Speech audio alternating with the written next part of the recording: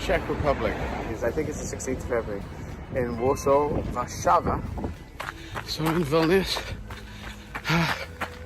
which is in Lithuania. In Latvia, Riga about 10k to go. Running in Tallinn and Estonia. And I'm not running, as you can see. I'm staggering. Finland, Helsinki. Almost finished Marathon 20, thank you. Just finishing in Stockholm in Sweden. Here in Copenhagen, there we go, the UNICEF. This is the biggest warehouse, humanitarian warehouse in the world. Berlin, Germany, capital city. In Brussels, in Belgium, Luxembourg. Marathon 25? Yeah, 25th marathon. It's 25 days. Sounds insane.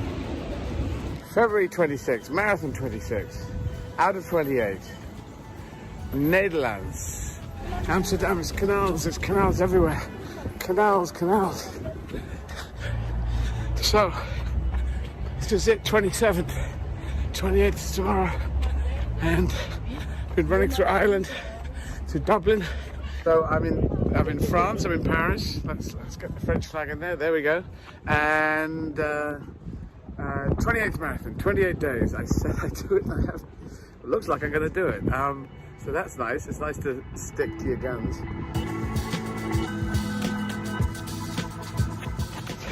I'm almost at the end. Marathon 28. I'm going to do a gig now, do a stand-up gig, and look at this. Da da da.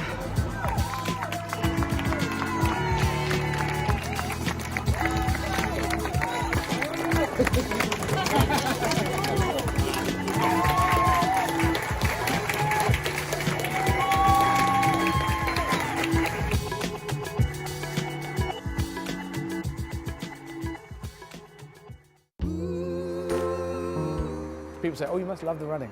I love the stopping.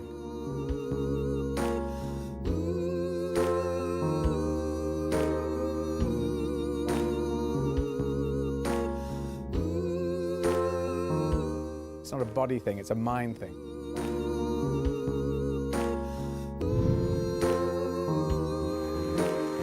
It's so good to be here.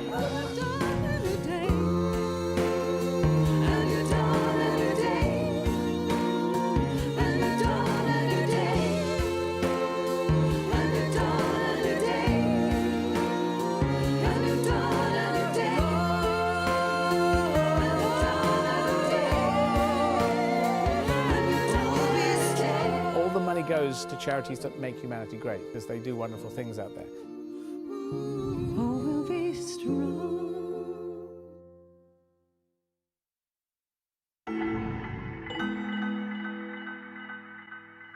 I'm going to kick it off right now, and let's get this going and get the first marathon in London going. Cheers, see ya. Boys. I have just finished in Portugal. There you can see the Portugal flag. Got a train, night train, from Lisbon to Spain to Madrid. So I'm going to start running right from the station. Italy now, yeah, there we go. Italy.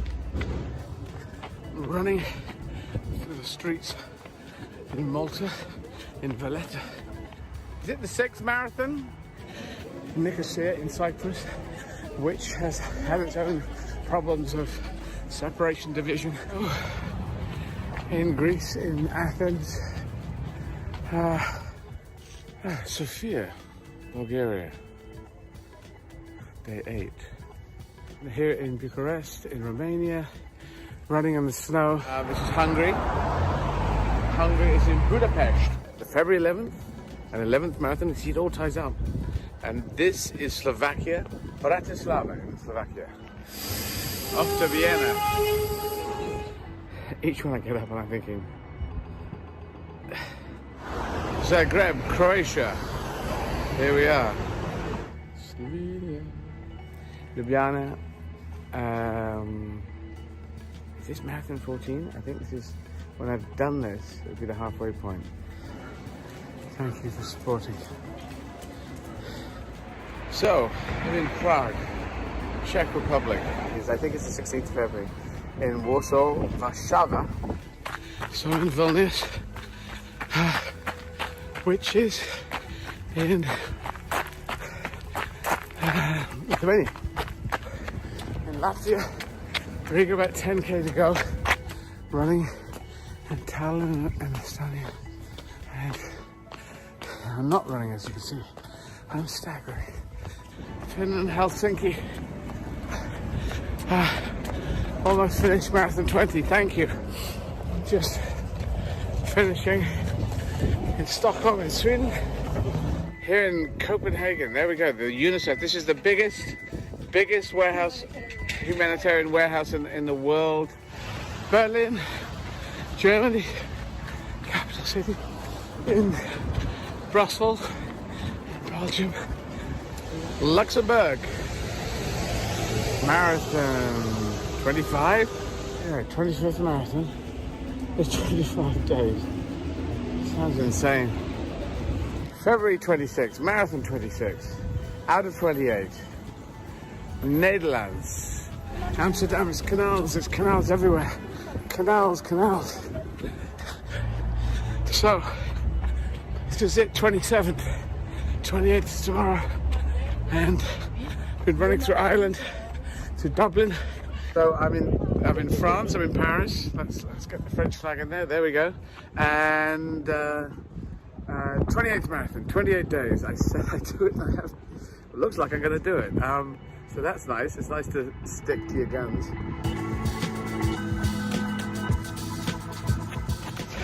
I'm almost at the end. Marathon 28. Yeah, I'm going to do a gig now.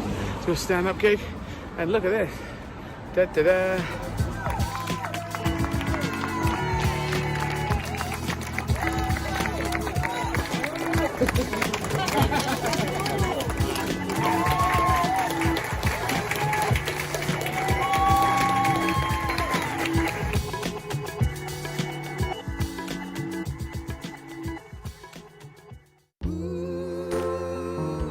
People say, oh, you must love the running.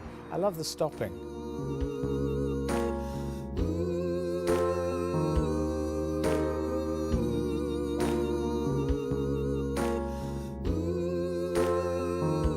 It's not a body thing, it's a mind thing.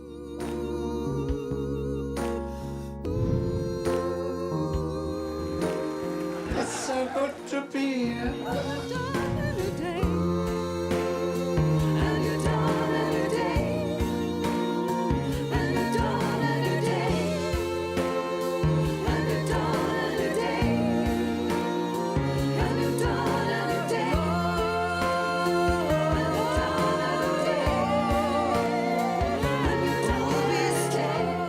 Goes to charities that make humanity great, because they do wonderful things out there. We'll be strong.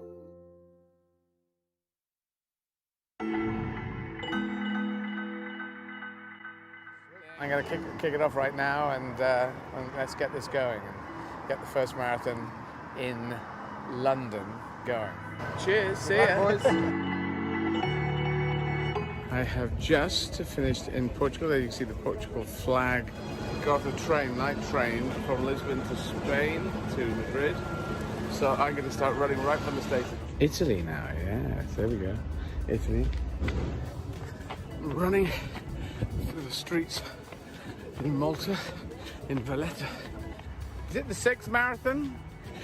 Nicosia in Cyprus, which has had its own problems of separation, division. In Greece, in Athens,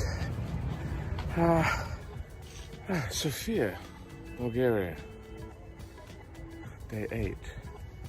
Here in Bucharest, in Romania, running in the snow. This is Hungary. Hungary is in Budapest. The February 11th, and 11th marathon. You see, it all ties up. And this is Slovakia, Bratislava in Slovakia. Off to Vienna. Each one I get up and I'm thinking, Zagreb, Croatia. Here we are. Slovenia. Ljubljana. Is this marathon 14? I think this is, when I've done this, it'll be the halfway point. Thank you for supporting. So, I'm in Prague, Czech Republic. I think it's the 16th of February. In Warsaw, Warszawa. So in Vilnius, which is in Lithuania. In Latvia, Riga, about 10k to go. Running in Tallinn and Estonia. And I'm not running, as you can see. I'm staggering. Finland, Helsinki. Almost finished marathon 20, thank you. Just finishing in Stockholm in Sweden. Here in Copenhagen, there we go, the UNICEF. This is the biggest warehouse, humanitarian warehouse in the world.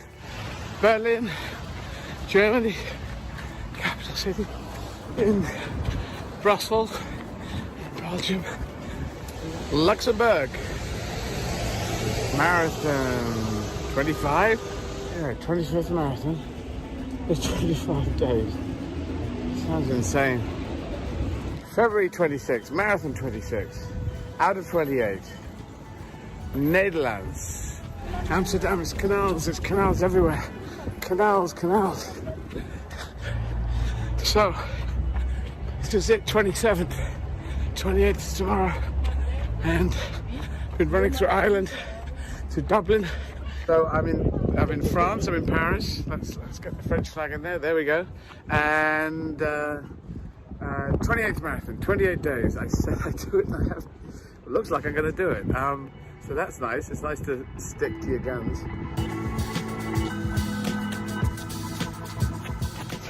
I'm almost at the end. Marathon 28. I'm going to do a gig now, do a stand-up gig, and look at this. Da da da.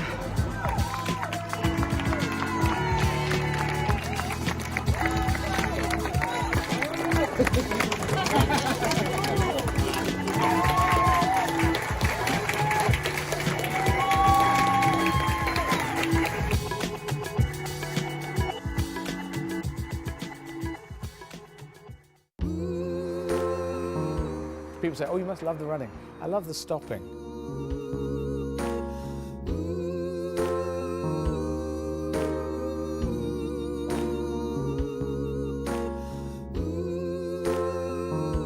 It's not a body thing, it's a mind thing.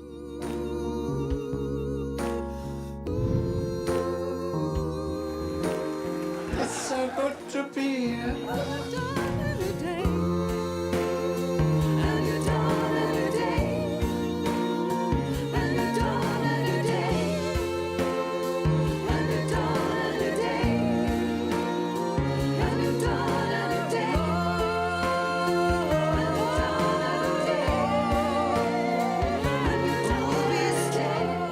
Goes to charities that make humanity great, because they do wonderful things out there. We'll be strong.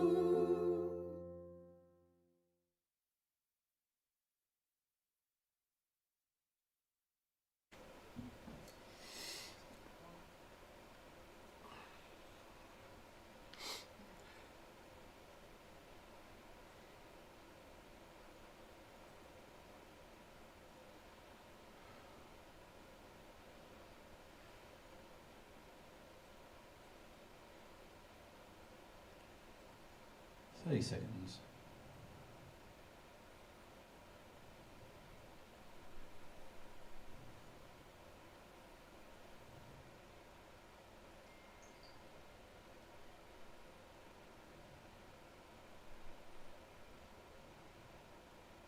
Fifteen.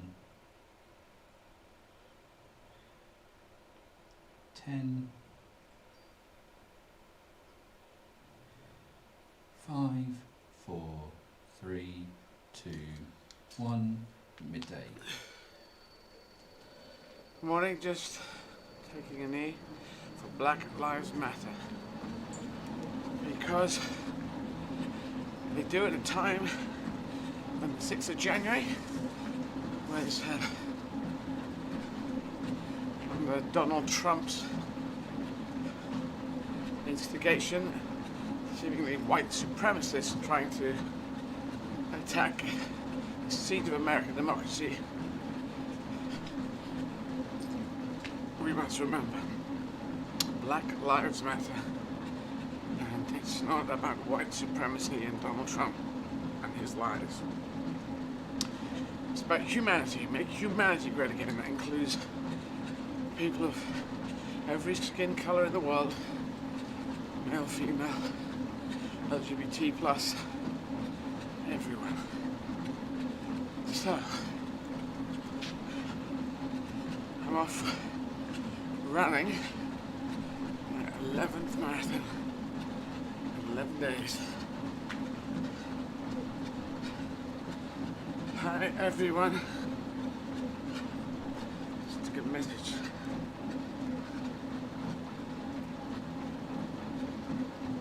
Hi to everyone on Zwift.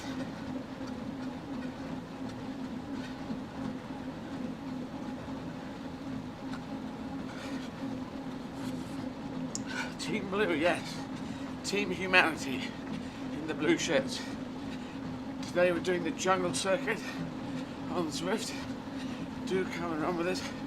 Wear blue if you'd like. Blue is the colour that people are adopting to be together on Team Humanity.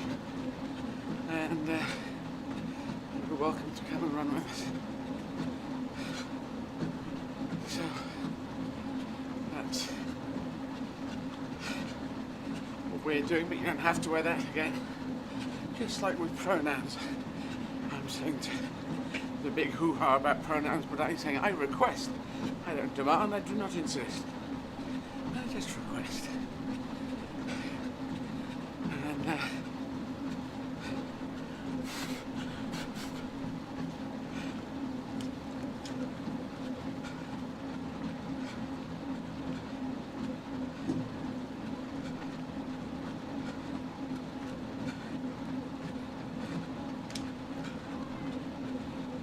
hey, so now, this evening, oh, I should say to what today is happening.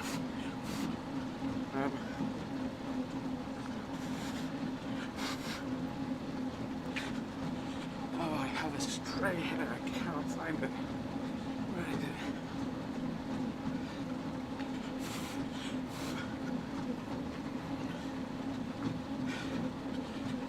Got it? Sorry, it's causing me a jip.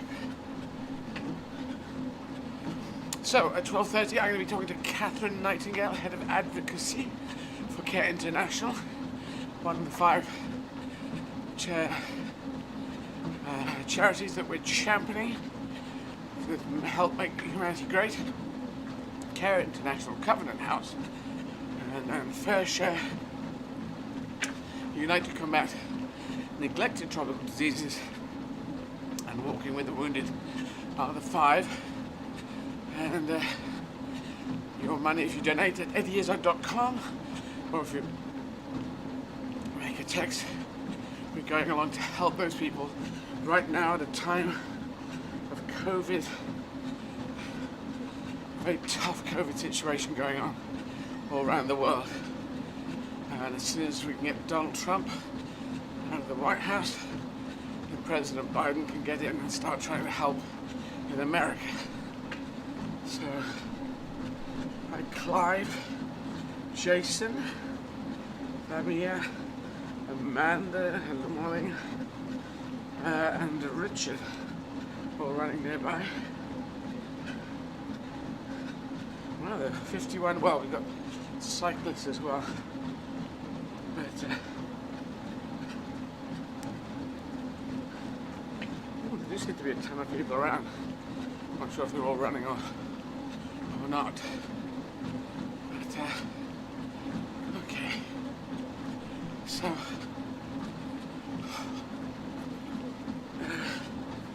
each morning I start on basically empty and then carry on. That's how it works from here on in.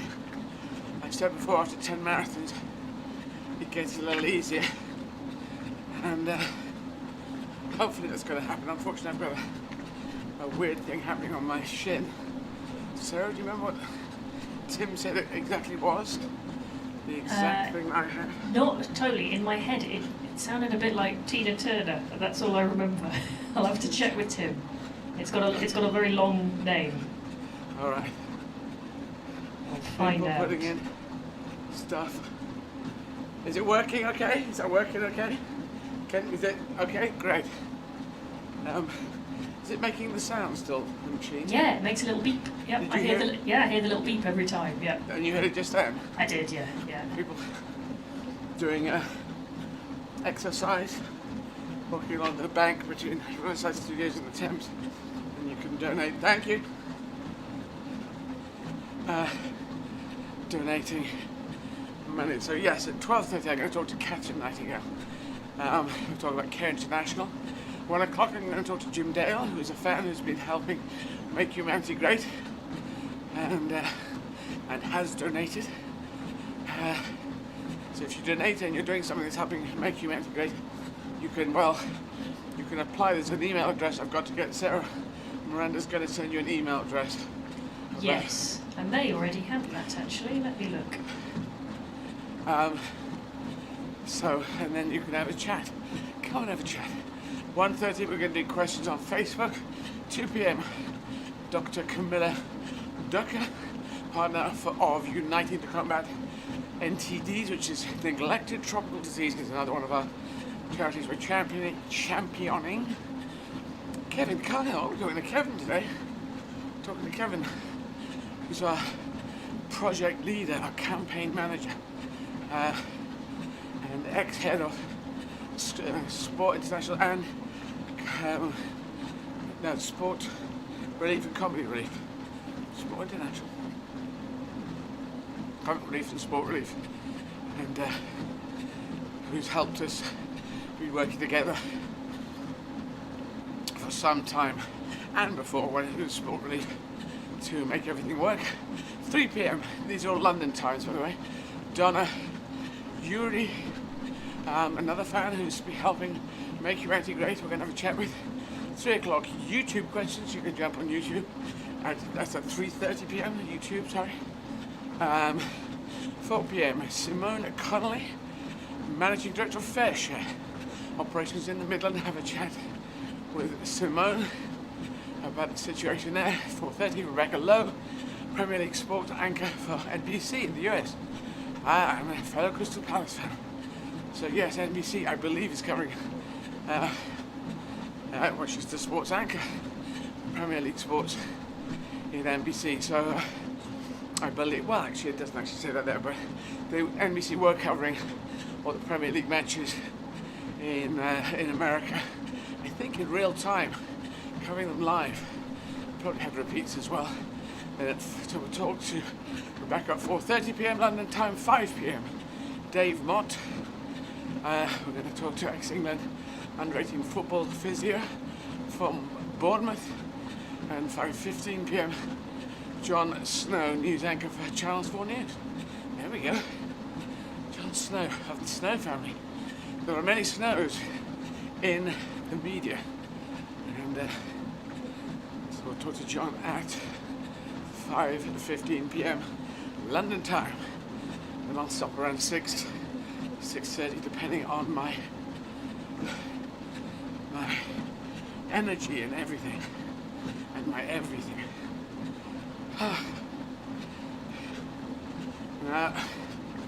Whenever I start, so I've had this ankle, this shin thing. You're texting Tim, aren't you? I'll see what it is. Anyway, so. And just to get back on that email, it is eddiesbeekeepers@gmail.com. All one word, Eddie's Beekeepers, with apostrophe S or just? No, just the letters. So EDDIES BEEKEEPERS, so Beekeepers. Eddie's Beekeepers at which one? gmail.com. Gmail.com. So that's, I think, where you apply.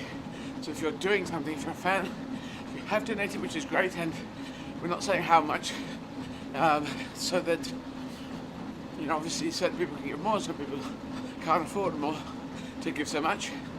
And if you go to eddieizzard.com, you can donate whatever you wish, according to what your situation is. But then just send an email and say what you're doing to help make humanity great. And we can have a chat. That'd be nice. So, yes, there we go. I'm running it. As you can see at the top of the screen, we're for 10 minutes. I've done 1.3. Okay, it's not good to look at the distance at this point. I tend to ignore it until a bit later.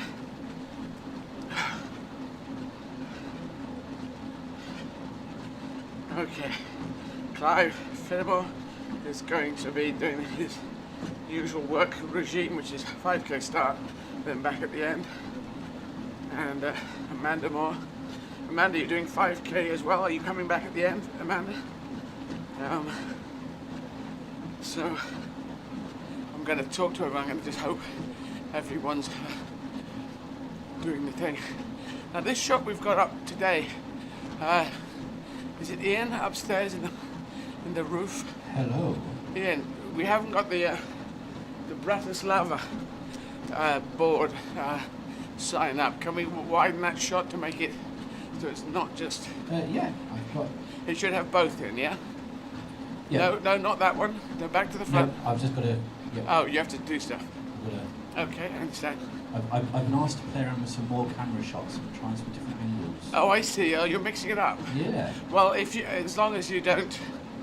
Yeah, okay, if you don't want to say it and you want to go, okay, I'll leave it to you. So I'm getting some Bratislava and some pictures and just some close-ups so people can see if they're looking on their iPhones. Bratislava, okay, yeah. Bratislava. So, now seem to have written Bratislavia. Is it Bratislava? I thought it was Bratislava. Can you check that? Because I think on our board. Yeah, I think so. But my dyslexia is going to kick in as well now. So but just I'll look it double up. check. And then, because I don't want to be running, spelling the city of Bratislava, where I ran on the 11th of February last year, with a slight typo in there. Sorry about that, Bratislava. I'm pretty sure that maybe it is spelled that way. How are we doing? Ian, are you checking on that upstairs? Yeah, I'm just checking, just updating the graphic. We've been sent a new one with the right spelling. Ah, so we have an old... Yes. Here we go. So we're okay, we're covered. It is Bratislava, yeah? V-A, not V-I-A. Am I correct? Yeah. Somebody tell me. Thank you. Yeah. Yes, unless there is some contentious other spellings, but I don't think so. No, just whatever it says online. It says it again, over and over again. I have a feeling there was I remember us having a conversation, maybe it's the Czech Republic. I think there are different ways, or different, ways of saying the Czech Republic. In what? Like in terms of, some people say Czech Republic and other people say, it's different, Republic of, or there's, it's slightly different. I think remember us having a chat with a taxi driver about it when we were there. I'll have to check that out, but I do. Well, I think Czech remember. Republic or Republic of Czech land, would that be? Yeah, I'll look it up for the day that we are for Prague. That's making it confusing. Ian, if you could take down the existing sign for the moment, seeing as we have a spelling mistake there, and until you can put up, is that possible, Ian? Or is that complicated to do? May as well do it all over. Just doing that now. I'm going Okay. to cut to a different shot so people won't see that.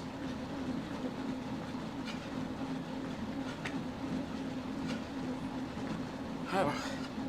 So, And actually, talking of different places, I was just saying we had a load of lots of different people running on Zwift yesterday, different nationalities, right. which was very lovely that we're getting that, and some really interesting locations as well, some new locations. So yesterday we had, I'll do a little rundown of some. So we had Indonesia, Luxembourg, India, Canada, the Czech Republic, Switzerland, Germany, Canada, USA, Russia, Italy, France, Denmark, Netherlands, Colombia, Sweden, Spain, Ukraine, North Korea, Austria, Lithuania, and also the Cocos Islands, which I didn't have. Well, it's a lovely flag. It's a green flag with yellow stars and a little yellow circle with a palm tree in.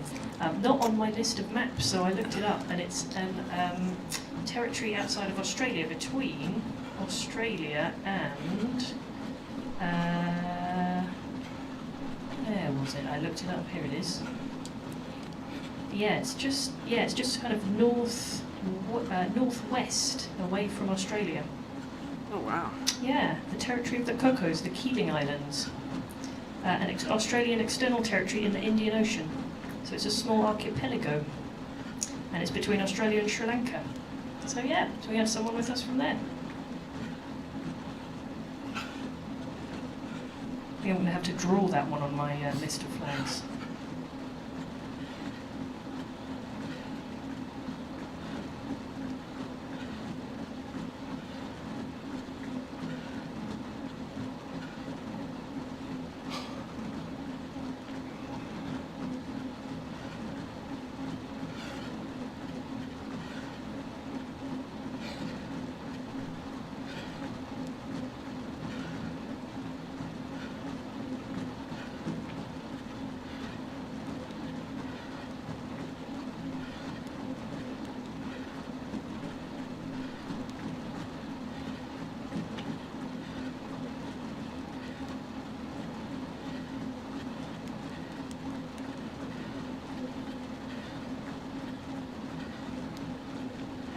Tim has got back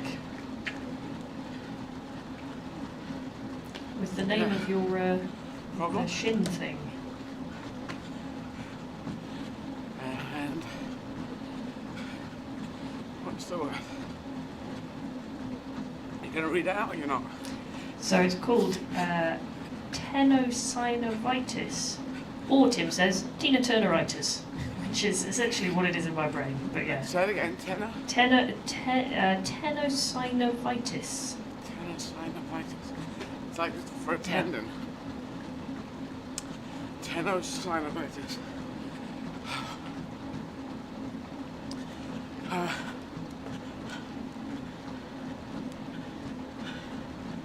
Very good. Well, not so good.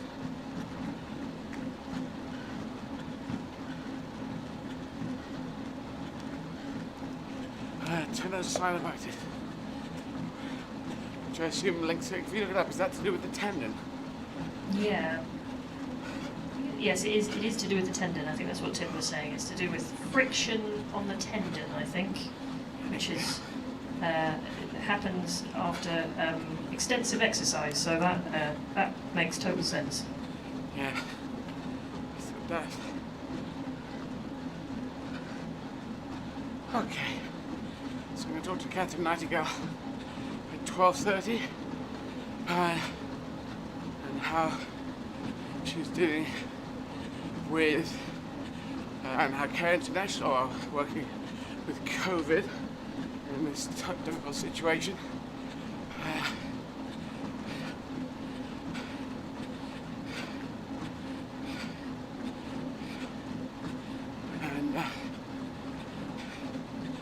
Yes, we're going to be raising money and helping charities that are dealing with people dealing with COVID. That's how we're trying to help this time in January 2021.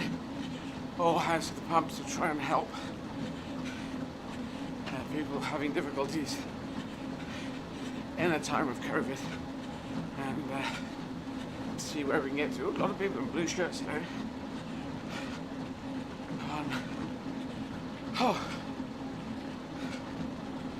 On the running thing. So, hi to John Scordia.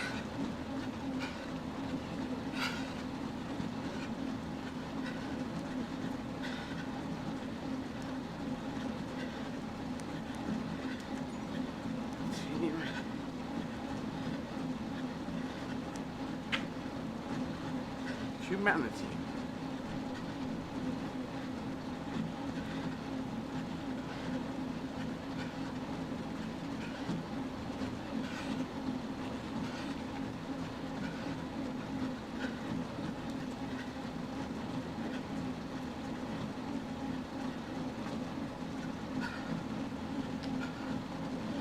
Team Blue.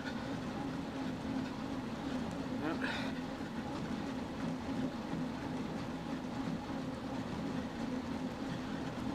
Team Blue. No, that's not right here.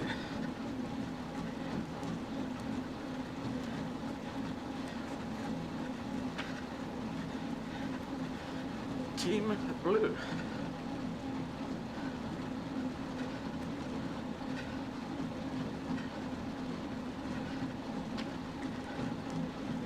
Oh, it's so hot.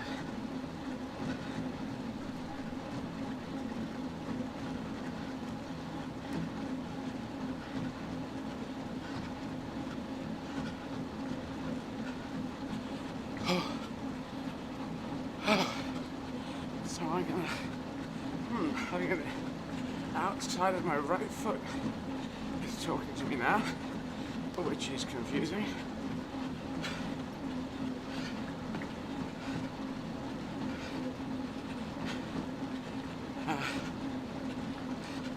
Is that the same one as your shin, yeah?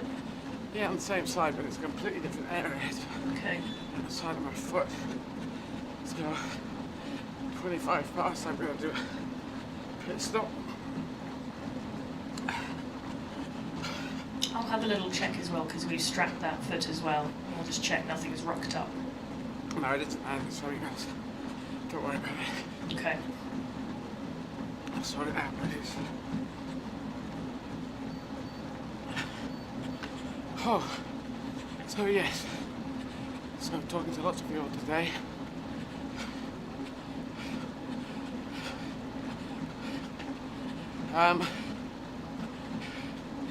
Ian, can I have a quick word? Hello. Upstairs. You know, you've got on the list in front of me 1, 1232, 1. There's numbers, there's too many numbers. Can we lose the 1, 2s? We can't, unfortunately, because they're item numbers. Okay.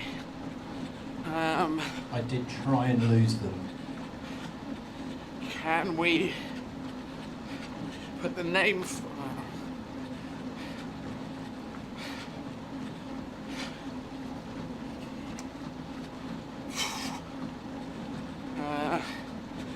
just put hashtag and then put Yeah. 12, so just something in the way so I'm not We can do that.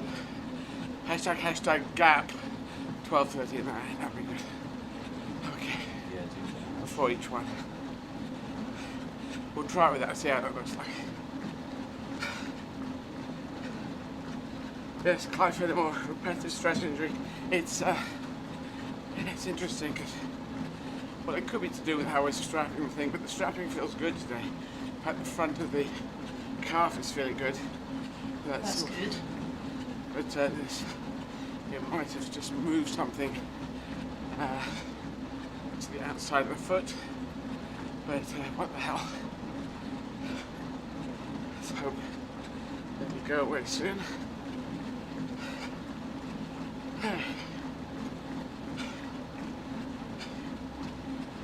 How's that, Eddie? Is that better? Yes, and for all the others, of Yeah, course. we'll update them through. Yeah, that looks a lot easier.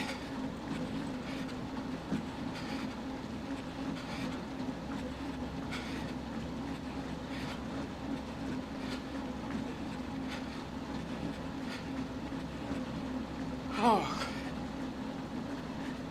interestingly.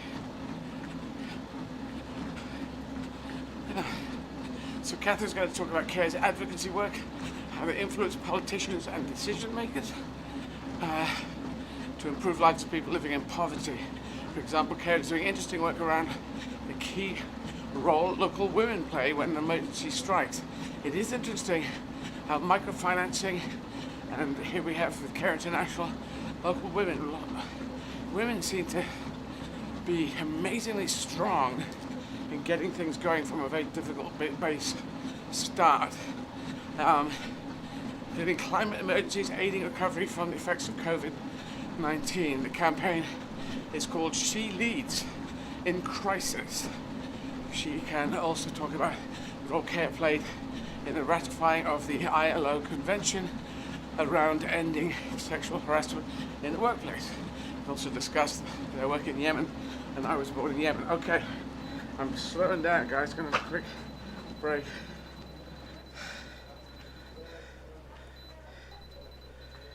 Quick 5-minute break.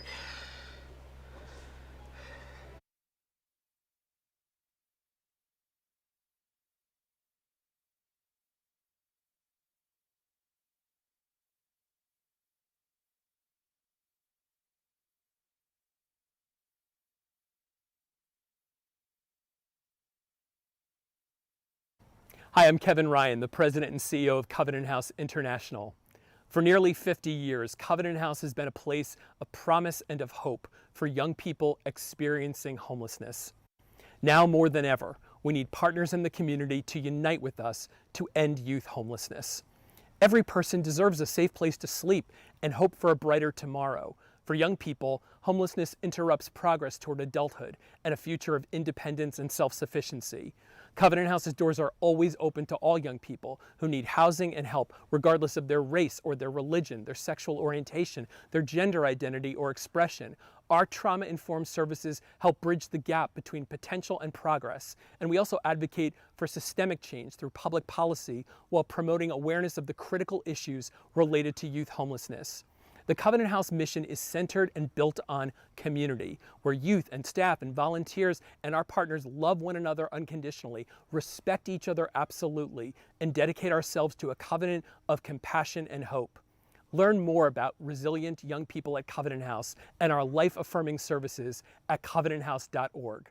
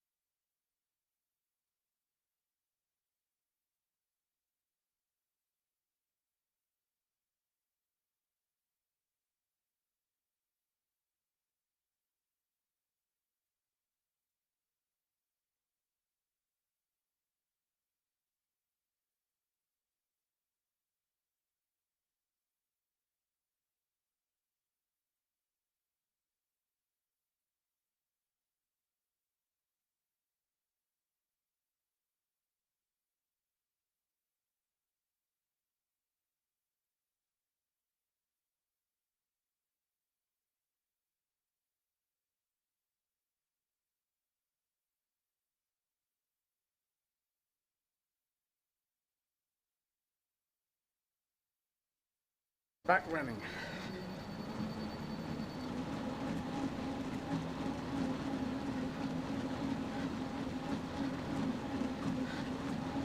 Back running.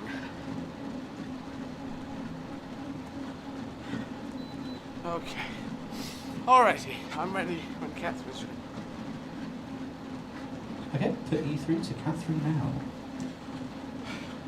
Hi Eddie. Hi Catherine. How How are you doing? I'm good, thanks. How are you?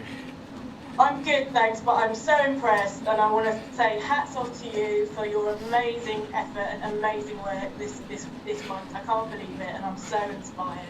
Well, thank you. I don't know if you do any running, swimming, or cycling, but yeah, hopefully if I do this, then someone might go, because I think everyone needs to use these bodies, whoever they are, you've got to use them, because otherwise, I think, I have this theory, I haven't actually checked this one out with my physio, but I have found the more I use the body, the healthier I stay. The less illnesses, less colds I get, and the less I use the body, the more I get ill. So I think it's, if you don't use it, you lose it, and if you don't run a car and drive that often enough, it will fall apart, seize up. House, if you don't live in it enough, wet, rot, dry, rot, it's the same with human beings. So anyway. Definitely. No, Yes. very much so, and it's so good for all of us right now. It's a really tricky time, wherever you are in the world, right? So getting out, getting some exercise, getting some kind of energy going through your body is just so critical, and we know that so much, all the places that we're working around the world. Absolutely. So now tell us about Care International, of course, one of the 5 that I've mentioned earlier, one of the 5 charities we're championing, which I always have difficulty saying for some reason. And at a time of COVID, tell us how COVID is affecting it, your work. Yeah, thank you, Eddie. I will. I mean, I can't tell you how important doing this is, and continuing to talk about not only the wider work that we've been doing for decades, but actually what the impact of a pandemic like COVID has on the work that we're doing. So if you can imagine working in over 100 countries around the world, we're now responding to COVID in almost 70 of those countries, because our ability to do the work with the poorest people is affected every day. Our ability to access and support refugees in camps inside and outside Syria, inside and outside Yemen, supporting some of the people most vulnerable right now, simply to get, if we talk about washing our hands as a key sort of consideration, actually having water, actually having soap, actually having an area that they can do that safely. For women and girls, we know it's about making sure that they're safe. We know that COVID has had really strong and stressful impacts on women and girls around the world, including raising, sadly, the incidences of violence against them. So much more important for them to know how they can get information about services at this time, whether that's in West Africa, whether that's in the DRC or South Sudan, or whether that's in the US itself or another country that's impacted.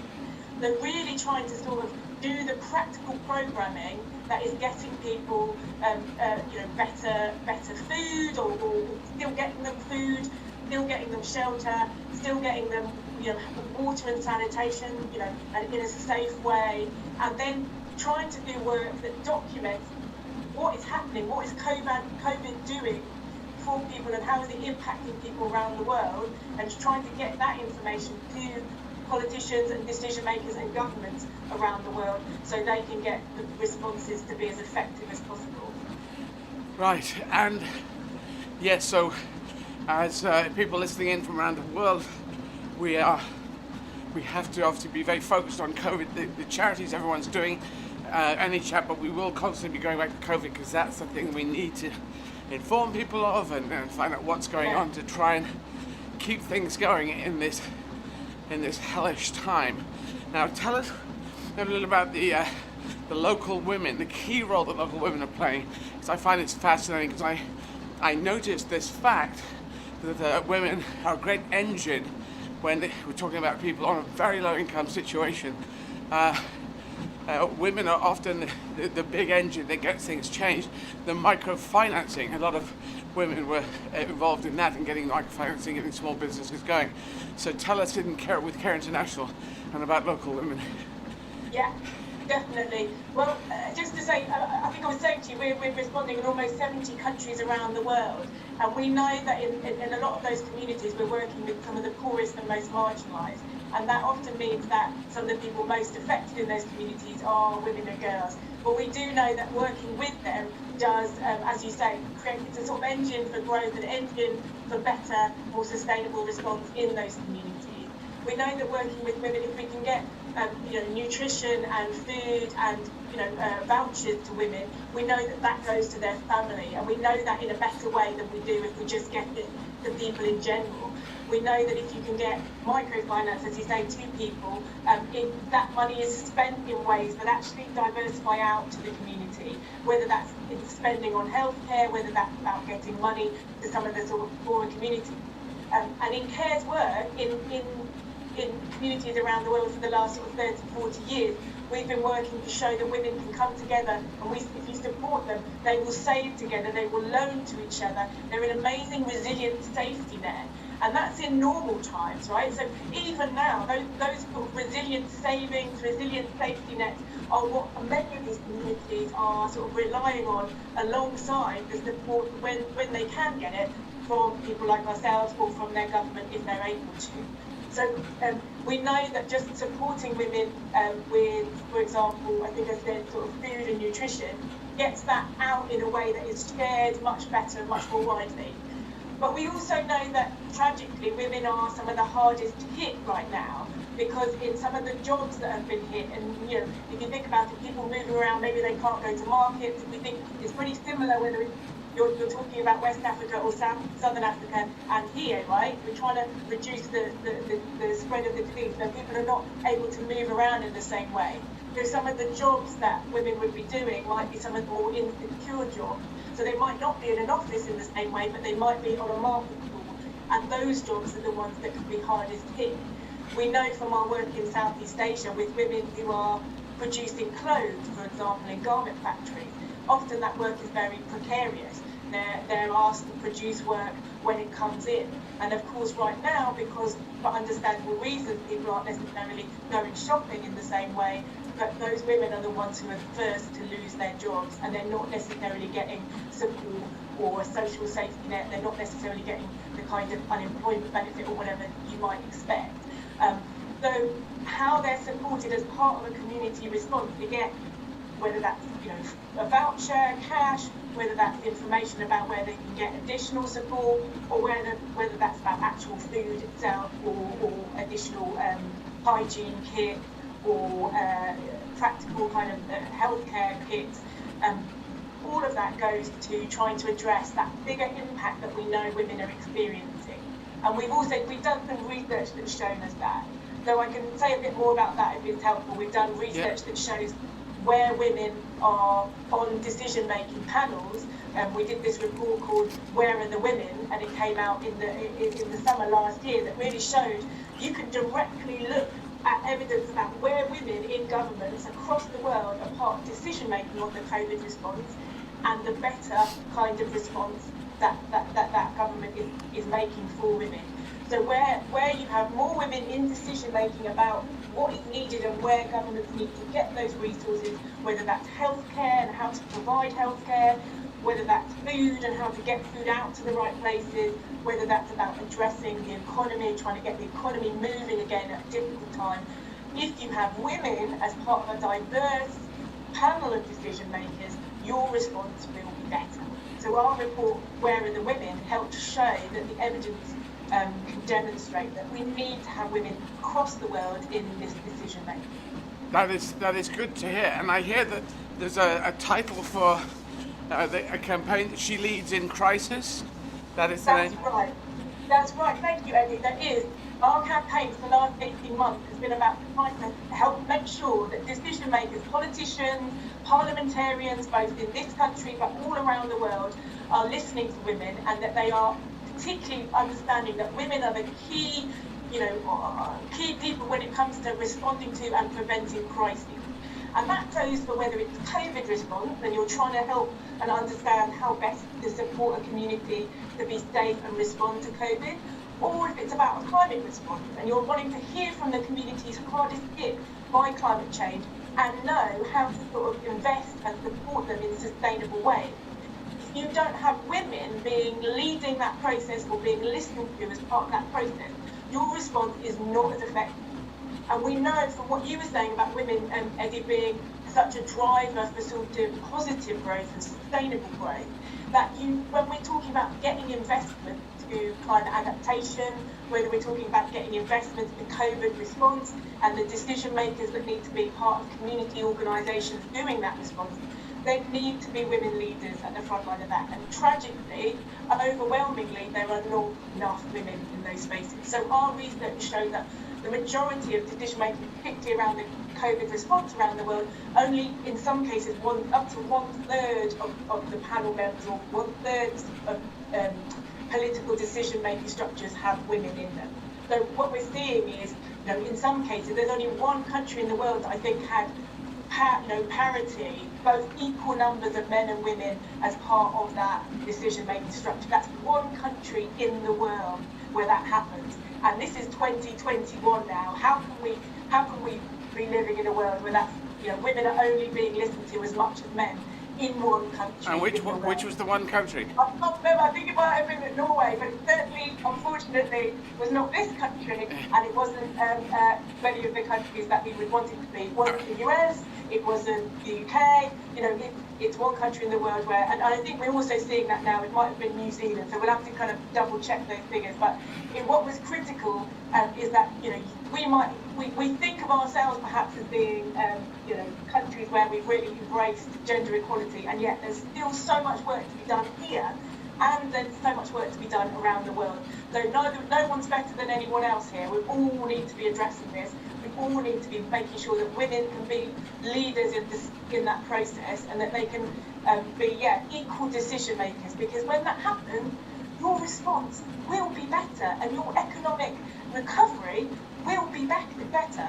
So if I was to finish with one other piece of evidence that we worked on, and my fantastic colleagues worked on, was a report called Building Forward, and that looked at how do we get and support women for the recovery that we need coming out of COVID. And this was particularly looking at the economic recovery, obviously, as well as the healthcare, and the need to continue to be safe and to be supporting vaccination around the world, something that CARE is also looking at. So we do a huge amount of healthcare work around the world, and we're looking now at working in a range of different countries to support getting vaccines to some of the most poorest and more vulnerable communities, not just perhaps those people that can afford it, but getting it all around different communities. But also, how can we support women as part of the economic recovery so that they are part of, being that positive engine for sustainable growth that we really want to see coming out of this. We don't want to, we don't want to go back to business as usual, because perhaps business as usual was part of the problem in the first place. So we want an equitable, more gender-just recovery, a world that we can create coming out of COVID that is better than the world perhaps that went into it. And I think your example, Eddie, is an amazing one for part of that world. Well, thank you for that. I do what I can. I do what I can. Just maybe it's a trans thing, but I can just keep going, because if you're, I think it's probably LGBT. I'm actually serious about it. It's LGBT plus people. You have to go through such a Arthurian knight's quest. When you come out, you have to stand your ground. People will say horrible things. I tend to say horrible things back to them, and or fight them if they fight me. But in doing that, you develop a fighting stamina which you can use later on in other things, as I'm using on this here, or doing gigs in different languages, other different things, just being an activist. But tell us about Yemen. I was born in Yemen, as you probably know. I was born in the city of Aden, which we British still insist on calling Aden, but we should call it Aden, because that's what the Adenese call it, who live there. But so I'm trying to change that a little bit by bit. But yes, they're having a proxy civil war between Iran and Saudi Arabia happen in their country, two countries that are outside it, backing different sides to keep that going, and I got COVID as well, so it's really rough in the country of my birth at the moment. Tell us more about CARE International and their work there. Will do, thank you. We are responding in Yemen, and we're responding all over, and I have to be, I mean, let's recognise there's a really challenging war going on there, a war that is affecting millions of people. So I have to also be a little bit sensitive about recognising that I've got colleagues working in very, very challenging circumstances, not just at risk of COVID in that environment, but also in the midst of a war. And one of the things I would start by saying is that as we see around the world, and really sadly, humanitarians are often on the front line of that and get killed in those environments, and it's really important to remember that humanitarians are not a target. So I would just say that to everybody and anybody who's thinking about Yemen right now. It's really important to make sure we remind ourselves that humanitarian work is trying to work, you know, irrespective of the side in that conflict. It's trying to support those civilians, men, women, children who are not involved in the conflict, to have access to food, water, and basic needs, basic rights in the midst of that conflict. So that's what we're doing in Yemen, and we're working with some of the most amazing Yemeni organisations, including Yemeni women's organisations, to try and support that. But it is really it's sensitive work, so I have to be a little bit careful about you know, how much I talk about the people or the individuals themselves, if only to make sure that I don't put them at risk from the work that they're doing. But I was talking to my colleague this morning and asking her for the sort of the latest on Yemen and some of the work that we do there. And she was sort of sharing and reminding me about some of the ways that we help to try and not only kind of get basic needs out, so we're distributing food, you know, food, water, lots of healthcare provisions, that, you know, very basic things to people displaced by fighting. We're now also obviously trying to make sure that in those refugee areas or internally displaced areas, or in those communities that are, you know, affected by fighting, but they're still living in those communities, and we're trying to get aid and support to them, that they're able to do that in a way that doesn't put them at risk of COVID. There are reports of cases particularly in the south in Yemen, so around 2,000 cases reported in the south. Doesn't sound like a lot, but you also have to remember that reporting of these cases in a country that isn't testing is really, really hard to do. So really getting a handle on the level of risk and the level of mortality as a consequence of whether that COVID or any other kind of compounding factor is quite hard to do. But it's also meaning that we're obviously trying to work in really challenging circumstances. What she was also reminding me of is the way that we have tried to ensure, so I think, you know, of the 26 million people in humanitarian need in that country, you know, how we're ensuring that some of the voices of the people working with and represented by those communities are being heard by decision makers. So we try and make sure through our work that we can help the evidence, the information get to people, like whether that's the UK government, whether that's the UN, trying to get them the information that helps them make decisions about how to support best. So we were thinking a bit about the ways that we've been able to get the voices and perspectives of different representatives to those decision makers as part of our work. And that's very much where Yemen is part of our Youth in Crisis campaign. We're trying to ensure that we enable women from Yemen, women leaders in their community, to be heard about how they think the solutions to the Yemeni conflict, and also the kind of response that they need, what that needs to look like.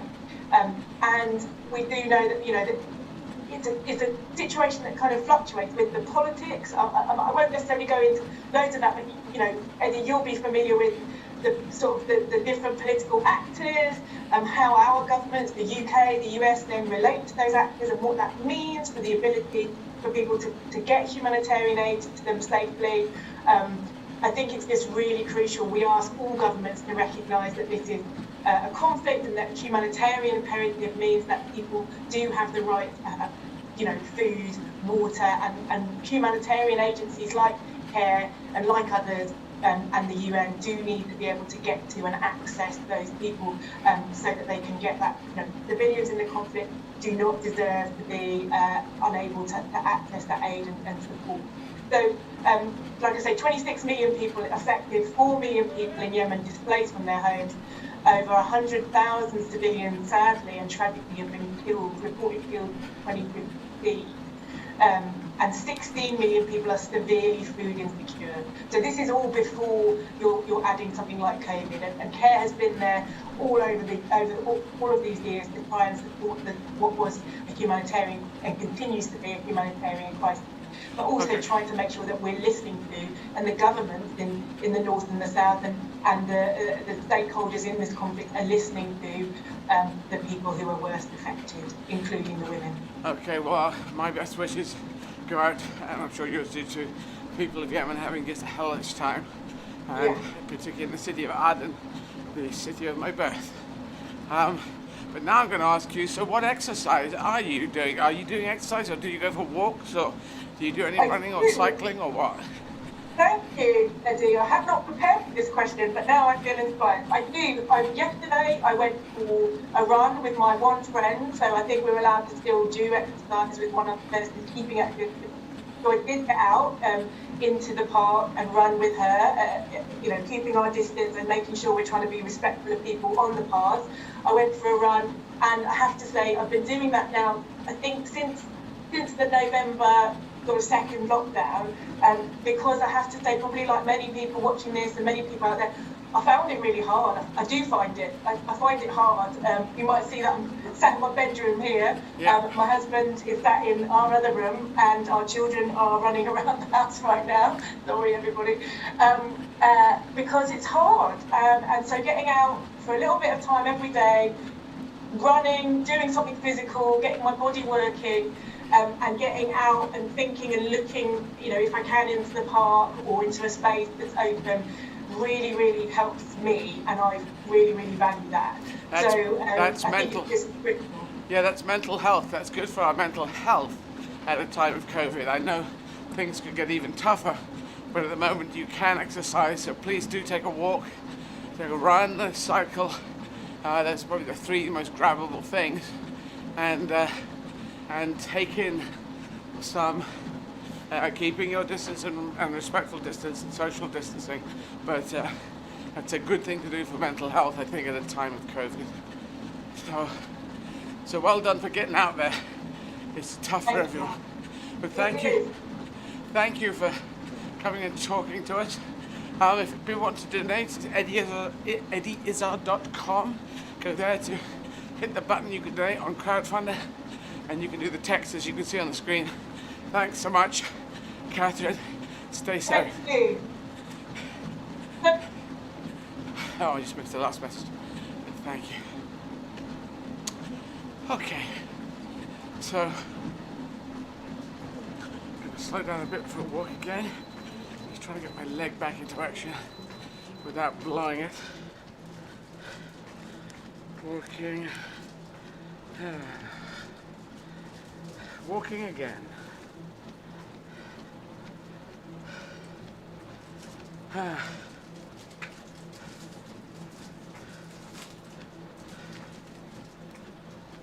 Alrighty. So I'm going to talk to Jim Dale at 1 p.m. at top of the hour, 1 p.m. London time, so that's in 5 minutes. Thank you. Jim is an accredited freelance broadcaster, journalist, doing his very best to scrape through the world of COVID, keeping a roof over his head. So I could talk to him about, I seem to have had a certain effect on him.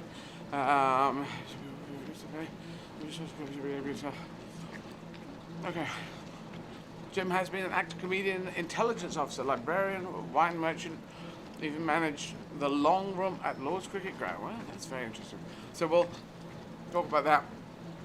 Talk to Jim, who has donated, will have donated. Thank you. Donate whatever you can.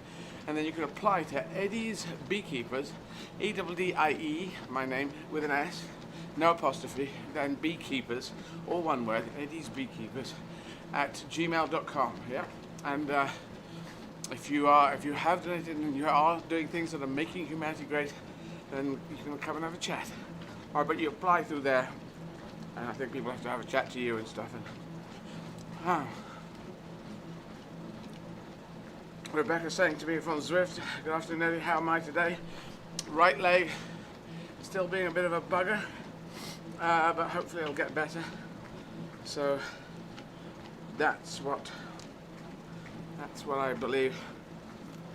I'm just going to will my right leg to get back into order.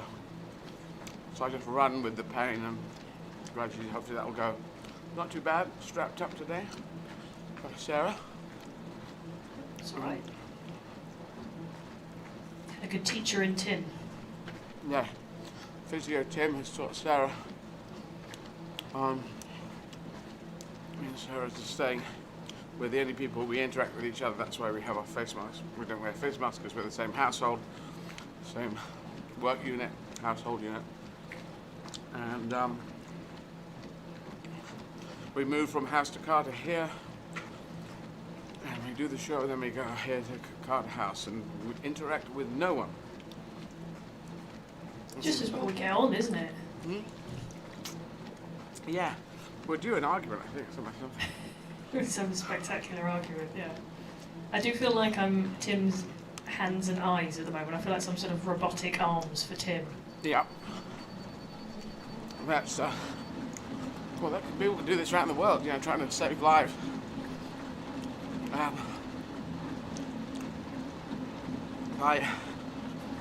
With phones, you can help people all around the world medically. 5 new messages. Oh.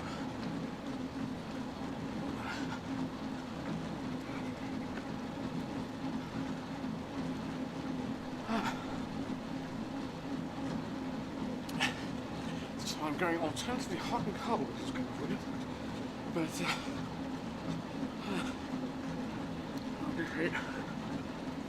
keep playing on. At 1:30 you can jump on Facebook. We're going to do Facebook questions. So I'm trying to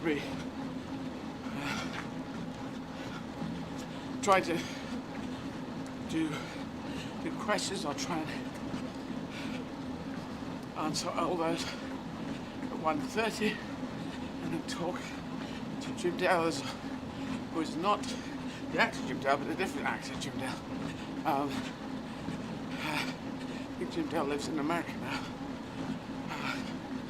Anyway, Ian, I believe we have just crossed the 1 o'clock threshold. Yep, I'm just about to bring you Jim now. Okay.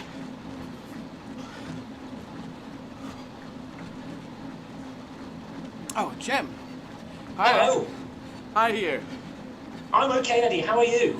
I am knackered, that's what I am. Yeah, yeah, I bet.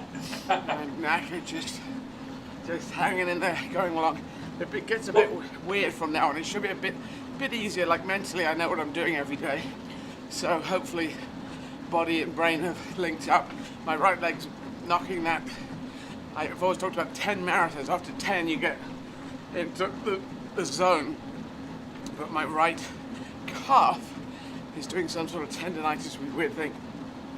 So, And you thought, well, whilst I'm doing a billion marathons in a row, I'll just talk to as many people as possible and take all the air out of my lungs as well. It's a gutsy move. It's the air. It's not great on the air, but it is good on getting you out of your body so that you're dealing with ideas. And I can feel if I get onto oh yes, this and that, and how is this, and I found this, and when you get up to linking ideas, what people are saying, it helps. It helps my brain is firing. Must be serotonin in the brain, and then my body just fades into the background. If it's being a pain, if it's hurting a bit, it just doesn't bother me so much. So that's why I'm doing it, because I get no other stimulus, no images, no things. If you're normally running, you'll see things, and I'm not seeing anything. Apart from this room. Yeah, and a pasty white face staring back at you. Yes, yes. So, but that doesn't matter. It's everyone's kind of pasty white at the moment. So, tell us your story. Yes, tell us about. The speed version of the story. I'm sort of a prematurely aged pseudo-intellectual. I grew up in Worcester, in the West Midlands. I now live in Shropshire. I've lived in Brighton, lived in London. I've been an actor. I've done a bit of stand-up. I was a wine merchant, an intelligence officer, a librarian, and now I'm a freelance broadcast journalist. Wow. So, intelligence officer jumps out at me. Tell us about that. How did that? Well, I did a history degree in a red brick university, and pretty much decided that I wanted to do something along those lines. Kind of like you, I kind of thought, well, maybe I could be a spy, maybe I could do something along those lines, bit of subterfuge, bit of acting, got a good memory. So I applied for a job, and my partner at the time was sort of in that world. So I worked for a unit that did serious crime and counter-terrorism on behalf of the police, and I was very, very good at my job, but, oh man, they hated me. They hated me. I was a bit of a free spirit, so I got a commendation every other week and a disciplinary the week in between. So, it wasn't. I could do the job, but my brain wasn't good for my mental health, I don't think. But okay, well, you've given enough information, but not quite enough to answer it. So they liked what you were doing, the information you were giving. They liked the information you were coming up with, but they hated the what? Can you hear me? Yeah. Jim, you still there? I'm still here, yeah. Did you hear my question? I didn't hear your question. Okay, I'll do it again. You're saying they were liking this, accommodations and then reprimands. So what were they liking? Your ability to come up with good information? What were they hating? Well, I was a creative thinker, so finding out how to, little things like, I used to work for the library service, so there was someone who was wanted by the police, and they were using the internet and no one could figure out why, and I just looked at the Times. I thought, he's using the library computers. So I put a tag on his library card and they managed to track this guy down. Stuff like that they liked. Right. All of my friends were actors, musicians, and troublesome sorts. My attitude towards authority was not good. I got in a lot of rows. There was a little bit of sort of, the authoritarian, slightly bullying vibes that were around some parts of it. And I stuck up for the weaklings, and they didn't like that either. So it was contentious. It was an interesting 18 months, but I've collected a lot of jobs and careers in my time, Eddie, with a lot of mixed results, to be honest. Okay, well that one's your book. That's your book that could be a series. You reckon? Yeah, because it's the guy who thinks out of the box and comes up with the things, and so the audience will be with that, and then tells the boss 2 levels up, well, just fuck off a minute, because I've got this, and they say, whoa, you can't say that. No, well, okay, yeah, what am I supposed to say? It's you're denying the social conventions of the hierarchy. Yeah, that's a winning character. I mean, it's unconventional lawman. Goes against the grain, sometimes bends the rules to get results, but the authoritarian bosses ahead of him don't like him. I don't know. I don't think it's for me. I'm a bit too lazy for that sort of caper. Well. I've really gotten into an antiques road trip, and that's taking up a lot of my time at the moment. So. An antiques road trip, you say? Yeah. Is that TV? Is that Antiques Road? TV thing. I've hit comfortable middle age.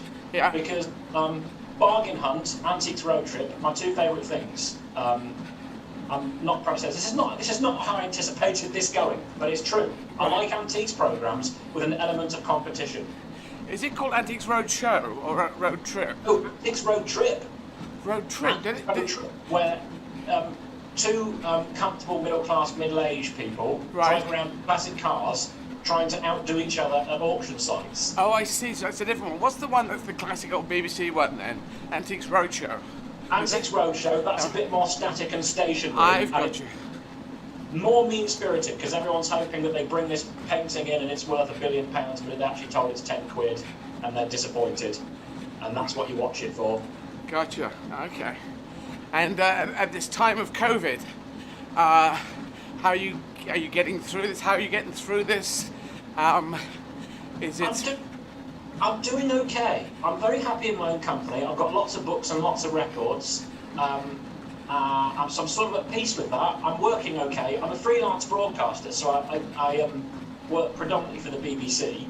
So I've been managed to get a reasonable amount of work, so I'm just sort of ticking over. I miss the theatre, I miss comedy gigs, I miss live music, but we all do, and there are better people than me having a worse time, Eddie, so you know, it's all right, it's okay. I'm learning to cook a lot of vegan food, which is quite good fun.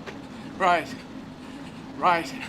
And people around you, are they surviving okay in the COVID situations? Are they getting through it, or are you just faced? We're doing all right. We're sort of an industrious sort. I tell you what it's done. It's brought I've got 3 sisters who are all smarter and funnier and better looking and more popular than me. And they're a fabulous bunch, but we're sort of disparate. We're all different parts of the country. But that's what's really brought us together. So WhatsApp groups and things like that. So it's really improved my relationship with my sisters. So it's sort of like we're not siblings anymore. We've become friends, and that's a really lovely and cool thing. So, you know, we're doing the best to make the most of it. You know, what's it like for you? I imagine without the world of gigging, or are you still able to work? Is this how you basically fill your time? Well, if people will know in the UK, I get the impression this was similar around the world, that we obviously went into that very worrying lockdown in March of last year, which now looks like a much easier than this COVID flare-up. And then we came out of it into the summer, and they said that you could perform outdoors. So, as an street performer for 4 years, I'm a performer who was very happy to go out onto the roof of the Delaware Pavilion, Bexhill-on-Sea, and then to the Italian Gardens in Eastbourne, and do performances of my Charles Dickens Great Expectations solo show and my stand-up, and they were all charity shows, and that was that. Pavilion that's the Art Deco building, isn't it? Yeah, it's a modernist. I'm not sure it's Art Deco. It's modernist. I don't know what it's a 30s. It was built in 36 by Mendelssohn and Schirmeyer. Mendelssohn, not the composer, because he would have been crap at buildings. Yeah. But yeah, it's the one. It's the famous one, Grade 1 listed, Delaware Pavilion, and we were on the roof. I was on the roof there, doing afternoon and evening shows, and the Italian Gardens, these beautiful hidden little gardens. It was a chalk quarry turned into a walking kind of park place down by the seaside, up by the South Downs in Eastbourne. I'd always wanted to do shows there, so no one was really, you know, if you're an actor or with a group of actors, that's difficult to set up. If you're a solo, it's very easy to set up. So for comedians, it was the easiest to doing entertainment. We were the maybe the first port of call, or the easiest people to get into a show situation. In a COVID-safe situation with people on separate blankets, we sold 2-person blankets 2 meters apart, and that's how it worked. And I played 21 of the 28 characters in Great Expectations, just me, and then I do my stand-up, and so I could do those. And I like playing outdoors. You know, I've done it in all sorts of weather back as a street performer. So that was my summer, but the rest of it has really been locked down, and now we're back into it. But yes, there's a few marathons being run as well. But so how do the marathons affect your stand-up? Because I see that kind of the physicality when you're sitting down and standing up again with the shows you're doing after all this running. Because you do lots of there's miming and physicality in your stand-up. Yes. How does that affect it? Have you seen any of the shows? I'm seeing it tonight. See it tonight, yes. Have a look tonight. Tonight the show is in English. Tomorrow it's in German, ladies and gentlemen, because I'm running a Vienna virtual marathon. But it's you'll see, it's got into a shape now. I am seated kind of happily on a bar stool, so I was always scared of doing. I can't do sit down stand up. Who was the great Irish comedian on British television? Dave Allen. That's it, Dave Allen. He used to do all his stand up seated, and with a glass of whiskey, I think, and a cigar or a cigarette. I think a cigarette. Do you remember? I don't know if you're too young for Dave Allen. I'm a bit too young for Dave Allen. But he was amazing because he's an Irish guy in Britain on BBC One, doing lots of jokes about Catholicism and getting away with it. And he invited me over to his house one day. It was very nice, very gracious of him to do that. And I had lunch with him, and his stuff was just out there on its own. Certain people were out there on their own. But he would sit in a seat and deliver his stories. I think he could even do, he might have even done two-person character things, which are normally I would be standing and telling, but I'm just seated and telling. You'll see it tonight. And then tomorrow on the 12th, it'll be Alles auf Deutsch, mein Show auf Deutsch. So I'm trying to practice my German in between this, which is tough. So as soon as this finishes, I'll put on my German show into my ear, and I'll just be going through, because I got a quite good German, an okayish German, pretty good French. My French shows will be fine. And I'm doing 2 German shows. The 23rd is also in German after I run Berlin. And so that'll probably be a little stronger because of this one. But certain words I'll be reaching for. Oh, wie sagt man? How do you say this? But there's no... Without an audience kind of feeding back, when you ask them for those prompts and those assistances, they're not there. That is true, but I have done some really quite successful, shows that where I was really on top of my German. But the one I'm listening to the recording to was done on a Wednesday in Berlin, and I think I've been already going a while. I think it was a thin audience, and my German isn't that great, and they're quite quiet, so it'll be very similar to how it's going to be tomorrow on the 12th. But it's nice to be able to do that, and to this is my thing. At a time. How are you being able to relax here, Eddie? Because I saw there's a lovely interview that you did with Lorraine, and you said that the motivation is enough, that the desire to do it, that gets you through it. Yeah. But so you're going to practice your German after this. Like when do you sleep? Well, we sleep. So German I'll practice. Get ready for the English show. Do tonight's English show. Finish that. Put the German back on. Change. Walk upstairs. Eat food, go back home, wash my clothes, wait till they're finished washing, put them on the drying thingy, and then go to bed and sleep.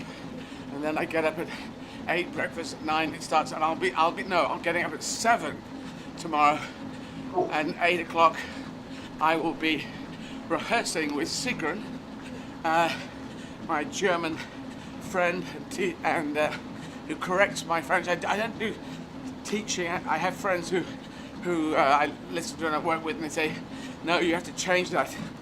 Man sagt, this is das Wort für something, and I've got wrong.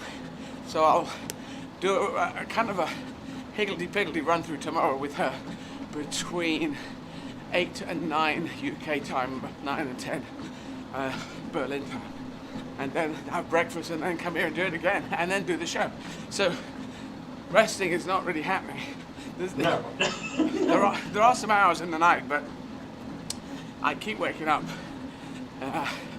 because the body's ready to, the brain is saying, come on, let's run. This is what I'm doing.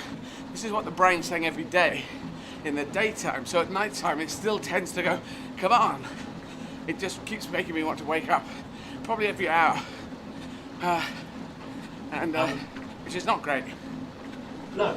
Eddie, can I ask you about jam? Jam, yes. Well, Dave Allen was before my time, really. I'm 37, right. But I know of him. It's because, as a young man, I was 13 years old when you were on Have I Got News For You, and I'm sure you've talked about this a lot, but it was quite a life-changing moment for me as a young man. Right. And you said that basically in an odd one out round that a Just Mic was made of jam, and it was flippant and confident, and it was one of the most astonishing things a 13-year-old could see, an adult willfully subverting the rules on the BBC, not to be shocking, but just to be themselves. And there was sort of a bit of a fallout from that. Not much, but people were sort of criticising it, and there were kind of articles about it saying it was silly and nonsensical. And I was just wondering, did you have a sense of that, and did it bother you? No, I didn't notice that at all. I thought that was it Piers Morgan went on the week after and used jam as a punchline, and Ian Hislop said that you can't use it because that's mine, or something like that. But no, see, jam, that was one of my first ever jokes. Jam became like a buzzword for me. If anyone has a problem with it, there's a lot of other things in the world. There's obviously, years ago, but a lot of other problems in the world. Someone saying jam in a comedy program, if that's their problem, they're going to be sitting there saying, that was a comedy word as well. How dare they say that? So they're obviously people who are bad bonkers. I'm good bonkers and they're bad bonkers. Yeah. But my first ever joke, I should use that. Sarah, can you note that down? I should do the first ever joke, the jam joke. This is the first one that was very me and got a big laugh. I used to use it as my opening joke. I used to go on to say, this is a comedy store. So, it's very good when by the time you got to the comedy store. So actually that's probably about a year and a half in, 2 years maybe, of struggling to get to play at the comedy store. And I'd go on and they'd all be like ready to murder you, the audience. And I would say, here we are. I'm a bit knackered. Guys, I'm sorry about this. Last night, it's someone's birthday, and we went to a bar and had a few jars, and then we went on to another place and had a few jars, and then we went back to that and had a few jars, and after that I thought, that's enough jam for me. So this was the joke about the British slang of having a few jars, and everyone just follows it along, and no one had done the jam joke. It would land every night. It was like guaranteed, because people couldn't quite see what I was going to go. So I did get into jam. I've used helicopters as well, and other weird words that I just get a mania for. So, yeah. Right, so I sort of mentioned it just because the next day at school, everyone was talking about it. And then it went from, did you see Eddie Izzard last night? And then we were passing around your DVDs. For about 2 or 3 years, it was just like every bit of Izzard we could get, and we were passing it round. It was like a really, it used to, I suppose it should be pornographic magazines and stuff, but we were passing around kind of different articles or that sort of thing. Right. It was, I think possibly for my generation, that, and I think everybody that I know, and who's my age, they remember it quite vividly.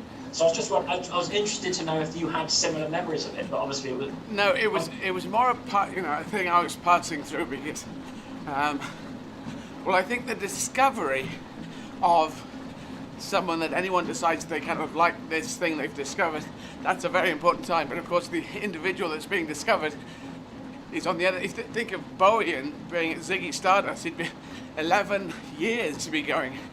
He'd had, was his 4th album, maybe it's his 5th album.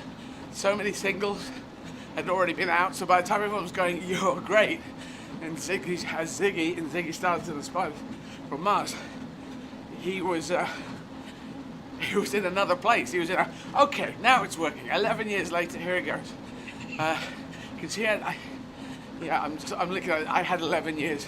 That's it. I was 19 when I left uni, and I was 30 when it took off. So by the time I said jam on the program, I was about 35, and I was driving. I was heading forwards and getting ready to do America, and now I've played all 50 states of America and doing it different languages. So yeah.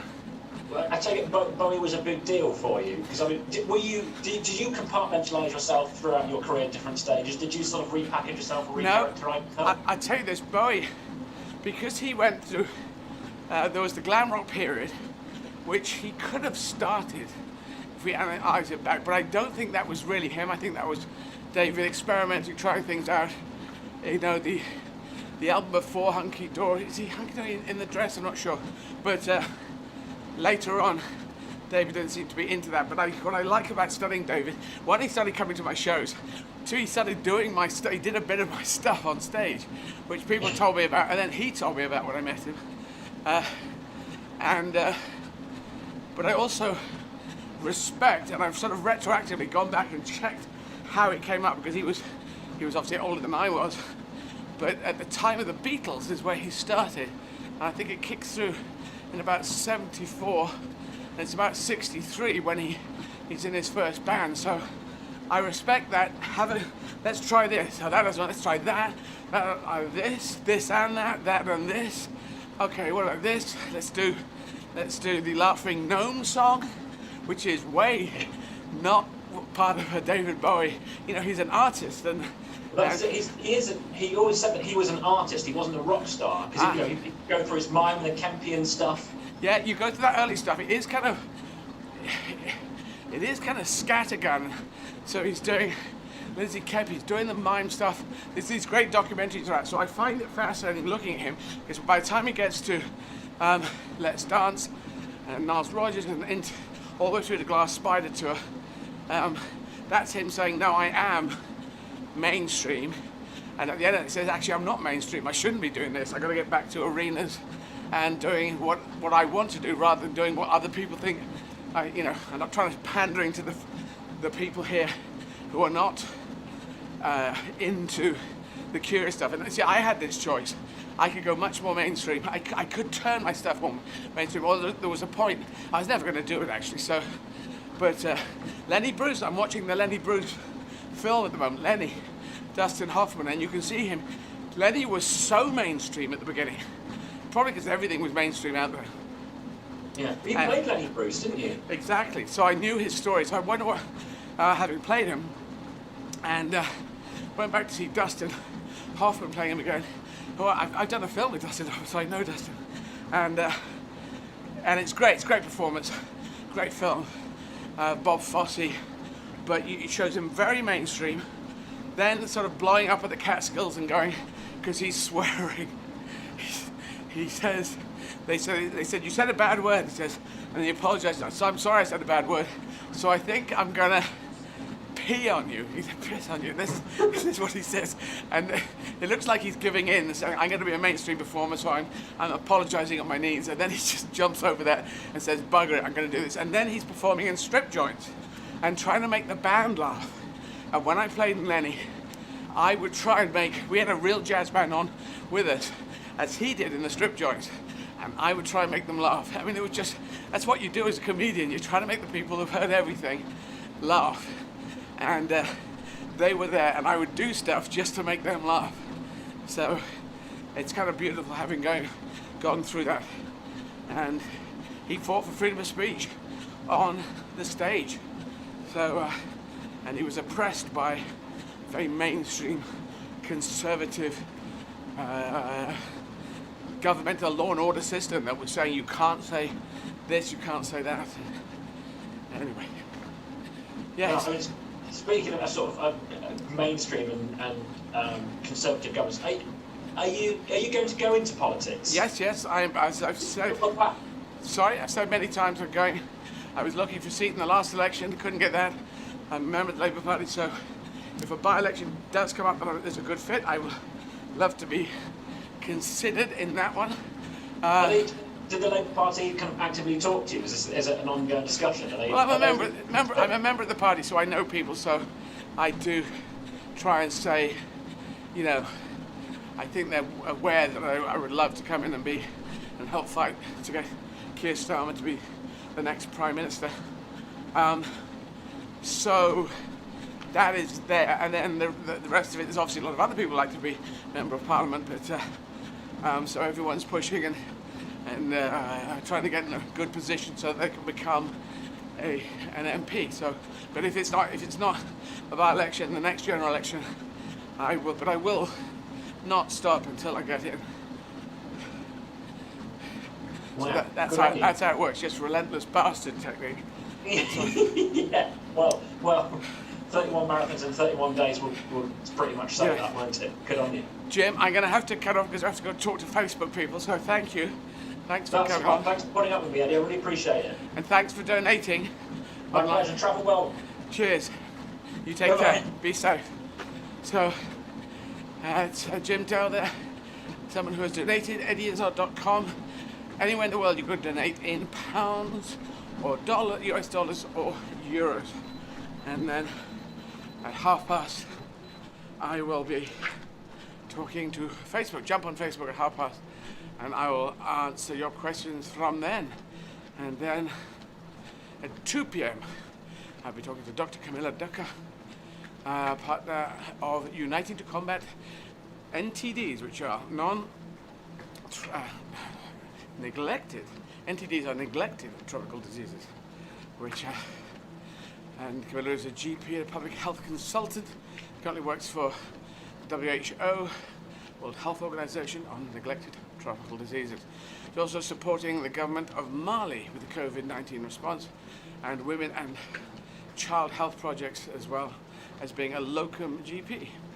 Camila is passionate about gender and equality, maybe is that a typo, I'm not sure, and provision of healthcare to all, and has championed this throughout her career. Ian, is that equity or equality, should that be? Is that a typo? 1 second.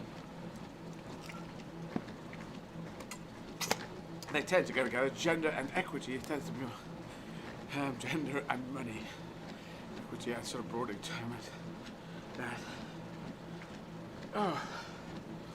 So the leg is still there, doing its thing.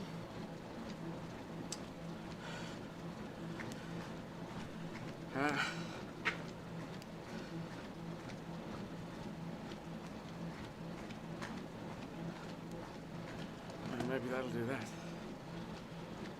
Oh. La la la la la la la la.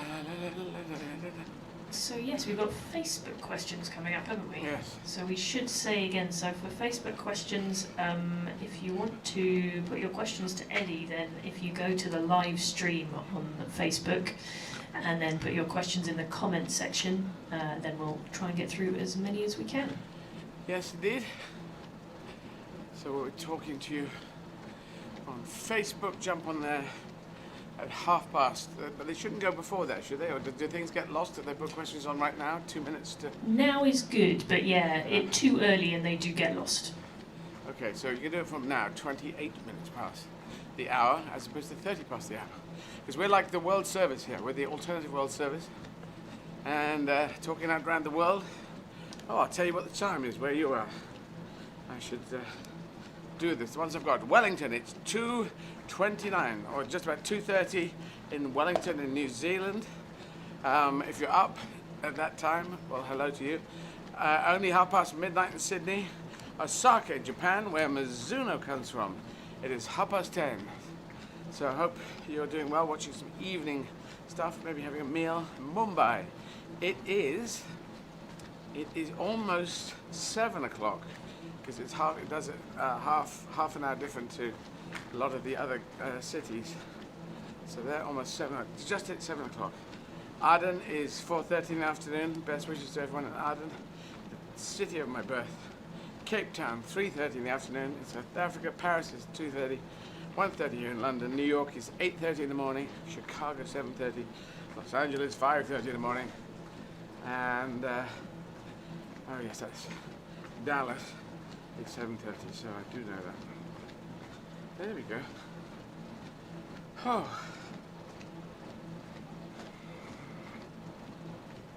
So Sarah, you're going to tell me when stuff happens. Yes, no, actually we have hit 1:30, haven't we? So we'll do some questions. I'm going to pull these up here.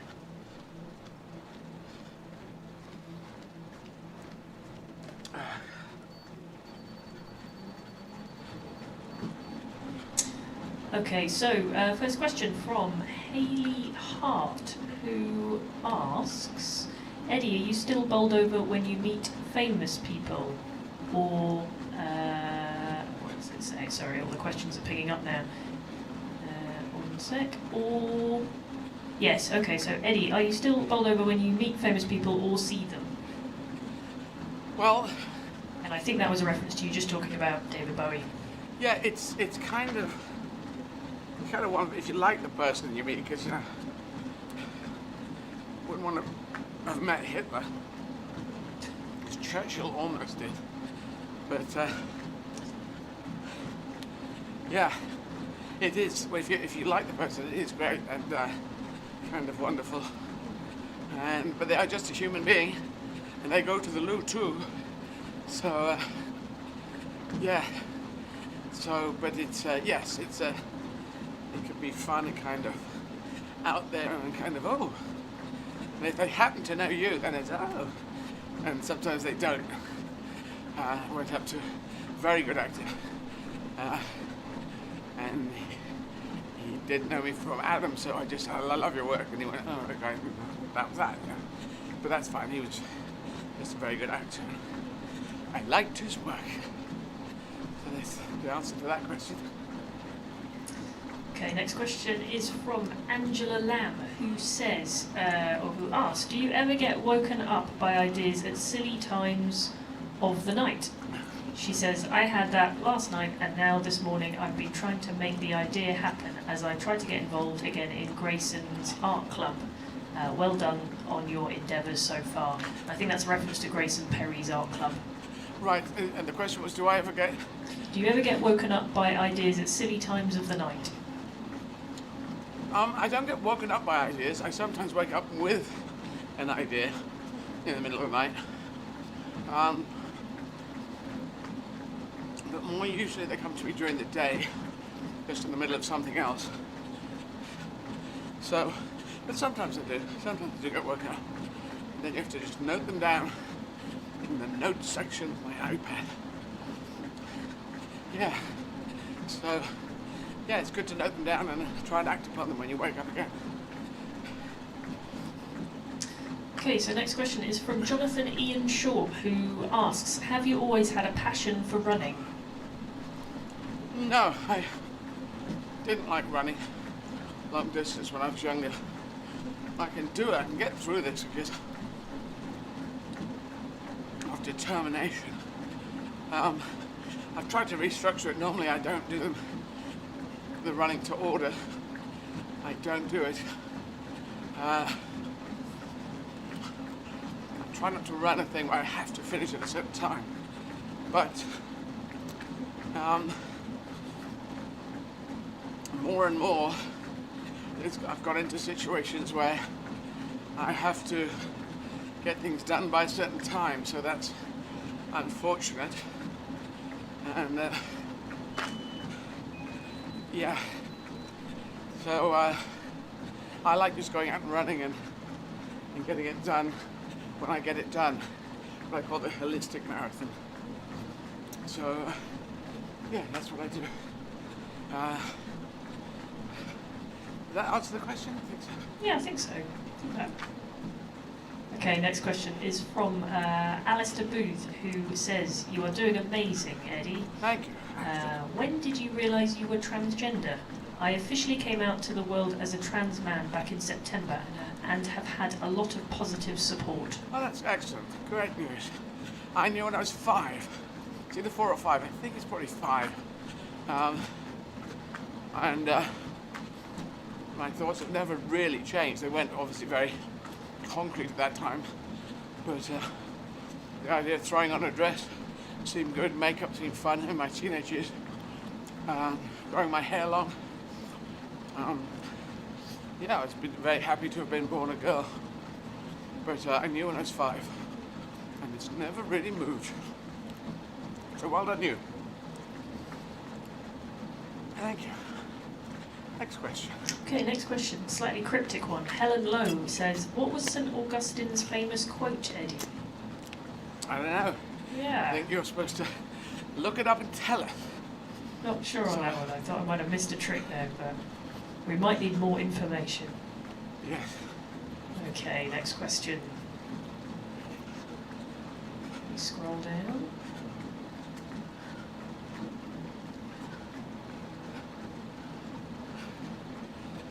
Okay, so this is from Karen Lindale, who says, when you said Jim Dale, I thought of Georgie girl actor Jim Dale, who did Joe Egg on Broadway in 1985.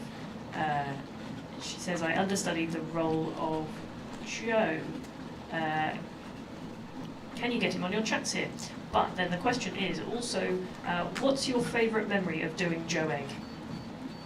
Well, I was much more experienced by the time I got to Broadway, so the whole of Broadway was great.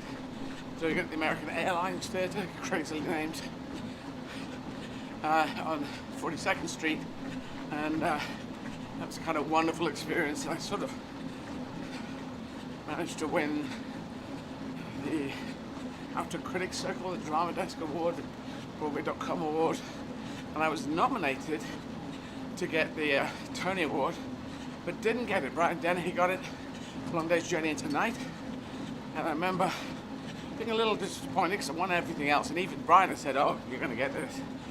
Even my agent in London, Nicky, was saying, "I'm being told you're going to get this one." So I had a certain expectation, but kind of beautiful moment happened because I didn't win it. This happened. I stood up at the end. It's actually the last award up, either the last or second. I think it's actually the last one. So that happened. And then Brian goes off to do his press with the award. And I stood up and go, okay, I didn't get that. And I turned to two of the other nominees, which was Stanley Tucci and Philip Seymour Hoffman, who are phenomenal actors. Both nominated, didn't get it. And I looked at them, and obviously they're great actors, they should have got it as well. So I thought I should say something, so I decided to say, I thought we get one each. And they looked at me kind of, but I just thought, if I'm in this group, if I'm in the Stanley Tucci, Philip Seymour Hoffman group, that's it. That's, I was a kid who wanted to act when I was 7. I am very happy to be nominated with Stanley Tucci and Philip Seymour Hoffman and Brian Dennehy. But he's okay because he got the award. But the three of us standing there, that was a perfect moment. Yeah. So there you go. Did that answer the question? I can't believe it. Yeah, I think so. Yes, I think it did. All right, next question. Vanessa Morales asks, how do you feel about the COVID vaccine? Oh yes, get it, take it. Got to do it. So, people are trying to save lives. Conspiracy theories, you go down a rabbit hole and you get stuck down there. And then there's all these people that believe Trump, when he comes up with his lies, and then they go conspiracy theory after conspiracy theory. So people work very hard to get the vaccines out. You need to go, if you're offered one, the time you're offered, take it. And we need to save humanity. The vaccine is going to do it. Not taking it will not save yourself or the rest of us. That's what I feel. Okay, next question is from Dante Thor Siko Haig, who says, "Hi Eddie, you're an inspiration to me. Question, any tips on keeping motivated when pressure is very much suggesting otherwise? Hard to be passionate about anything at the moment." You've got to think through and out of this time. If you're having fighting off depression at this point, or being stressed at this point, you're going to have to think through it, plan for what you're doing after this. That's the only thing I can think of to do, is plan through a thing and drive out get your head into driving out the other side. Meanwhile, to keep yourself going, I watch things streaming, which may not be your cup of tea, but I think it's very handy. There's so much out there to watch, so much good programming, wonderful stories that might not be anything to get your mind away from all this into another place. So,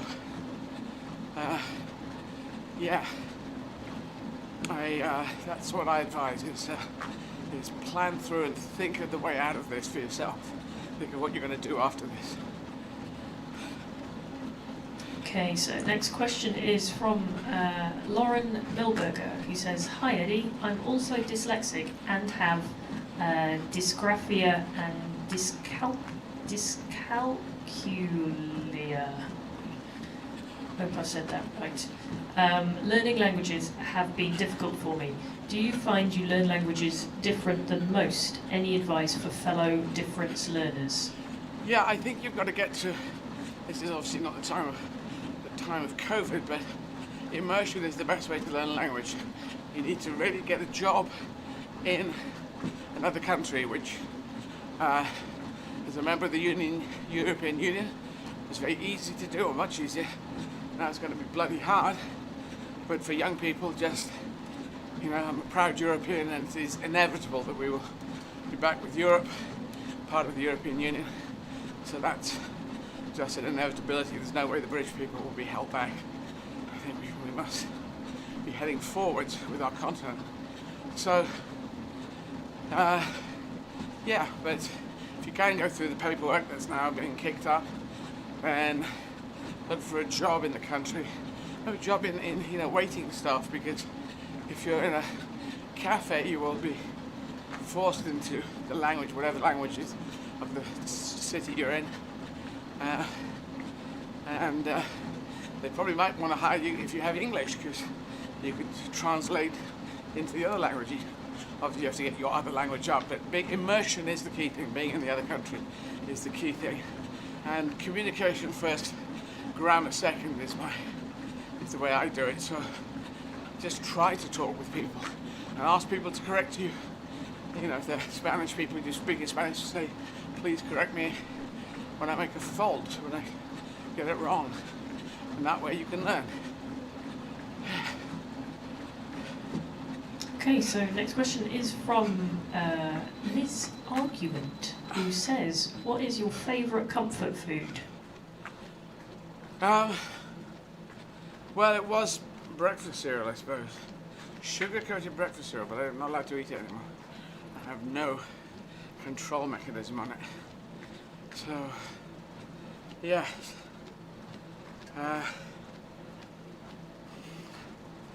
It's, yeah. So, apart from that, well, the sugar-based things tend to be things which I like, but if I eat one, I eat two. If I eat two, I eat four. I'm just not great on the braking mechanism with my sweet tooth. Yeah. Okay, so next question, interesting one from Andrew Carter, who says, ever fancied supporting Brighton and Hove Albion rather than that Crystal Palace rubbish, lol? I'll leave that one with you. Well, you see, there's no reason for Crystal Palace and, well, there is apparently a starting point for Crystal Palace and Brighton to have a problem. You see, if you know about me, I grew up in the southeast, in Bexhill and Eastbourne, so Brighton is the closest team to me. The reason I was going to be an Arsenal supporter following my dad, but I didn't know this, and then my Auntie B lived across the road from Crystal Palace ground, so we were taken up to there. So how you start supporting a team is quite often an odd reason. And then having a local derby that's miles and miles away is just bonkers. So I refuse to do that. So I say, well, good luck to all the Brighton team. I want you to do well. And I say, very good luck to the Crystal Palace team, because obviously that's the team that I've supported. But I think Brighton has battled well, and now been in the Premier League for some seasons, and it's always a little bit tricky, but just keep going, I want you to do well, I want us to do well. That's how I work it, because I look at Brighton as another team that I feel for, and I've just lived with Crystal Palace for for a long part of my life, and so that's how it works. But no, keep do well, keep doing well, keep forging your way up the ladder. And if anyone has hatred between the two teams, just give it up. Enough hatred in the bloody world. Christ, January the 6th in America, fueled with hatred. Nationalism is the worst thing. My country is better than your country. And that is the same as my team is better than your team. I know when you go into teams, that's going to happen. But remember back in the 70s, people were going around and just having knife fights with each other. it's a great sport. It's a beautiful sport, football.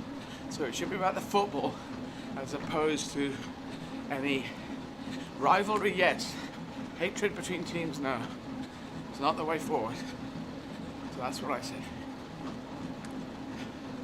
Okay, so next question is from Joanne Ludon, who says, I've seen you perform 3 times in Australia.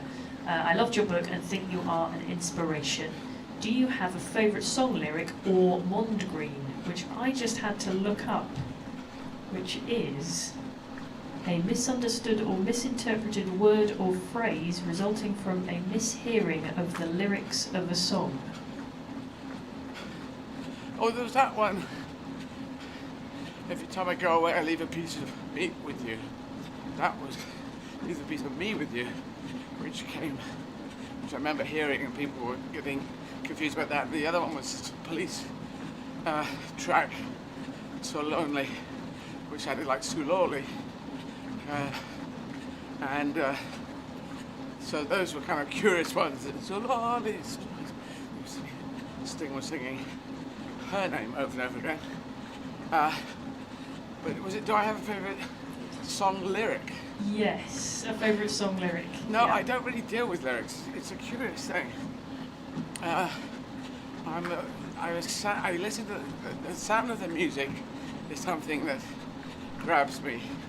The lyrics quite often bypass me, and I'm not sure why. Some people just know them. You see people on a dance floor singing, it's usually kind of a mainstream pop song, and mouthing through the words. I just won't do that.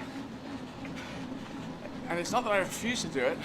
My brain has refused to do it from the beginning. And I'm not quite sure why. And I've thought about it, and I can't quite get to the sense of the art of why. It just doesn't come into my head that way. So no, I don't have a favourite lyric, I'm afraid. Because even though there's some beautiful lyrics out there, I tend not to grab them. Maybe because, if it's a really good lyric, it's like poetry, and poetry intimidates me like literature does, and those two, I think, comes from my dyslexia. So maybe it's that. Not sure. Okay, so next question is from Lauren Milberger, who says, hello from NYC. Congrats on these wonderful runs. Do you have a dream play you would like to do on the West End or Broadway? And would you ever consider doing your act as a Broadway show? Oh yeah, I could have done my act as a Broadway show ages ago, so that's always been flirting around, but it just means it's a different theatre, that's all. Just want to say on the Zwift, Ian is just going off, having done around 10k, thank you Ian, just want to say that. But yes, Richard III is something I've always wanted to play. It's kind of, that seems to the start of a 10. Iago's a very good start of a 10 to go into Shakespeare. Because Shakespeare, again, literature, some place that wasn't my wheelhouse, but I had to find another way, and I have to approach a play emotionally and not intellectually. So it was Polanski's Macbeth. That's how I approached it, how I went through it. Yeah. So that's my thing. And yes, doing my show. See, I play the Beacon, Reading City Musical, in Madison Square Garden, and so doing it on Broadway, it'd be a smaller theatre to play, and I like playing huge theatres, so that's how I look at it. Cool. And actually, just a little aside here, which is nice. It sounds like you, but anyway. Jay Rogers says, I was the bar manager at the AA Theatre during Joe Egg. The bar staff was suddenly invited to the opening night party about 10 minutes after you asked me if we would be there, and I'd told you we had not been invited. Just curious, that was you, wasn't it? I don't know if you remember that. I'd like to think it was. I'm sure you would. But, and I wouldn't, that is I have seen you do a similar thing, so... Yeah, I mean, if I asked you if you're invited, then I was assuming that you're going, or just checking that you weren't just being cut out. And so, you know, I like everyone to come to the party. I don't like those lines and these people this side, those people that side. So I do like getting everyone to come and share and have a good time. So hopefully it was me, but that exact moment I can't recall it in my memory, but if you remember that first bit, then I would have gone in and asked. I definitely would have asked. Someone else would have had to go, well, all right. I do know I had a big argument just before, but yeah. We all did. It was such a good opening night. Joe, my dad was there, and the New York Times wrote us a love letter. Me and Victoria Hamilton, Vic Hamilton, they just went thumbs up all around. We got nominations all around the place, and yeah, we just sort of nailed it to the mast. So it was an amazing time to be in New York and to go to all these parties and be known. Yeah, it was kind of heady stuff. So I hope it was me.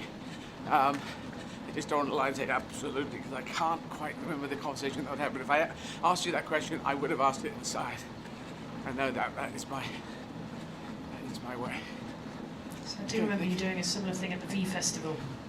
All right. Yeah. I think the artist enclosure. Remember? Yeah. Well, but yeah, I was trying to get the comedians' situations better. I want the comedians that, in their festivals, rock and roll is quite often treated like gods, and comedians are treated like I don't know, just not like gods, not even like demigods. It's there's some toilets, and then you're on. You know, you go, that's it. So I wanted, yeah, I try and use whatever leverage I've got to, if I can think ahead.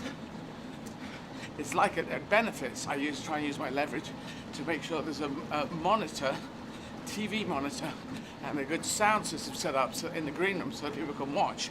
Because otherwise, the people in the show cannot have any idea what's going on the show. And often, very often, that is not done. I will push for that. Okay, we'll go until 5:02, so we've got another half a minute, another question. Here's a good one to end on in that case.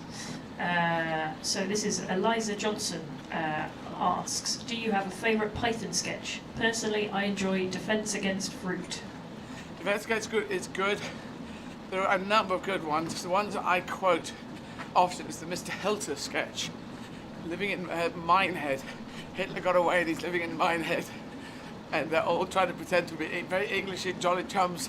And, well, they're speaking of very strong in Nazi, they're still wearing Nazi uniforms, but speaking in sort of Germany English accents. It's ridiculous, kind of beautiful in its completely bonkersness. I mean, there's lots of great ones, but that's one I always kind of remember. Yeah, it's there, that's mine. All right. Do you know what, I just saw, I know this is just a statement, but this is just underneath that question, and I thought it was quite lovely, from Shane Obe, who says, hi from Sydney, Eddie. I love tuning in every morning here at 1 a.m. You are doing a wonderful job in inspiring me to do more for my local community. I own a local pizza shop and happily can feed some of our less fortunate community members. We're a small business new to town, but with big thinking, we're hoping to make a difference too. Keep up the great work. You're such an inspiration. So that's a lovely message. Very nice. So there you go. And who's that from? That is from Shane Obe in Sydney. Thank you, Shane. Oh, in Sydney. Hi, Sydney. I think it's back up at 11 o'clock. So have a good sleep. Stay up as long as you want. It's your life, and then have a good sleep and watch some nice programs like Queen's Gambit. Very good. Makes chess sexy. Okay, loo time.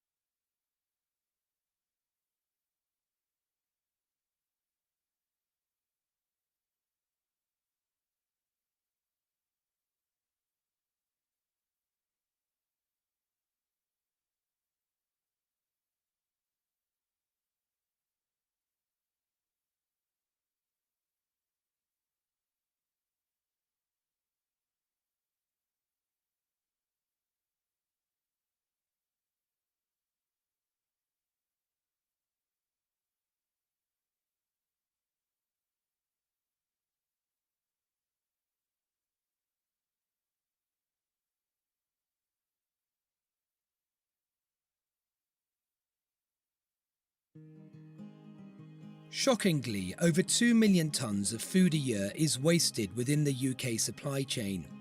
FareShare is tackling this problem in a strikingly simple way. We work with farmers, producers, distributors and retailers to save good quality fresh food from being wasted, so we can get it onto people's plates instead. In practice, it's a huge logistical feat, involving hundreds of volunteers working tirelessly to unload the produce, unpack and sort it at any one of our network of food warehouses across the UK. The food might be surplus, but it looks and tastes just like the food you'd eat at home.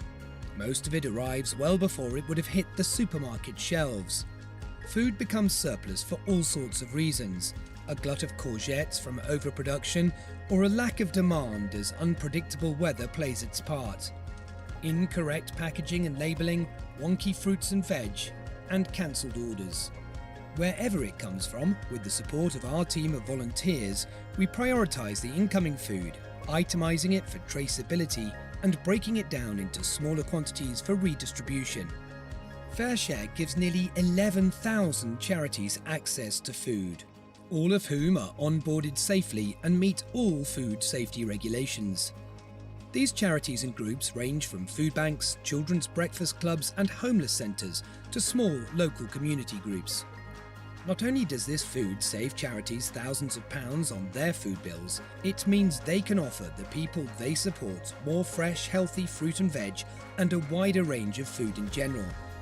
New innovations like the FareShare Go app have seen direct pickups from the supermarkets, meaning perishable goods like fresh bread and fruit can quickly be redistributed. FareShare is more than meals though. Food brings people together. It helps local organisations tackle loneliness and isolation within their communities, or help connect struggling families with the services that can support them. It's such a simple concept. Food that could have been wasted is instead used for good.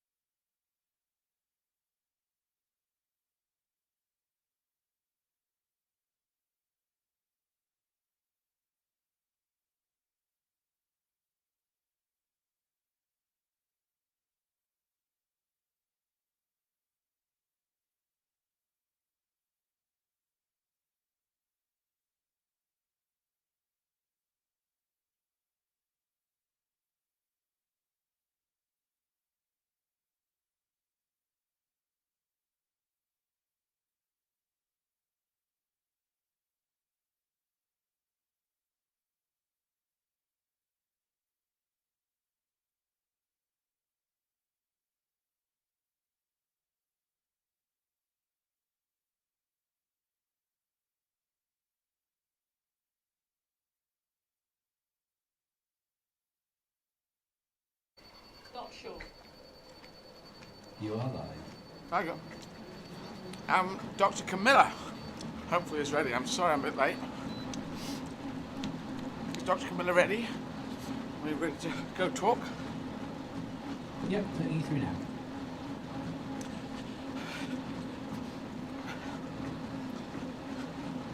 Hello. Camila. Yes, that's me. How are you, Dr. Camila? Sorry, I was just in the loo. No, that's allowed.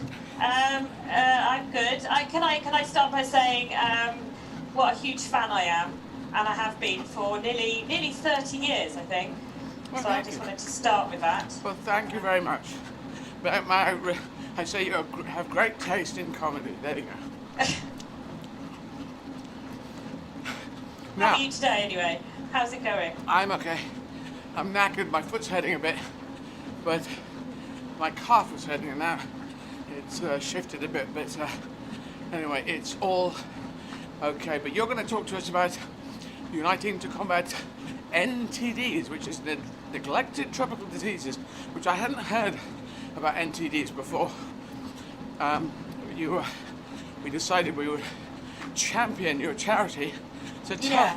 tell us about how you're working with them at this time of COVID and anything. This is your window on the world here, and because I'm so tired, it's great if you say, I'd like to tell you about this, and I'll try and ask you questions as well, and you can ask me questions as well. So this is how I'll start off by telling you I'm actually a consultant and also a GP, and I have been a partner of Uniting to Combat for many years now, working on neglected tropical diseases.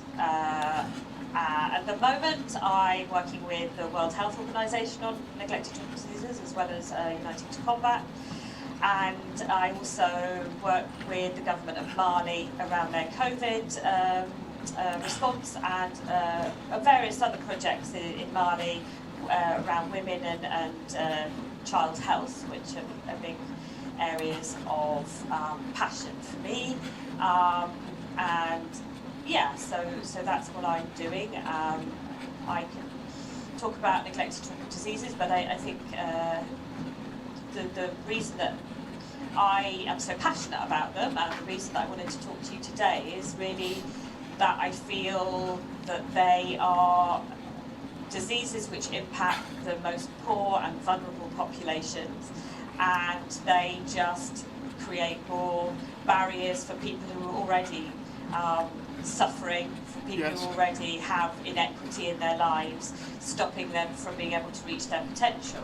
And these diseases come along and just hold them in that pattern. And if we can treat them holistically, give them quality care, then we can release them to reach their potential, and then they will be able to earn money for their families, contribute to their communities. So it's really about helping people to be the best they can, and I think that is really important. And it affects 1.7 billion people, numbers that kind of staggering numbers. Neglected tropical diseases. I believe I'm correct in saying that, am I not? You are correct. I mean, they're numbers that I think people find almost too difficult to take in, and it doesn't help that the diseases often have really complicated names to pronounce, like schistosomiasis or onchocerciasis, lymphatic filariasis. They're not user-friendly names. People don't necessarily know what they are when they get them, and so they suffer with them. And sometimes their suffering is profound and create disability. Sometimes it's just stigma, a skin complaint that causes stigma and stops people wanting to speak to you, be friends with you, marry you. These things that really impact people's lives, or soil transmitted helminths, which cause children to be anemic and not be able to concentrate at school and feel rubbish all the time. So they are diseases which, as we say, are neglected, affect over 1.7 billion people, but yet hardly talked about and difficult to talk about when you do talk about them because they have such complicated names. So yes, indeed. And am I right in thinking something, just so that people who are listening, and we're encouraging to donate at Izzard.com, do go there to donate and help this charity, Combat to Unite Against NTDs. I believe leprosy is still one of the neglected tropical diseases out there, which people will know and say, yes, it is leprosy, it is still out there. People know the horrific nature of that. They may not know exactly about it. As you say, some of the names of the disease is very difficult to grab hold of. That's one. Elephantitis is another one that's also, which the elephant man John Merrick suffered from horrendously. We know that's true, that's the story. And people can say, oh my God, that is still going on around the world to 1.7 billion people. Not they've all got it, but some of them have it. It's in that area. Yeah, people are at risk, and these are people, as I say, who already have barriers for them to access healthcare. So we talk about in some countries, especially in Africa, that the neglected tropical disease programs are the only healthcare that people will receive. So these people are already having a very difficult life. They have inequity in access to water or sanitation. They have inequity in access to healthcare. So, you know, as you say, they start to suffer the symptoms of elephantitis. They may not know what it is, but we do know that they find it incredibly difficult to access healthcare. And there was one man that I know of in Liberia who was a teacher, and he started to suffer from the symptoms of onchocerciasis, and he tried to access healthcare, some treatment, and he made a mark on his house, on the inside wall of his sitting room, for every time he tried to access healthcare for his symptoms of onchocerciasis. Now, onchocerciasis is also called river blindness, and the last mark on the wall in his house is the mark when he went blind, because nobody knew what was wrong with him. And yet we know that that disease can be treated with 1 tablet a year, a treatment which is donated, and so it's already free and easy to take. You know, it doesn't cause side effects. The treatment called ivermectin. So the fact is, we have the for some of the diseases, I should say, we have the treatments, we have the solution. It's just getting the solution to the people, and these people who are often at the end of the road, the most vulnerable communities. Yes, indeed. And COVID is causing even more problems. Can you tell us a little about that? Well, you're dealing with the government of Mali. Tell us your help work with that on COVID-19. So, yeah, I mean, COVID is complicating everything, and as we know, I think, you know, it's very unusual for something to be so global that everybody is touched by it in some way, as COVID. And in Mali, there's increasing cases of COVID, but because of COVID, a lot of health services have been diverted, a bit like what's happening in the UK, where it's harder to access just normal, everyday care. But I know from my support in Mali that services for women and girls have been decimated, and so just accessing family planning, just accessing antenatal care is proving incredibly difficult, which is putting people's lives at risk. What we're trying to do is just try to train and educate people, healthcare workers, about how to keep themselves safe and keep their communities safe. And we're also providing protective equipment for themselves when they're trying to keep services going. So making sure that the health workers have the right protective equipment and gear so that they can carry out their essential services, so that children do get immunised, that communities don't lose all health services really, and then also trying to provide hygiene stations and hygiene messaging. In Mali there's a real lack of water, so it isn't just possible for everyone to wash their hands. People don't have water in their houses. So trying to do that, but one of the most important things I think is around telling people what's going on, giving people the right messages, giving people the right facts, as we know. Yes, giving people also the idea of encouraging people to take the vaccine when it comes. This is the way to get through it. If you go down this wormhole, this negative thing of backing away from vaccines, going into all that kind of thinking, we will not get humanity well. No. And we just won't make it. So it's a nightmare way of thinking, this conspiracy theory way of thinking. Anyway, so and can I ask what area you're in? I take it you're in the UK at the moment, or is that not? Yeah, no, I'm in the UK. I'm actually in Cardiff, in Wales. Okay. And how are the good people of Cardiff in Wales getting on in the COVID situation? Is it like everywhere? You're on full lockdown? Yeah, we're in full lockdown. We can go out to exercise, which I think is incredibly important. My walk every day keeps me sane, or semi-sane at least. But yeah, we're in full lockdown, and we have been on and off really for the last year, I think. Yeah. I mean, we had brief respite in the summer, but apart from that, we've been, Full lockdown. And is walking, that's your exercise of choice? Don't go for any running like I'm doing, anything crazy like that, or cycling? No, I've done a bit of cycling with my family. I've got a 4-year-old, and she's learnt to ride a bike in lockdown. Wow. So, with stabilisers. She's also learnt to run fast by moving her arms. She's very proud of that. So that's her. But I've tried running. I don't think I'm natural, but perhaps it's just about determination. I think much in life is about determination. I think it is. If you imagine a bear was chasing you, yeah. and then you think, well, let's try that running thing.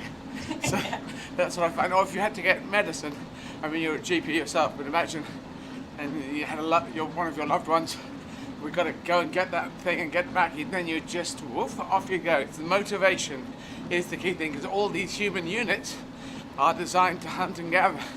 They're designed to move. And so I encourage people to use them as much as they can in these, particularly the tough times of COVID. And you say mental health, getting out there just for the walk, it helps, it's good. We say COVID safe, but it's a lifeline out there. Hey. Yeah, no, it is. And how do you keep running though? So that's how you start running. How do you keep running? Well, see, I was very cunning because I knew I was trans or something different when I was 5, because I came out when I was 23.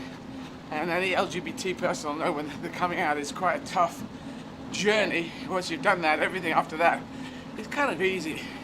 It's such a mentally tough thing to throw on a dress if you look kind of more boy-like and a bit of makeup and then try and stand your ground as people give a hard time. So I knew I had to do that, or it was better if I did that. It was a thing about being truthful and honest and open, and we see what people like Donald Trump do, where lying and making things up and twisting things and conspiracy theories, that is not good for mental health.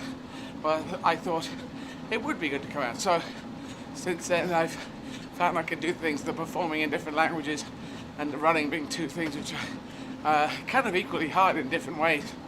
I'm going to do a stand-up show tomorrow night, my virtual stand-up show down the line with no audience. It will be in German, my third language. So I'm practicing tonight as soon as I finish this, and after the show and in the morning I have a run through with my friend Sigrun in Berlin. Do it online, and yeah, it's tough, but I'm determined to keep going, because I think now I've said this before, 21st century, the coming of age of humanity. In this century, I think we're going to it's either going to be our first century or our last one. It's going to be the first century where we make it so everyone has the right to have a fair chance in life, and we move forward, and we have equality, equity for all sexes, genders, LGBT, colours of skin. We get that this century, and humanity will make it. If we don't get it, I don't think we're going to make it. I really think, I'm afraid if someone is religious, well, good luck for believing, but World War II is my ultimate thing. No one came when 60 million of us died, and died in such horrific ways. So if they're not coming for that, they're not coming for anything else. They're not coming for COVID, they didn't come for Spanish flu, or Ebola, or SARS, and I think it's up to us, the goodwill of humanity. So I think there's something worth fighting for. I've analysed, it's a world thing. Who fight? You don't normally fight for a world thing. You fight for your area, your constituency, your party, your country, but I've decided to fight for 7.8 billion people. I don't know how I'm going to do that, and I'm sure I'm going to get it wrong at certain times, but I'm going to be that ridiculously positive and say, you know, this is for all. I was born in Yemen. I was born in the city of Aden in Yemen, south of Yemen. They're having a hellish time now. They are. So I'm gonna just keep fighting on and see what I can do. And I came out back in '85, so I didn't make the change in how trans is received and accepted, but hopefully I was part of that disparate group of people doing their own thing in their own way and gradually, slowly moving consciousness forward. And there was a tipping point about 2014 in America where a number of things happened, and we're in a slightly better place now. A somewhat better place, I should say. And I think we have to fight for that now, because I think there are movements to sort of stifle that progress. But I agree. I'm inspired by you because I see it every day that I work, whether I'm working as a GP in London or I'm working in Ethiopia when I lived in Ethiopia, working in Ethiopia on women's health, that there is something worth fighting for in humanity, and that we all deserve the same chance wherever we're born and whoever we're born and however we're born, and we should all have the same chance. And it does strike you when you do work, when you have the honour that I have as a doctor to see people's lives, how unjust the world is, but how incredible humanity is, and that determination that you have, that I see on the ground in Africa.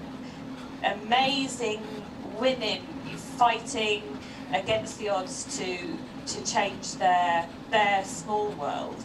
I think there is something worth fighting for. I think we all should believe that. And I think we're lucky enough to have this time. There is an idea that a sentient God placed us down here. But I think looking at the whole of the universe and the whole of the way things interact, and the big rock that came down and blew up in the Gulf of Mexico, so the dinosaurs died, was it 65 million years ago. The randomness of things happening, the general flow, the way things flows forward, I just think we're lucky enough to have this. The cognitive revolution they talked about 70,000 years ago. I'd say the ability to talk and the ability to imagine, those two things make it. And we've got them, we don't know how we've got them. Maybe there was a guy who said, you've got them, but why is that floaty God so happy to let people die of neglected tropical diseases? He should come down and go, I've neglected these, boom, it's all done. Sorry about that, I'm out of here. But he doesn't come. So I'm just going to assume he's not there. I feel it's polite to say, I don't know where you are in religion, but I feel it's more polite to say there is no God. It's impolite to say there is a God and he hates everyone on earth. And or a load of people who get neglected tropical diseases and everything that we're fighting against. So I will work with any spiritual person, any faith leader who works in the community. That's my thing. Anyone who works with people to make situations better. We could discuss and argue about a mystical God, but which faith is it? Where's it from? It makes more sense that they're not there. It's up to goodwill in us. Maybe there's a little God in all of us, and that is humanity. So humanity is my thing. That's what I will fight for. Hey, and you are too. Thank you for what you're doing. Well, no. Well, I think it's inspiring to talk to people who see the positive and see the goal. That we can make the change, and it's up to us. We have that responsibility to make the change, and we have the voice as well. And that's the other thing you see so much when you see other cultures and countries, and that people don't feel they have the voice, or they don't have a voice, and therefore it's up to us to advocate for those people. For and aren't we lucky that we can, and therefore we should. And I really believe that. So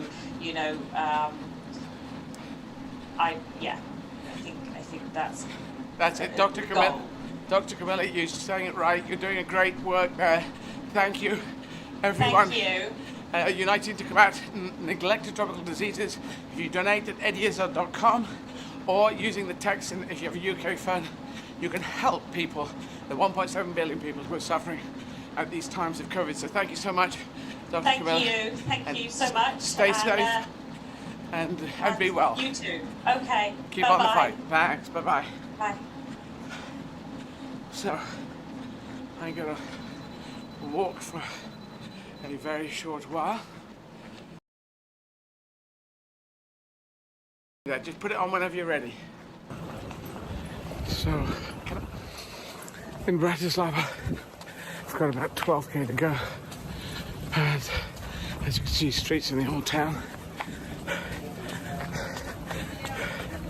It's very pretty here. It's a souvenir shop, still stuff from Crimbo. Crimbo stuff still up there. So some of their Christmas stuff go on later. Look in the shops. Yeah. So, so I just gotta keep running. I hurt my knee a bit. Gonna put some ice on that later, and then just keep going. Meeting people who are saying hello, who know about the Make Humanity Great Again project. So thank you for that. And I will get the 11th marathon finished. When I get to 14 marathons, that's halfway. Oh, all right, bye-bye. Bratislava, exactly 11 months ago, exactly to the day, 11th of February, 11th of January of this year. And I had that, bizarrely, there was one of those bollards that stops cars coming in, and my laces had caught in a metal prong. And I went, whoom, you know, when you walk forward and the leg doesn't go anywhere because the laces were caught, it's just, it'd be impossible to make it happen again. So that was hurting. That was the city centre of Bratislava. Very beautiful. Do go and visit there in Slovakia.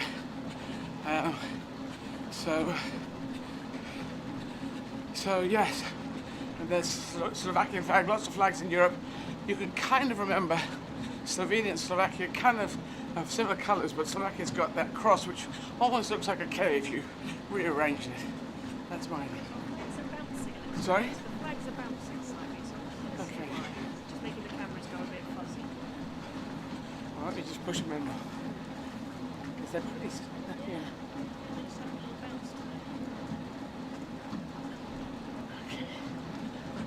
Just put all you just push them further in. That's all you can do. Yeah. Okay.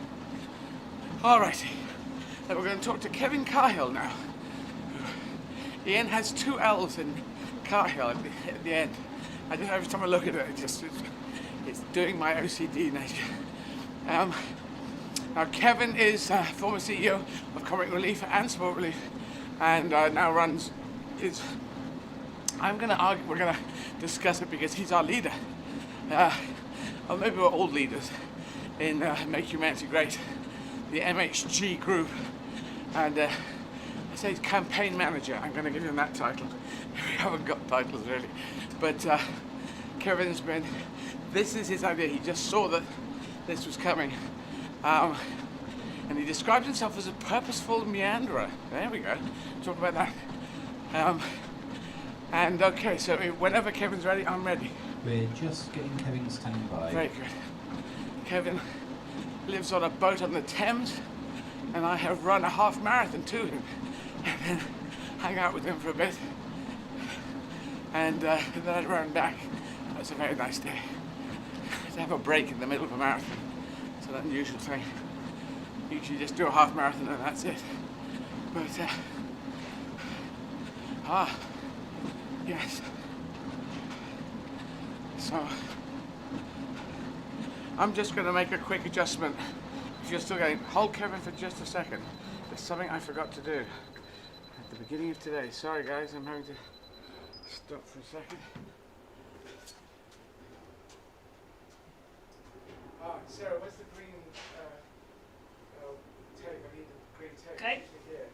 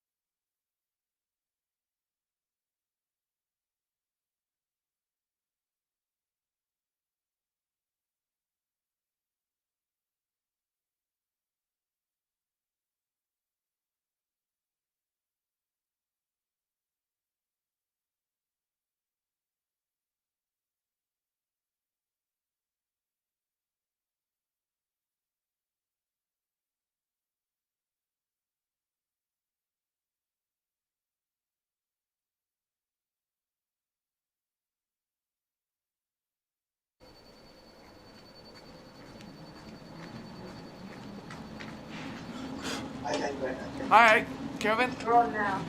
You're on. Eddie, Hi there.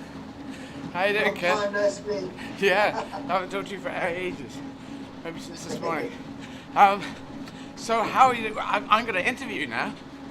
Great. Yeah, that's how it's going to go. Now tell me, so you were head of Comic Relief and Sport Relief. Were they two separate entities, or were they really combined? Yeah, well, they're the same organisation. Right. Basically, Comic Relief began life on the back of the famine in Ethiopia. Yeah. And when Officer Bob Geldof and the rock and roll people had done Live Aid, and Richard Curtis and the then kind of young alternative comedians got together and thought we could perhaps do something similar to what the musicians have done, and use comedy to raise money to do some good stuff. And so he went to the BBC, said we'd like to do this thing. It was originally a gig which was held at the Shaftesbury Theatre. We raised some money, and then someone said, why are we doing theatre when we're all on television? So Richard then said to the BBC, if I could put a night of comedy together with some serious issues stitched into it, would you let us come on the television and to raise money for poverty alleviation and to promote social justice? And the BBC said yes. Someone drew a little red dot on a piece of paper and held it up, Yoda-like, and said, oh, it is a red nose. And the red nose was born, and since then it's raised well over £1 billion, which has gone to projects domestically across the UK and across the developing world. But it used to happen every 2 years because people doing it every year was quite demanding. Yeah. And then at the beginning of, in 2002, I suggested to the BBC that we could fill the extra year by doing the same kind of thing with sportsmen and women. And they could, because they're becoming more iconic and more global. People like Roger Federer and Steve Redgrave and David Beckham were bursting onto the kind of media scene in a different way from how sportsmen and women had been before. And so Sport Relief was born then, and the organisation in charge of it all is Comic Relief. One event is called Red Nose Day, the other event is called Sport Relief. And then I did it for, most of my adult life, really. I did 26 years, and over 20 of them at the helm as chief executive. We raised £1 billion and distributed it. And then I thought, this is just kind of pretty hard keeping this going at this level. And perhaps I'd like to do something a bit different. And so I stepped down, and then I've been doing lots of little things differently ever since. And that's also how I've come to be working with you on Make Humanity Great Again. Yes, indeed. And how did you, just quickly, how did you start, how did you get into Comic Relief? How you first, on the beginning of the 26 years, were you already in the charity, working in the charity sector, or what? How did that work? No, my background is theatre. All right. So I was working at the National Theatre on the South Bank. Yeah.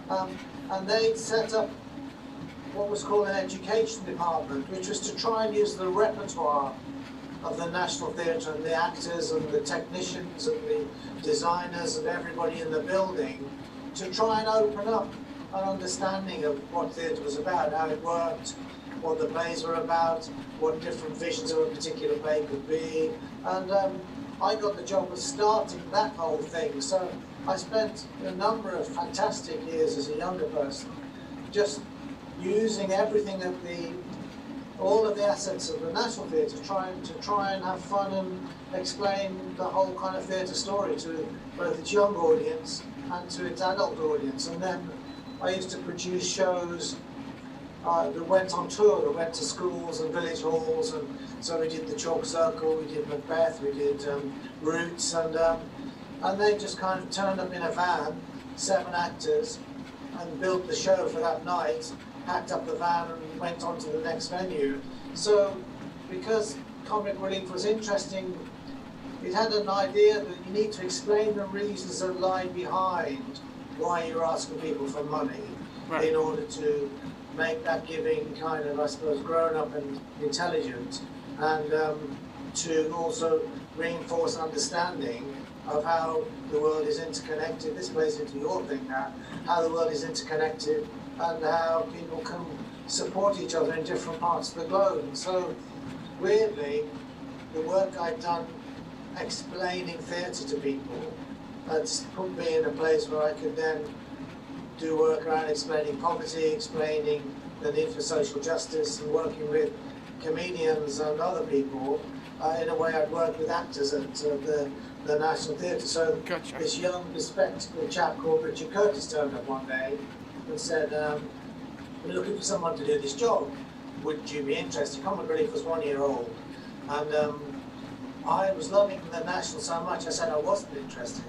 But I did say to Richard, if you've not found someone in 3 months' time, come back and ask me again. And he came back in 3 months' time, and I was in the mood to do it. So then I switched from the National to Comic Relief.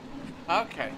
Now, we're obviously in a COVID time, and so the reason that we are inside is your brainchild in a way, isn't it? It came to you in an idea that maybe we would be on lockdown, a second wave would come. So if we're going to do this, we'd better get indoors and get on a machine. That just came to you, didn't it?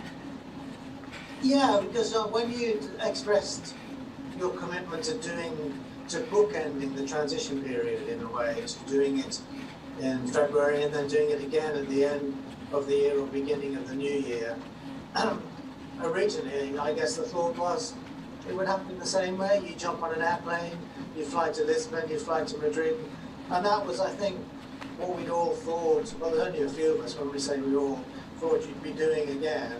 And then when it was clear you were going to be closed down like everybody, I did think if you kept the order the same and ran in the same cities, you could do it virtually, which is what you're doing now. I'm going to interrupt you there, because you thought of this before everyone was saying it was going to happen. You said, You said, I think a second wave is going to come, and I think it's going to be really bad. And you said that to me, we should do it virtually in January. And I said, yes, we may as well, because it may not, but I think it probably will. Let's do it, because it just seemed like a very good idea. And now we're here, and we're not a big organization, are we? We're just people volunteering, helping out. Some people are doing it and obviously getting paid for their time, but a lot of people are volunteering and jumping in. And you're on your wonderful boat, aren't you? I am, yeah, on the River Thames, yeah. Yeah. Actually, I'm on, if you look out of your window and you look out of my window, that water will be passing one of us in a couple of hours' time. Yes, I think it comes from you to me. I think that's where it does down to the sea. Well, no, it does both, because depending on, twice a day, it comes in and goes out. Oh, right, you're still in the tidal area. That's a good point. Yeah, I'm on the last bit of the tidal river by the footbridge in Richmond, yeah. Yeah, gotcha. And you're in Hammersmith. I ran to you, remember, on one day? Yeah. I came and had a visit. So. But I think that the great thing, Lady, about doing it this way then, in a virtual sense, is that, because we had the list of countries that had been either donating or following you, and it was well over 30 countries that had kind of participated, including Russia, China, Slovenia, obviously the USA, India, all over the world. So the very virtual nature of it, and the fact that we're teched up to do it, makes it more possible for you to reach a bigger audience. Because when you were running on your own through the streets of, say, Madrid, in a sense, you only really at that point had your iPhone to post little pieces with, whereas now we can stream you for the full 6 hours every day, which is great. Indeed, we can. Now, you've got to jump up at a certain point. Just tell me what time so I know it. So I've got about 8 minutes more. 8 minutes more, okay. So at 10 to you're out? Or is it 10 to the hour? Yeah, just after 10 to. Okay. I mean, I did think it was worth saying, Eddie, that about Make Humanity Great Again, just people knowing that donations are coming in from across the world into what you're doing. And then these 5 nominated charities will put in an application to Make Humanity Great Again for a piece of work that they are passionate about and they feel needs urgently doing. Then there's a committee structure, there's a group around you PBJ, your agent, Jiggy, your agent, and a couple of experts, including myself, and we will sit down and scrutinise those applications, and based on what their aspirations are, then the money will be given out as a grant, and then 6 months and a year later, Make Humanity Great Again will get reports on where the money's gone and how effective it has been at achieving what the charities wanted to do. So I just wanted to let people know there's a very thoughtful governance process overseeing that side of what you're up to. Yes. And I understand that the money will be going to something that's been 100% properly scrutinised and will make a definite and real difference. And we've been talking to the charities this week about the impact of COVID on their beneficiaries, on their fundraising, and so a lot of the money will go into issues that are COVID related in their own right. It's worth saying that at the moment, because we're all very conscious about the pandemic and how it's kind of continuing to gather steam. Yep, so we really want to keep COVID in the top of our minds, even though people listening might think, well, I've heard enough about COVID. We want you to know that we're trying to help in the COVID pandemic, and our fight is for 7.8 billion people to try and help in a small way to anyone and everyone in the world, as opposed to quite often governments are very conscious, understandably, about their country, and that gets very national. And we're trying to be super international, because humanity, it only works if we're all pulling together. So that's what I believe. Yeah, and it's worth considering as well that a lot of the money's coming in small amounts. I mean, the text money's coming in £10 and £20. And so it shows you that there are thousands of people giving, but it's that great thing of thousands of people giving a small amount of money that adds up to a big amount of money. So, I'd love, as someone who helps you with Make Humanity Great Again, to thank all the people watching who've given money, and to say we really appreciate it. And our promise to them is that it gets used as well as is humanly possible to make a real difference. If you take, I know you've had Fair Share on a couple of times, but the work they're doing on food poverty at a time when people are losing their jobs and in danger of going hungry is truly remarkable, really. So it's fantastic. It is, and we're at £58,100, which is $78,275 US dollars and 64,411 euros. So if those are your currencies, you'll know how much it is. And a lot of people compare themselves to the US dollar. So 78,276 at the moment, and rising. Yeah. And we're going to break the £100,000 barrier as soon as we can, but first of all we're going to hit $100,000, then euro, and we're just going to keep going. So thank you everyone who's giving, and we are mindful of it, and we're making good governance on it, and it does make a difference. Things do get better, don't they? Because I always thought, some people think they might be giving and it goes into a big hole and that's it and nothing ever helps. This is what I always try to get. We do gradually get to a better situation, I feel, and I think you can back me up there. Yeah, we definitely do, and I think one of the problems, well, there's all kinds of problems that have arisen from the pandemic, but certainly in the voluntary and charitable sector, a lot of charities are not receiving the donations they would normally expect to receive. Yeah. And of course, the people who then are affected most by that are their beneficiaries, who are often amongst the poorest or the most disadvantaged or the most marginalised. So something like this has really got them in their sights. It's bringing people together who can watch you and who can perhaps run themselves in the street or whatever, and then their donations go to people who, without their support, would be in a much more difficult situation. Absolutely. So we've talked about some very serious things. I'm going to go to a slightly lighter note. Do you remember the last 5 minutes after the double marathon in South Africa? Do you remember? Yeah. Do you remember the end of that? I don't know where you were, but we knew we had to get there before 1:15 UK time. 1:15. I just ran my guts out that day. But did you think I was going to make it, or did you think it was going to get blown? Well, I was talking to the BBC because we were trying to get you in before the end of the one show so that you could finish on air.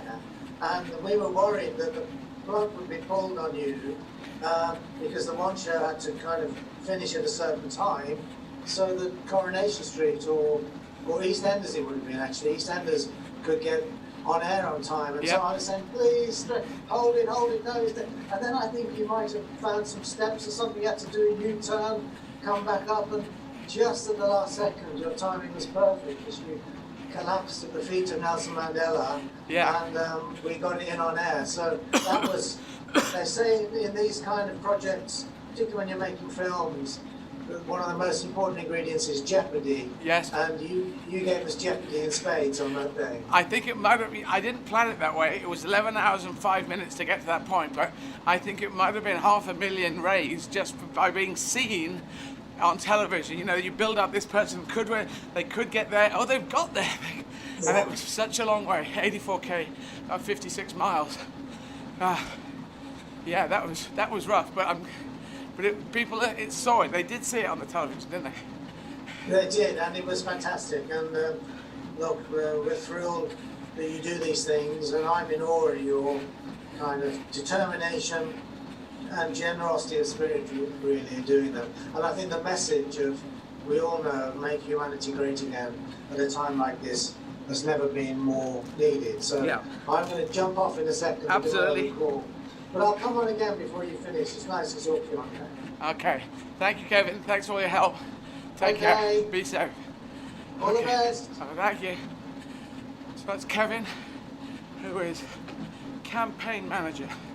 I think that's the title I'm giving him. We don't have titles. But there you go. So now, at 3 p.m, I'm going to walk for a little bit. Here. I'm going to talk to Donna who lives on a small farmhouse in northwest Vermont, up the east coast in the United States. Lives on a small farm, has three daughters and 6 grandchildren, ages 25 to 1 year old. Spent 4 years living in Bedfordshire, UK, where she had 2 of her children in the early 80s. So she's obviously well travelled. There's many animals on their farm. Horses and sheep and fainting goats, that's interesting. Pigs, ducks, dogs and a cat. In the past they raised many animals for meat, but in August 2017 they turned vegan, and they have hopes of becoming a sanctuary farm. Oh, that's great. Well, there you go. 10 years ago they put in an 8,000 kilowatt solar tracker, and I've been completely running the farm on solar as they look for ways to help save the planet. Very good. So we can have a chat, and then at 3:30, jump on YouTube, and you can ask me questions on YouTube. So about 18.5K. We have now officially done a third of the whole challenge. When I crossed 14 kilometers, that was 10 plus 14, and 10 plus 14, and 10 plus 14 is 31, I believe. That's at 10 whole marathons plus 14K. Oh, so we are along Zwifters nearby. There's 59, but some of them could be cyclists, so we can't really trust that one. Oh, so Amy Green is head off. I'll keep running. I Brooks, keep up the good work. Thank you. Thank you, Billy Benoit. Oh. So this light makes me look kind of jowly. There you go. It's a jowly light. What size is that one? Yeah, that one. There you go. So just keep running and melting. Back up.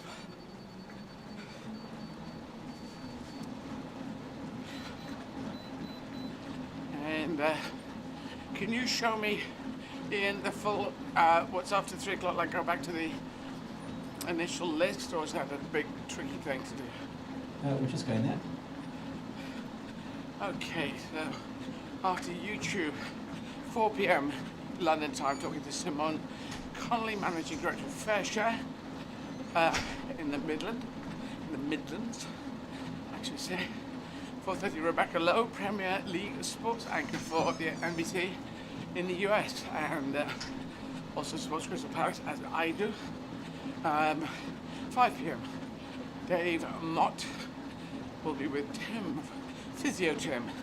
Dave Mott's an ex-England under 18 football physio from Bournemouth. So there you go, the Bournemouth physio mafia. Maybe that's too strong of a mafia. And then Jon Snow, news anchor for Channel 4 News, 5:15 London time. So we can talk about COVID situations, how they get on, making the news still happen in that, and also 6th of January 2021, a day that will live in infamy in Washington DC, alongside another one. So yes, if you'd like to donate, eddieizzard.com, you can get through there.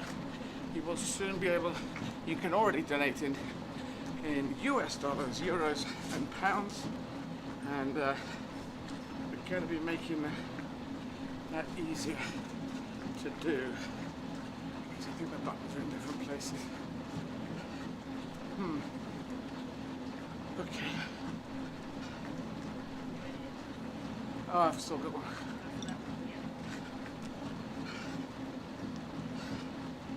Yeah, 56.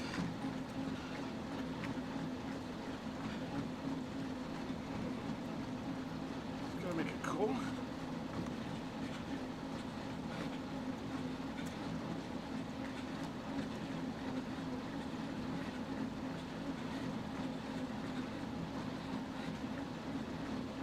I know, it's me running along. I'm just funny, I think Phil might have called you about trying to get it so that we can donate, so people can see the, easier, as opposed to,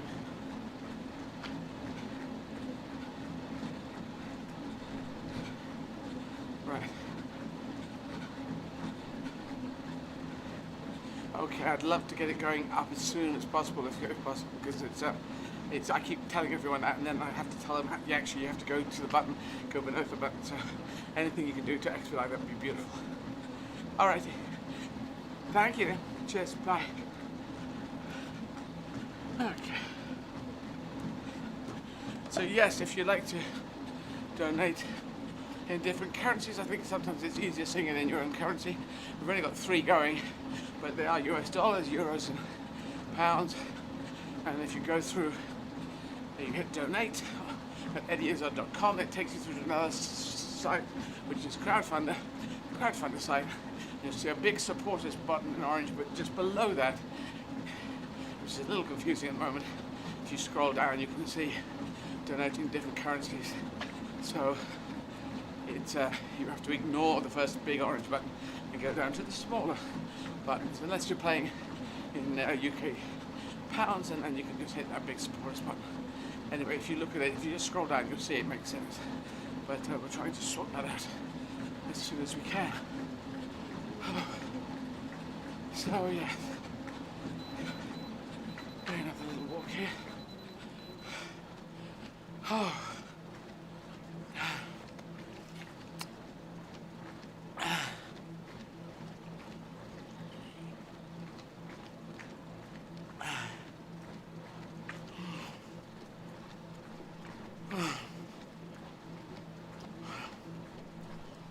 So, 11th marathon, you can get beyond tired. You can get to a place where I'm just knackered. But I can't think, there's an interesting thing on this psychologically. I never think about packing it in. That's not on the radar. If you do have it as an option, if it comes up in your brain as an option, then at some point you're going to lean on that button. So it's not an option. But there's a longing for it to stop. People say, I must love the running. Well, I love the stopping. Stopping is great. Walking is great.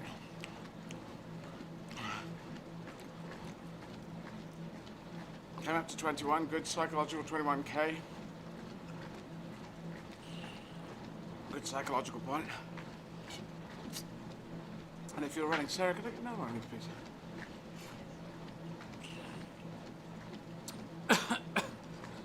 If you're running, it's what was I going to say? Yeah, well, I run and then I walk and then I run and then I walk and just keep it going. And I listen to my body because the calf, lower calf, the outside of the foot was talking to me. Now it's talking to me less, more quietly. It was going, hello, what you doing? I'm going to hurt you. And now it's going, okay, I'm still here, I'm still mucking about.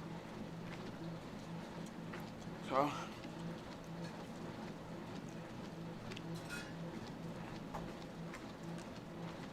I'm just hanging in there. Now tell me, Ian, is Donna close or? We're just having a couple of difficulties getting the audio through, Okay. but as soon as she's ready to go, we'll put you through. Yeah, just keep me posted. Yeah. So I'm not out on the limb. Huh.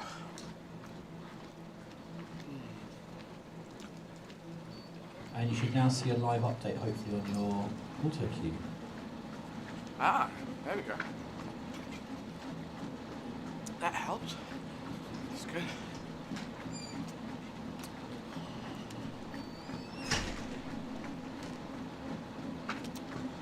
Ah.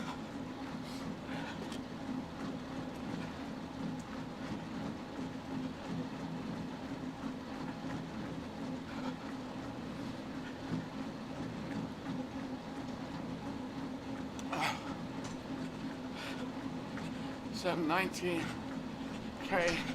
19.5K at the moment, and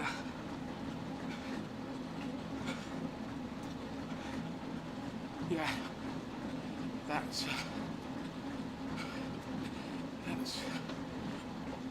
getting close to 21.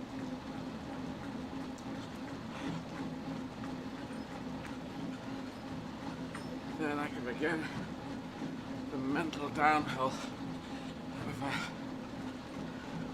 having gone through the halfway point on a marathon. Just coming up. Right foot's still playing silly buggers with me, actually. And I'm gonna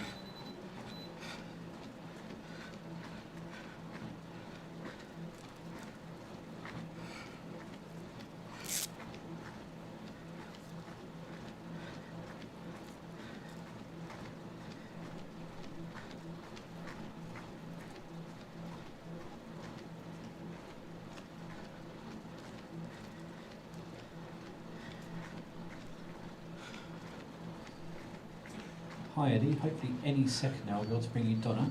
Okay.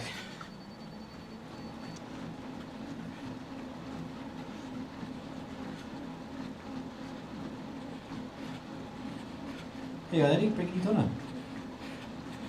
So, Donna, hi. Hi, Eddie, how are you? I'm very good. You're very clear. We were having little technical problems, but now we're talking to you. So, Yeah. so Donna, I'm going to say again, I've got a little bit of information about you, so I'll read that out. You'll obviously know this information. Well, some of it could be incorrect, and you can correct us on the way. And then your image has just gone out, but I assume that's just because of it's going to flip out and flip in. Is that right, Ian? Is that just a? We're just having a look. Anyway, can you hear me, Donna? Can you hear me? Donna, can you hear me? I think we'll just take Donna out for a second, we'll get her back, and I'll bring her back to you. So we just got Donna, just lost Donna there. It's very clear as a bell.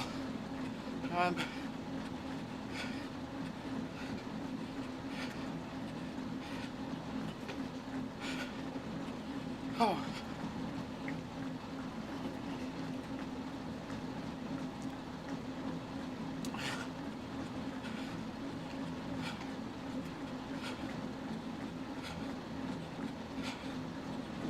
So, yes.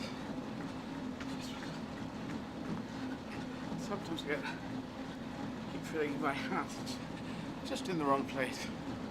Now we can see Bratislava, behind us, and I ran through it. But I've seen a video earlier. I might show that video again actually, because I liked it. Because it was February, just after Crimbo time, and they still had Crimbo stuff in the windows. I think you joined me on the bicycle. Do you remember that? I did, yes. Yeah, I got a bicycle. Yeah. The good thing about showing the videos is we get right back into the city and go, ah, yes, yes. You know what I mean? You can see it's nice to see the topography of the land. Oh, yes, I absolutely remember. Yeah, I remember cobbled streets. There yes. was a lot of cobbled streets, which was interesting on a bicycle. But... And there were people around, and people shopping and visiting, and it was quite cold. There were certain places I worked I could run, which was less blowy. But did we keep getting a coffee was it a coffee or a hot chocolate or something in the little cafe that was en route? We did a few loops. I would do a stop, and I was trying to think, where was that place? There were some cafes I went by and I thought, it'd be nice to stop there. And there was an English family, British family, could be an English family, who said hi and seemed to know about things. And yeah, that was good. And I like Christmas stuff in the windows. It's always nice. Yeah, no, I think that, yes, that family, I remember they came out of a very nice looking coffee shop, which I don't think was the one we stopped in, but... yes, no, that wasn't the one we stopped in. I can't remember the one we stopped in. I think that was at the bottom of the hill, and there was a coffee shop at the top of the hill. And sometimes we would do the breaks at the back of the hotel, but... Yeah. I'm not sure if that was what happened. Yeah, no, I think we were just doing like a little pit stop, I think I remember. But yeah, it was lovely. Yes. Lovely buildings. So I hope you're having a good day today in Bratislava, in Slovakia.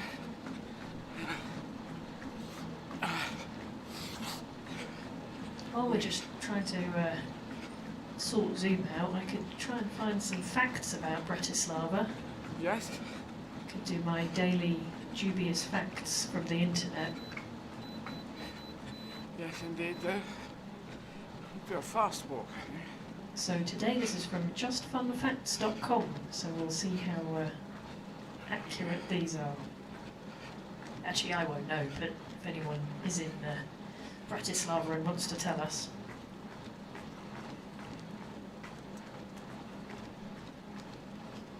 Okay, so first fun fact, Bratislava is located on the borders with Austria and Hungary, making it the only national capital that borders between two countries. Ah, yes. Yes. Yes, that is interesting.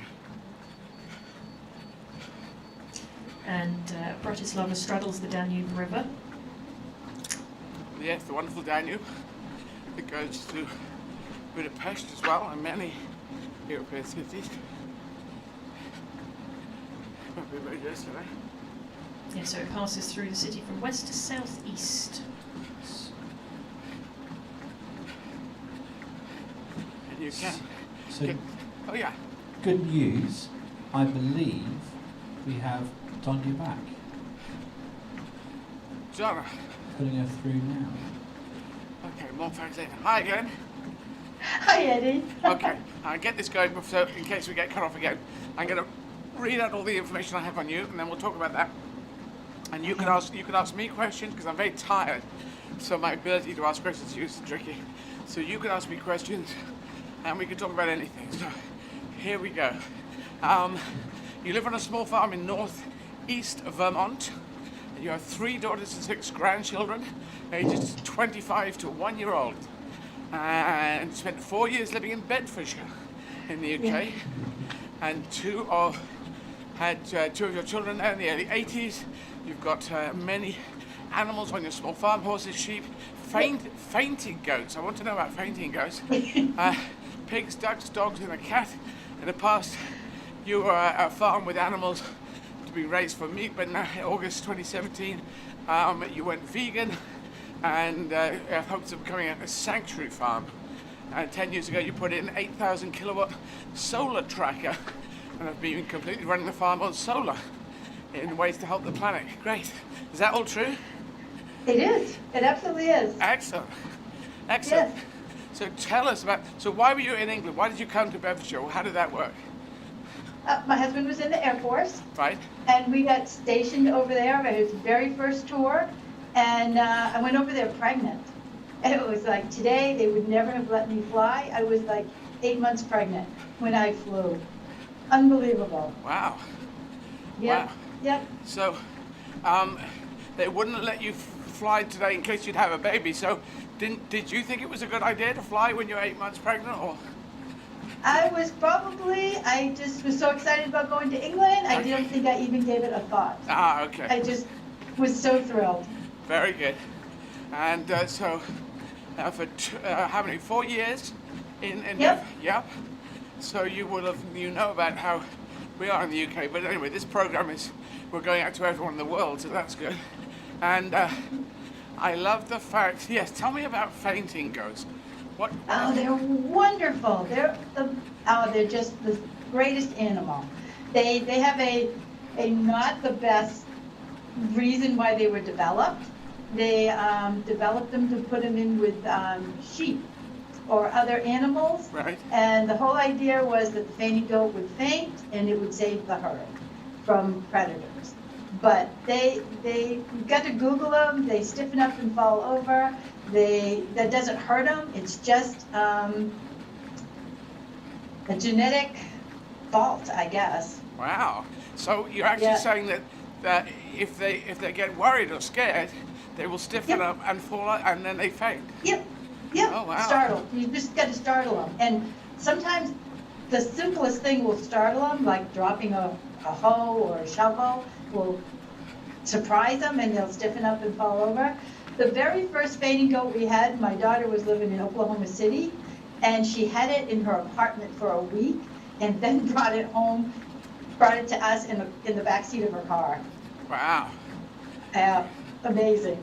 Crazy, the fainting goats, and pigs and ducks and cats and dogs. So a complete farm. But now, and you're heading towards becoming a sanctuary farm. You're not yet set up, or do you have to? No, we're not. No. But do you have to apply for permits, or is it just a case of getting yourself set up financially in the right way, or the financial model, or what? I think you have to. That's what I'm just starting to look into. I think you have to file paperwork for it. Right, gotcha. Yeah. I understand. And the solar tracker, that sounds good, because someone might have thought you'd be looking at compost or manure or something to be running the energy, but solar tracker sounds good, because I assume more and more people are going to be having solar panels and running things with solar. Was it easy from the beginning? Was it expensive to set up? We had to come up with a down payment of about $4,500, and then we leased it for 5 years, and then we bought it. But it balances out. I mean, what we were paying the utility company was what we were paying in the monthly rental. Right. And I just felt that it was one thing that we could do to help. You know? Yes. I think it's going to take every one of us, not just a group of people, to change the planet. I really do. I know, I really do too. We have to change the mindset on things. So Yep. It's brilliant you're doing that, and now you can run everything in the house that you want Everything. to do, hot water. Absolutely everything. The only, we use an electric dryer, an electric cook stove, electric hot water tank. Everything's run off electric, except we have a wood stove and an oil furnace. But we usually use the wood stove more than the oil furnace. I take it your, well, actually, I don't take it. The vehicles that you have on the thing, are they electric yet, or are they still petrol? No, that's our next. That's where we're headed next, I think. Yeah, that'd be great. You could charge them up from the sun. That's kind of amazing. Wouldn't that be cool? That'd be beautiful. Because as you all know, the electric car was like, I remember for decades people saying, oh yeah, the electric car's coming, but the existing car companies won't let it in. They don't want it to take over from what they've got. And then the hybrids came, and after the hybrids, a lot of companies were making the hybrids, you thought, well, this is going to come, and now it's here, it's with us. It's kind of amazing. So that's where you're going. Very good. Yes, that's where we're headed. Yep. And how is the COVID situation with you in Vermont, where you live? Are people? We were holding steady at about 20 cases in our county, and this yesterday, we're up to 300. Oh my God. But yeah, my husband and I pretty much quarantine and just, self-isolate. Yep. Just because it's safer, and it's not worth the risk. No, absolutely. Absolutely. And Yep. And so, hopefully we will get through this again. As you're saying, we need people to help on using the solar power, helping around the world, but also on the COVID, people working together. I know in the whole of the United States, it's quite a fractured thing. Some, well, we won't get into Donald Trump, but some, I think he has devolved all power responsibility to governors and saying, you decide, I don't want to deal with this. And so some people are trying to do a good job, and other governors are taking a different approach, which is maybe so successful. But we are very much aligned on Donald Trump, though. Right, very good. Yes. You and I are, yes. Yes, he does seem to be the most unhinged person that Oh I've my ever God, known. there's so many adjectives. I know it is. It kind of devised. You couldn't really take the mickey out of him, as we say. No. Poke fun, because he was so beyond that. He'd already done everything he was doing was just so wrong. Yeah, he's exhausting. Exhausting, yeah. So He is. on the 20th, he will be gone, I believe, unless he's going to incite those rioters to do more things. Yeah, insurrection. It's not a good place. So I do hope that people of America can have a good 20th of January this year. And what's the temperature up where you are? Is it? Do you have snow? Is it freezing? Because I know you're quite far north, Vermont. We are. We're very close to Quebec. We have snow on the ground. It's about, 25 degrees. 25 Fahrenheit. Yeah, Fahrenheit. So freezing is 32. Yep. So you're below freezing. Yeah. Yeah. And is Vermont the location for White Christmas, the film? Isn't that what Yes. it is? Yes. That's you. Yes, you're right. Okay, so now we know, even though that was all sets when they got there and did it. I just watched it over Christmas again. Did you? That's a wonderful movie. It is interesting. They, I like the behind the scenes thing, because it has a cheesy quality to it. But, and the fact that Rosemary Clooney's character is told something bad about Bing Crosby, and he goes and says, is it okay, everything okay? And she never says, hang on, you're a really bad person. She just goes, oh, I've got to go, She never just calls him on it, because that would save, you'd have a much shorter film. And she'd say, that's true. you're really bad, aren't you? And she'd say, why? I'm doing a good thing. But you did this. No, I didn't. Oh, you didn't? Okay. And that would be 5 minutes. In fact, it's like about a third of the film. With, oh my God, what's going on? I'm going to have to go to New York and track her down. And then it gives her emotional turn, where she watches it on the news. She watches the program and then she comes back. So, and there's also, I was watching the iTunes extras. This is a thing for someone who lives in Vermont. And they did the final White Christmas song, and the song had been out for ages, so it was already a big hit. So they did this song, and there's bits of it, there's lots of people involved, there's young boys and girls dancing in the front, there's a big Christmas tree. Yep. And they shot it all, and then they'd essentially finished the film, and, sorry, there's a big noise going here. Sarah? Oh. Can you still hear me? We've got a truck going. I can. Okay. Yeah, I can still hear you. So they shot the whole thing, right? And then the director came up and said, we've got the king and queen of Greece here. Now, this is the 50s, and there was no king and queen of Greece. This is a deposed king and queen, and also, I'm just not into monarchy. I don't think America is. Yeah. It's kind of interesting, because America fought to get rid of monarchy, and they said the king and queen of Greece, who were no longer the king and queen, are here visiting the set. We're going to reshoot that last scene as if we haven't shot it. We're not going to tell them. You're going to go through the motions so they can see the last scene being shot. They're going to think it's being shot. And Bing Crosby leaned over to, I think it was to Rosemary Clooney, and said, I'm not going to be here. He just said, I'm out of it. And so he left. He went over the wall. He just went off to play golf. So you didn't know that. You don't see it in the film because they'd already shot the film. So it was just the reshooting it, and all the other actors, Danny Kaye included, Rosemary Clooney, felt they had to stand there because the director was saying, and restage the thing they've already got. It was kind of a nonsense. But Bing was not there. There was no Bing Crosby, and his voice was being sung by no one in that bit. So I like the stories like that. I like the reality of that.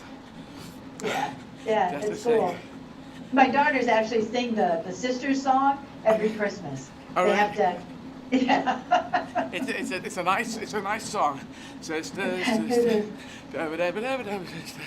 And if you watch the film again next time you see it, next Christmas if you see it, when Danny Kaye and Bing Crosby do it.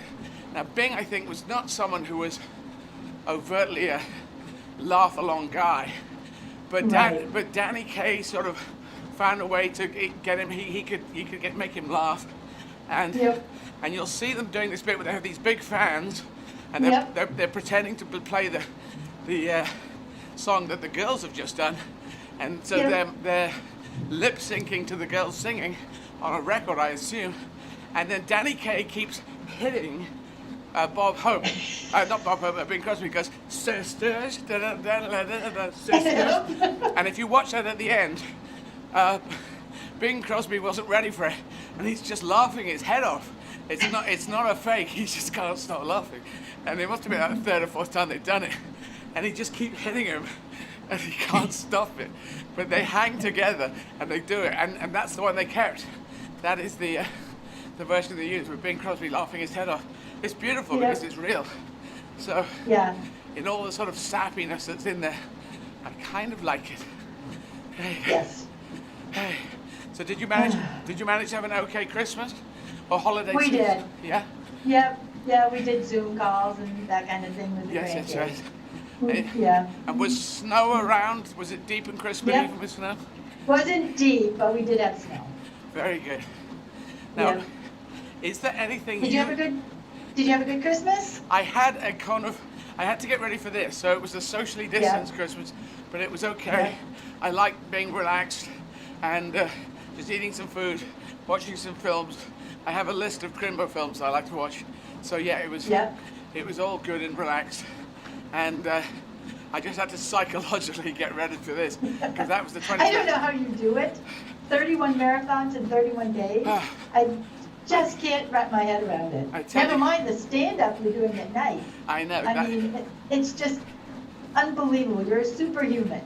Well, I say that I'm not superhuman. I'm ordinary human, but determined human, as opposed to superhuman. But I think we can all do more than we think we can do if we put our minds to it. If we're motivated, we will go and do amazing things.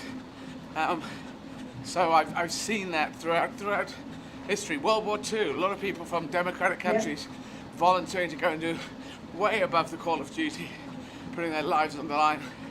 And so yes, I just have to keep soldiering on. But if I'm talking to someone like yourself, then it's good, because I'm now sitting in White Christmas, because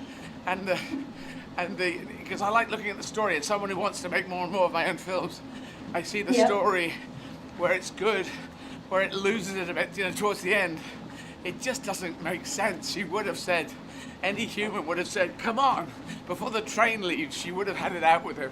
She wouldn't have just let it hang. It's true. And good point. Yeah, I know. It's these things. I look for the holes, because if they could have mended it, what they needed to do actually is not have him at the train with her. There's the fix, because Rosemary Clooney is pulling away in the train, and he's there saying, what is there a problem? What, did I do something wrong? And if that wasn't there, if the scene was there and she's pulling away, and she's going, you're just a really horrible person, he's saying, I did what? I didn't do anything. Just that would be more believable. But anyway, Anyway, I'm Yeah. picking holes, but anyway, I still watch it. So that's good. All right. Now, is there anything you'd like to ask me? You don't have to ask me anything, but if there's anything you can, because I have to very soon jump off and go and talk to YouTube people about questions. All right. I do have one question. Yeah. We went to England for a family vacation year before last. And is there any place in England, because we're talking about going again this year, or when we can with COVID, is there any particular location that you particularly find really, really nice? This is yes, a tricky question. I think there's a lot of lovely places in England. Do you want it near London? It's beautiful. Do you want it near London, or it doesn't really matter? It doesn't matter. Well, because we actually spent a couple of 3 days in London last time when we were there. Right. Well, Yeah. I grew up on the south coast, and that's Eastbourne, Bexhill. Brighton is more buzzy. Eastbourne's kind of more sedate, but they have nice sunshine there. If you go further west, down towards the southwest, that's very nice. Well, the South Downs here, I'll recommend that. It's not. I don't think you should necessarily go there, but if you happen to go to a place, we have national parks, like you have national parks, and one of them is the South Downs, and it's very beautiful, and kind of barren, and there's not many buildings built on it. You can't build on it now, just old farmsteads and existing buildings from before.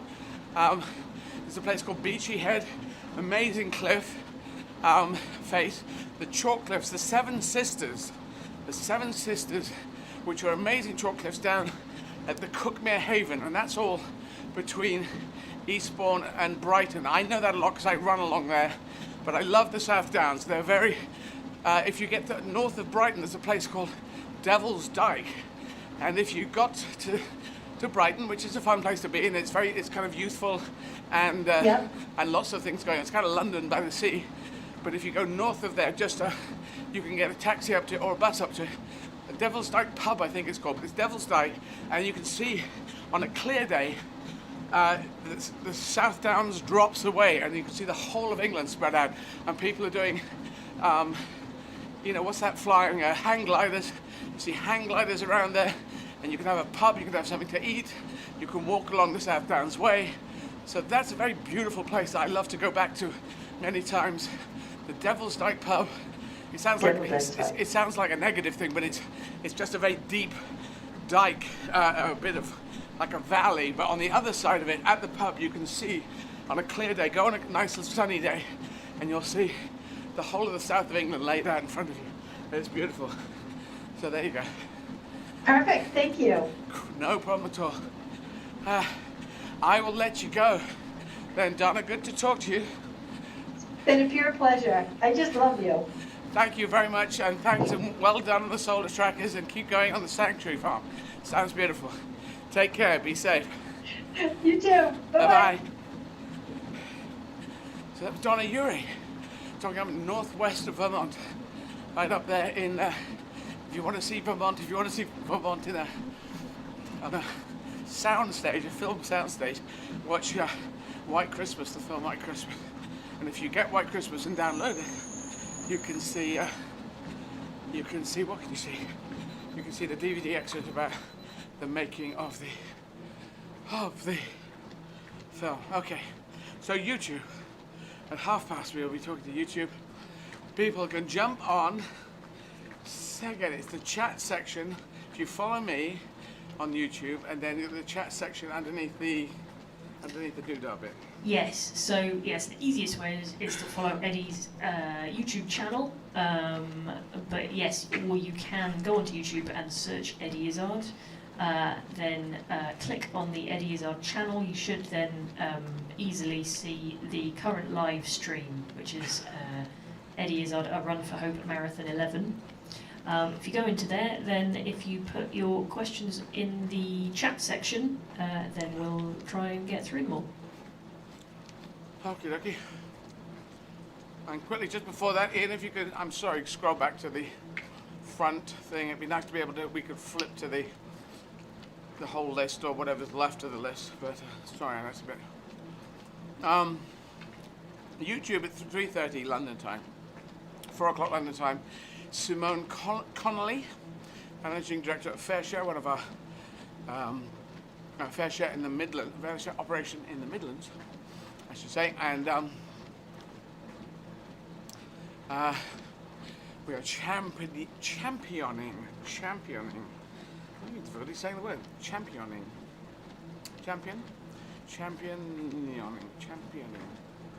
maybe it's a difficult word to say. We are supporting, let's go use that word. We are supporting and promoting 5 big charities, one of which is Fair Share. That's at 4 p.m. London time. 4:30 p.m. Rebecca Lowe, Premier League sports anchor for NBC in the US. So Rebecca is a woman. Obviously, must be probably an ex-football player, if not a football fan at least, promoting bigger sports, and she's the anchor as well.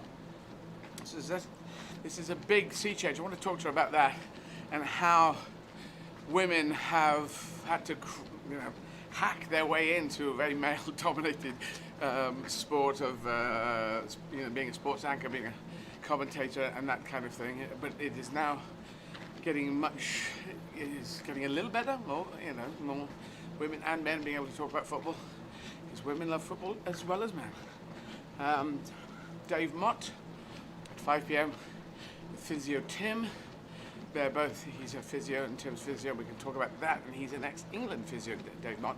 And then Jon Snow, news anchor for Channel 4 News, at 5:15. Need an S on the end of Channel 4. Channel 4 New is just very brown, shiny. Channel 4 New. If you see that, Ian, I don't know if you do, but there's me being particular. You see that, Ian? You there? You just a little bit. Hello, sorry. You see the 5:15 Channel 4 News. It's an S. Hi there. Ah, yes. Just a little S. I know, I get pedantic about these things. It's fine. We copied and pasted without doing. Ah, that's been sent to you by people who have made typos. Just like to keep you on your toes. There you go.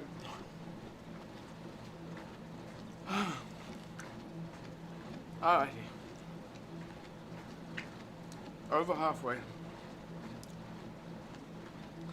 on the downward slope. Stephen Cousins is with us.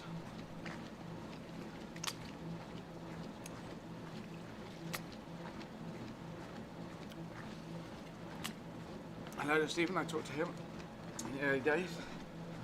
Going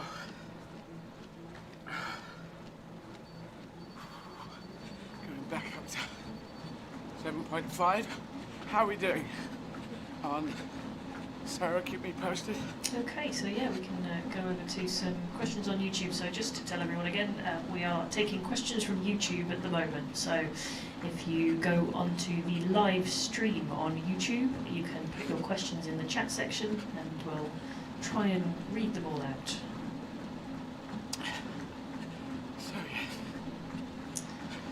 So let's start off. Oh, can I say one thing? Can you make it some safety pins? Can we order them for a delivery at some point? Mm-hmm. That'd be great, thank you. I'll add it to my list.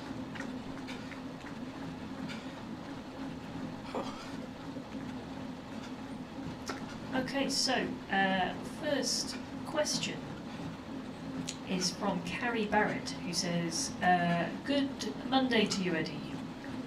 Question, how do you keep weight on during this month of running? I fear you will disappear. She says, love to you. Carrie, I have no problem keeping weight on. I look a bit lettuce leaf when I put weight on. So that is never a problem. It's usually how I'm trying to wick weight away using a wicky thing. But yeah, just trying to get the balance right on food is the thing. And yeah, I leave it to Physio Tim is in charge of my food. So that's how he does. I just get presented food, which is kind of nice not to have to worry about it. I've got so many stresses, but maybe one big stress, well, 2 big stresses every day. Get this thing done, and then get the gig done. And tomorrow in German, the gig on the 12th will be in German. If you're a German teacher, speaker, German or Austrian citizen, I will be running a virtual, running Vienna. virtually. Running a virtual Vienna. I can never work out what's the best way to say that. Running a virtual marathon in Vienna. And on the 12th, which is tomorrow, so 7 p.m. tomorrow, my gig is Alles auf Deutsch. So there you can see where I get to. How will it be? It'll probably be a bit scrappy, but I'll get it done. Anyway, yes.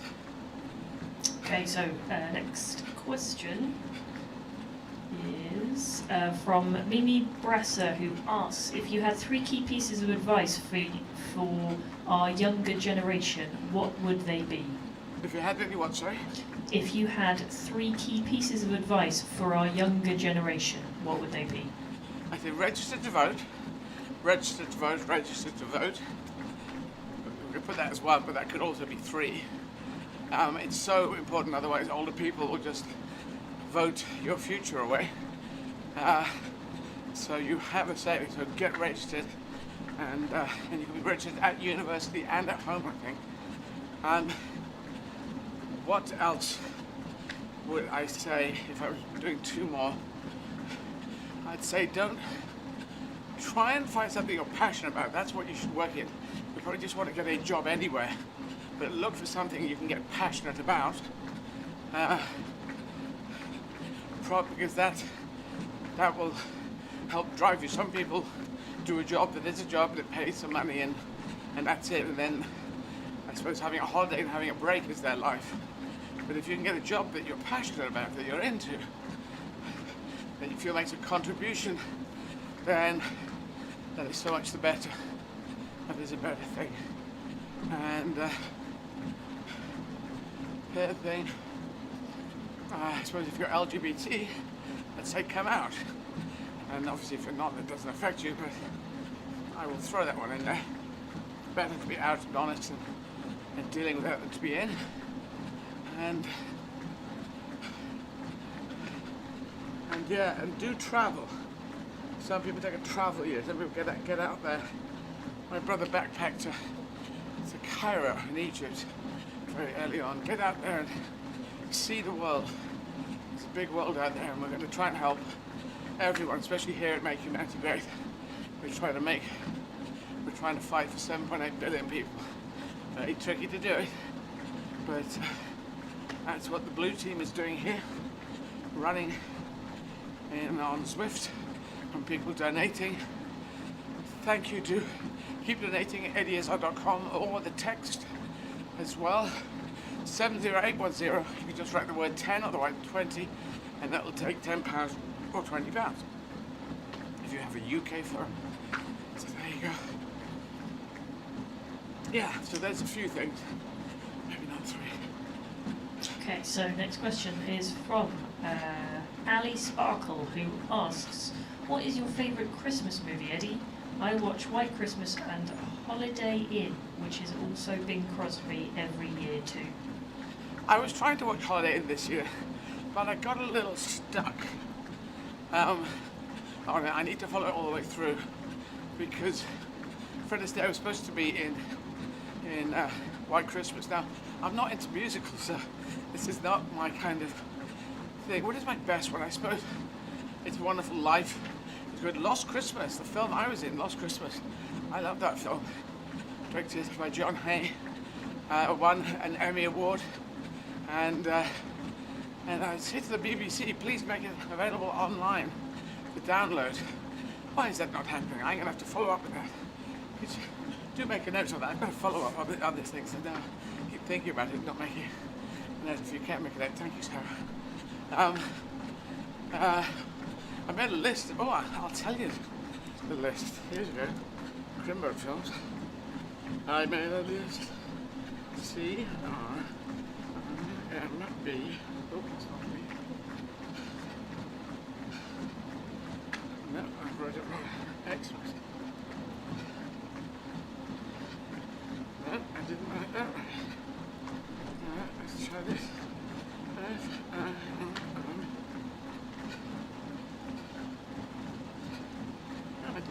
Oh, I put naked.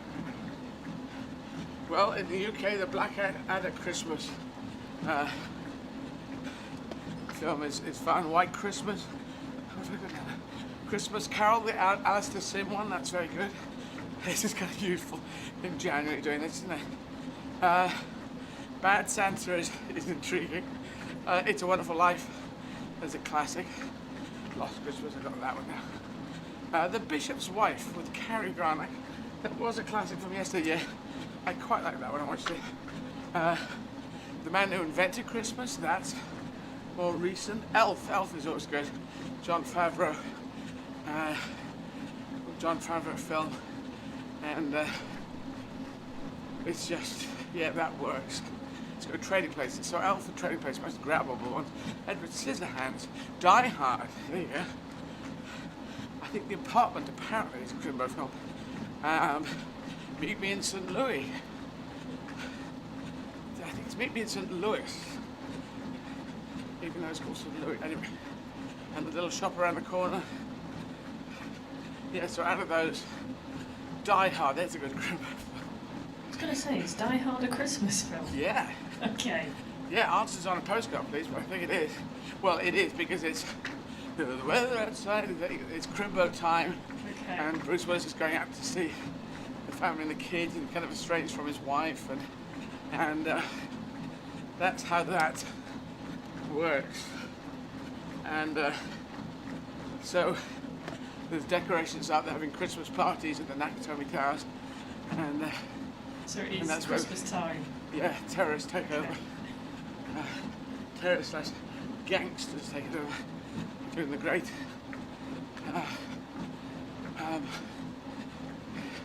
It's great. It's just great actors in there, and it's just, yeah, it's really, I can sort of semi-recite it,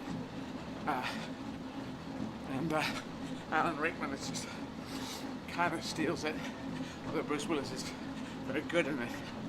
But Alan Rickman is almost like a double header, and but Bruce Willis captures Alan Rickman very early on. And Alan Rickman, who is essentially a German guy, going, "We'll take over this place. We're going to do this. Going to do that." As soon as he's captured, he goes, "Oh no, God, you got me now. You're one of those guys." He sounds like he's. Oh, what, he's not German anymore? Yeah, he goes in an American accent, and I just work here. I'm trying to get away from the so the he's people. deliberately doing it. Okay. Yeah, right, which is kind of, Rickman could do that because he was great. I knew Alan Rickman. He's a fantastic guy, and so wonderful that he had he played Snape and have that as a legacy there. Who was turns out being a great hero. Snape, who looks like he's the bad guy, but he's not. Yeah, he was fantastic. Yeah. Yeah. I was doing Dead and Death of Jorgen on Broadway. He came out every night. We'd go to the same eatery afterwards, and Angus McIndoe's place, and he turned up one day and he was there, and we were all eating, and at the end of it I said, I don't know how I worded it. I tried to word it nice. I was going to go, I can get this. I said, I'm going to get this, but you getting paid all right in doing Harry Potter? And he said, yeah. I said, why don't you get it? And he said, yeah, I'm going to. It's not a problem. So, because he'd already said, it's, go up to the Half-Blood Prince. And he leaned over and said, and I'm the Half-Blood Prince. So he liked the secret that he knew. So, so that was at the time that was a secret. Yeah, so I think it was before it would all come out. Oh, okay. I think the book was out, so people knew that Half-Blood Prince was there. Maybe if the book was out, they would have known. But anyway, I think it was ahead of the game. And I am the Half-Blood Prince. That's a great line to be able to drop, isn't it? As you leave the restaurant. You did the Four Yorkshiremen sketch with him as well. I did do the Four Yorkshiremen sketch with him. Yes, it was Four Yorkshiremen and me and Jim and Harry Enfield,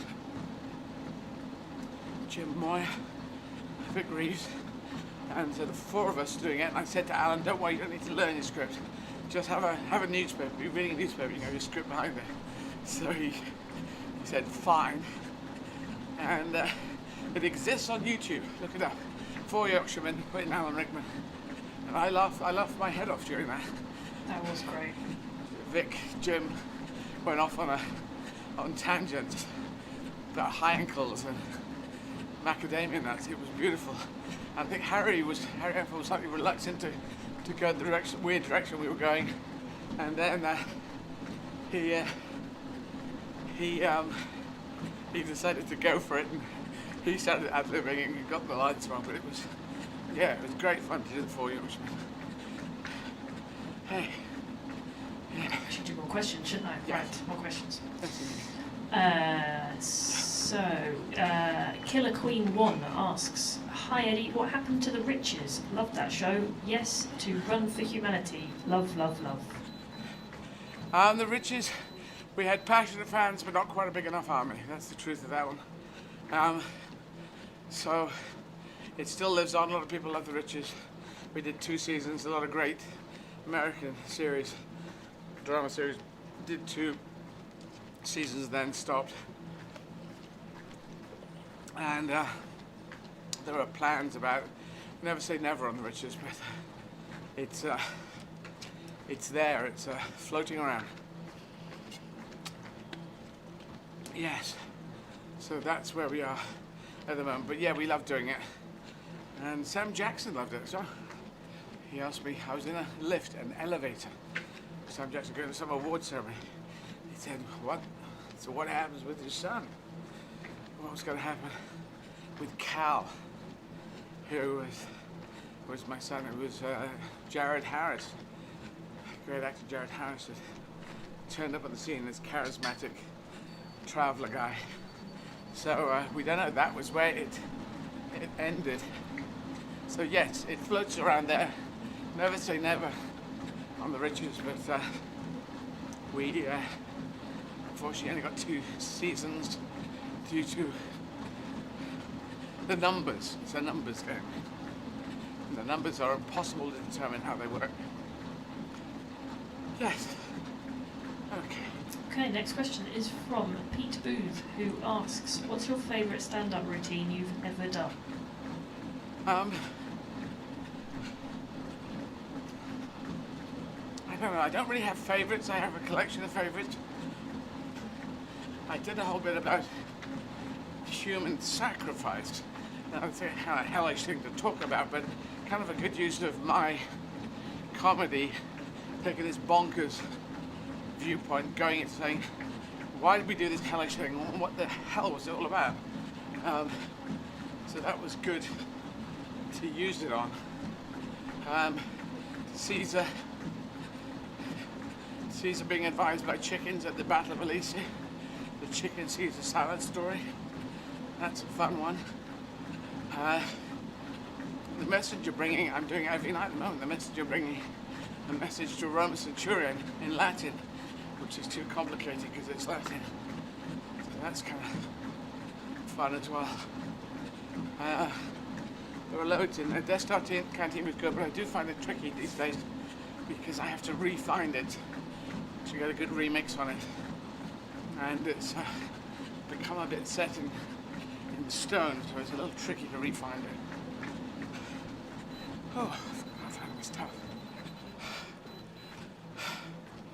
Yes, next question, please. Okay, next question is from Elise, who says, if you were stranded on an island, what would the top books, movies, CDs be that you would bring? I'd just bring a Netflix account. Yeah, That's one streaming account. I don't know, films. Yeah, the top 10. I think Great Escape would have to be in there. I put Guns of Navarone in there, and I would put It's a Wonderful Life, and Robin and Marion, Sean Connery, the Robin Hood story, the second chapter, the last chapter story. Audrey Hepburn as well, came out of retirement to do it. A Lion in Winter, that'd be in There'll be loads of them. Loads of them. Das Boot, I could put in there as well. Very good German film. Yes, there would be many. Books, less so, but the first book I got was Alice Through the Looking Glass and Alice in Wonderland. You flip them over, so I quite like to have that just to remind me of the first book I ever got. Can you tell me about, there was the Python record as well, where it had 2 grooves in it, so you put the... Yeah, Matching Time Handkerchief. Yeah. If you happen to get a vinyl of Matching Time Handkerchief, then it goes, one side's got 2 tracks on 2 separate tracks. Stephen Cousins asking if I'm on Zwift if I'm playing games. No, I'm tired, Stephen. I'm very tired, and my right side hurts. I'm just trying to keep it together. So, if that's what you're asking about,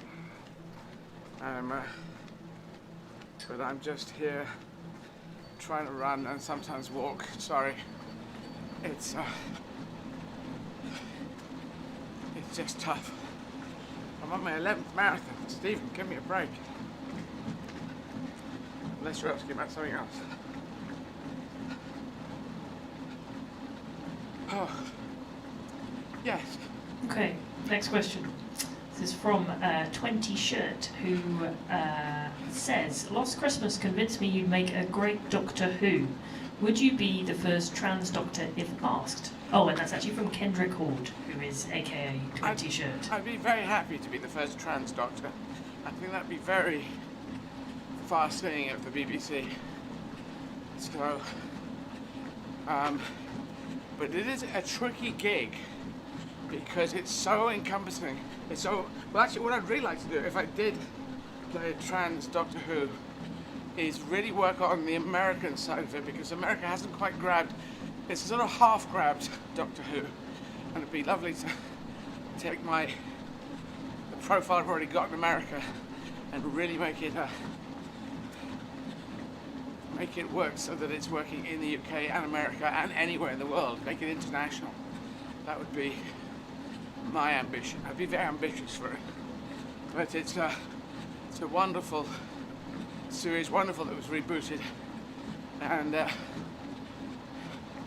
but the tricky thing, I've analysed it, if you come out of Doctor Who, there's so much swirl on Doctor Who that then you have to kind of re-find yourself in it. If you're already established as an actor, it's better. So I am in a place where I feel I'm more established as an actor.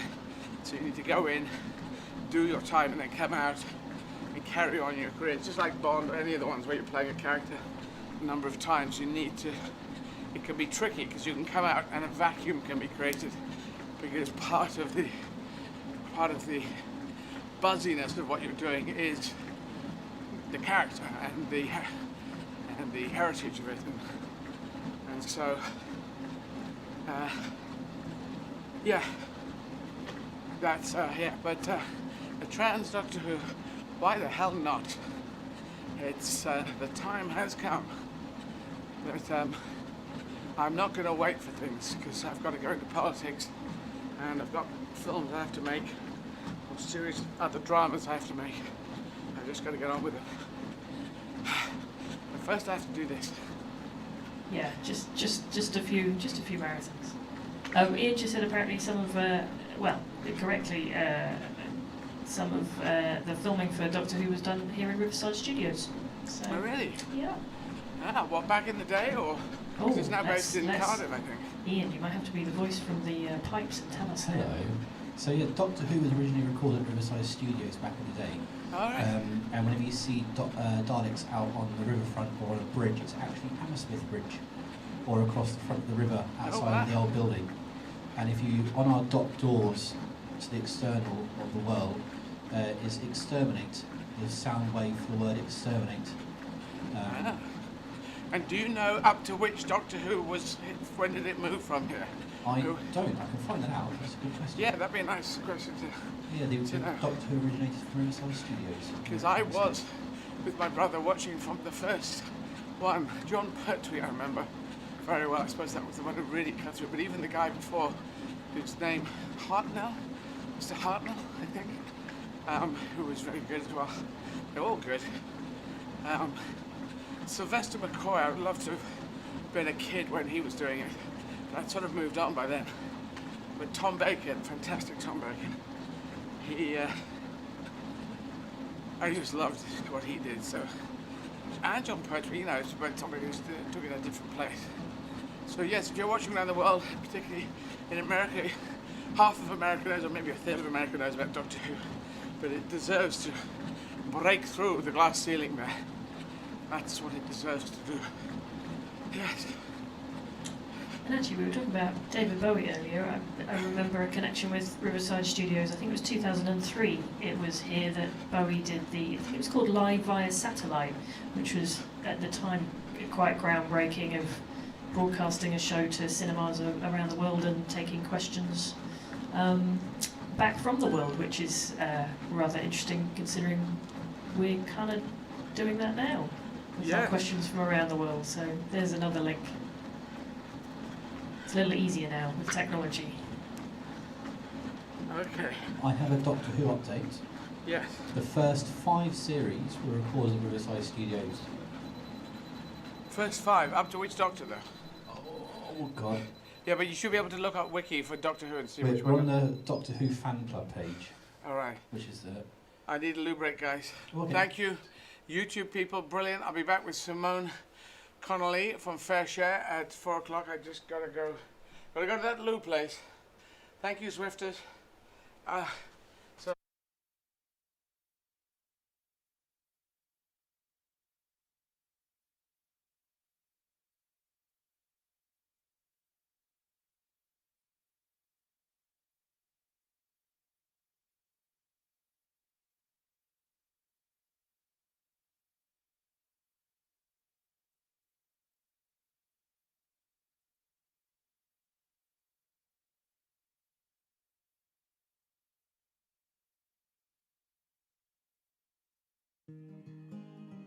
Shockingly, over 2 million tonnes of food a year is wasted within the UK supply chain.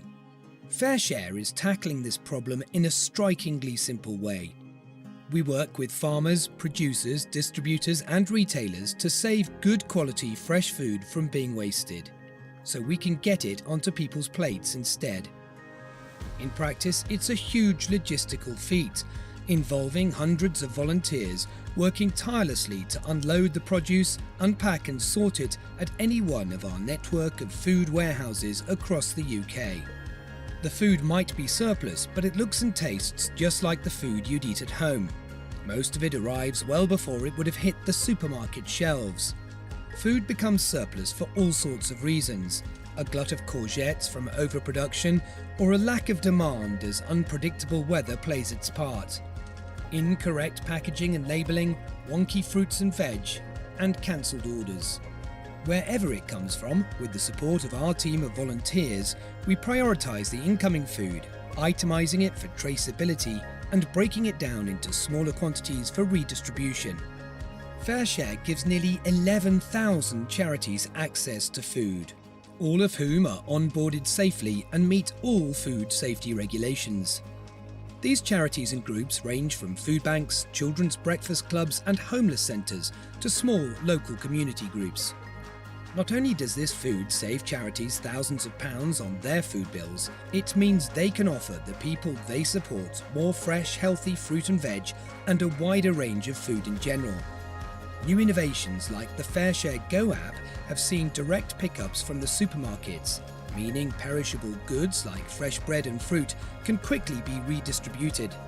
Fair Share is more than meals though. Food brings people together. It helps local organisations tackle loneliness and isolation within their communities, or help connect struggling families with the services that can support them. It's such a simple concept. Food that could have been wasted is instead used for good.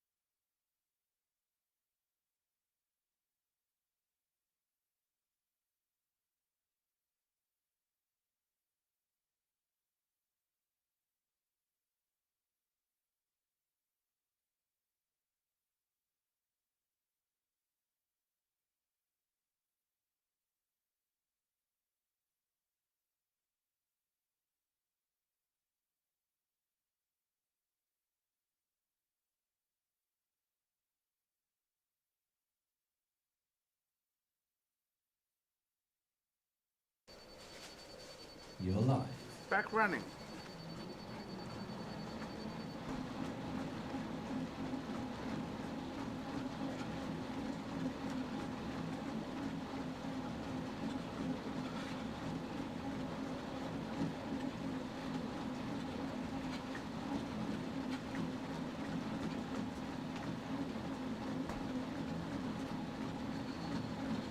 So, tonight, 8 minutes behind schedule. Probably means I go, oh yes, I'm ready to talk to Simone whenever Simone is ready. Okay, putting you through now.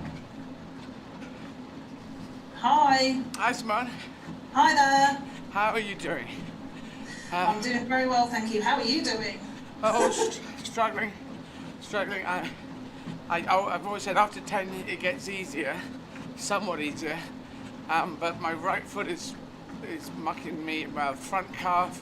It's not been too bad today, so hopefully it's on the mend. The weird thing is you have to mend things which are sort of feeling damaged or niggly or whatever, and normally you would rest up, but you don't rest up. So No, what you're doing is amazing. thank you. It's There's not many people that could do this, that's for sure. well, you know, I'm just a determined bastard, that's me. So now you're managing director of Fair Share, of all of Fair Share, are you? No, not quite all of Fair Share, but director of Fair Share Midlands. So Fair Share Midlands is the biggest regional centre across the Fair Share network. But no, Lindsay Boswell is the director of CEO of the whole of the network. So I'm not quite that far up just yet. No, I was reading of Midlands, and then suddenly the title had come up and it hadn't got Midlands on it, so I thought you've been promoted. No. Thanks, Eddie. Tell us about everything. I'm so knackered that even though I'm supposed to interview you, you need to interview me and tell me everything that you need to say to the good people out there about Fair Share, one of the charities we are championing and supporting. So you tell me everything. Ask me any questions you want, and I'll try and ask you a few questions on the way. And we'll do it that way. Is that okay? Because I'm just knackered. Yeah, absolutely. Okay. So I think with like most charities out there that supporting individuals that need support, at the minute it's really difficult. Operating a food redistribution business under the guidelines that we should be operating as if we've got the virus is really challenging.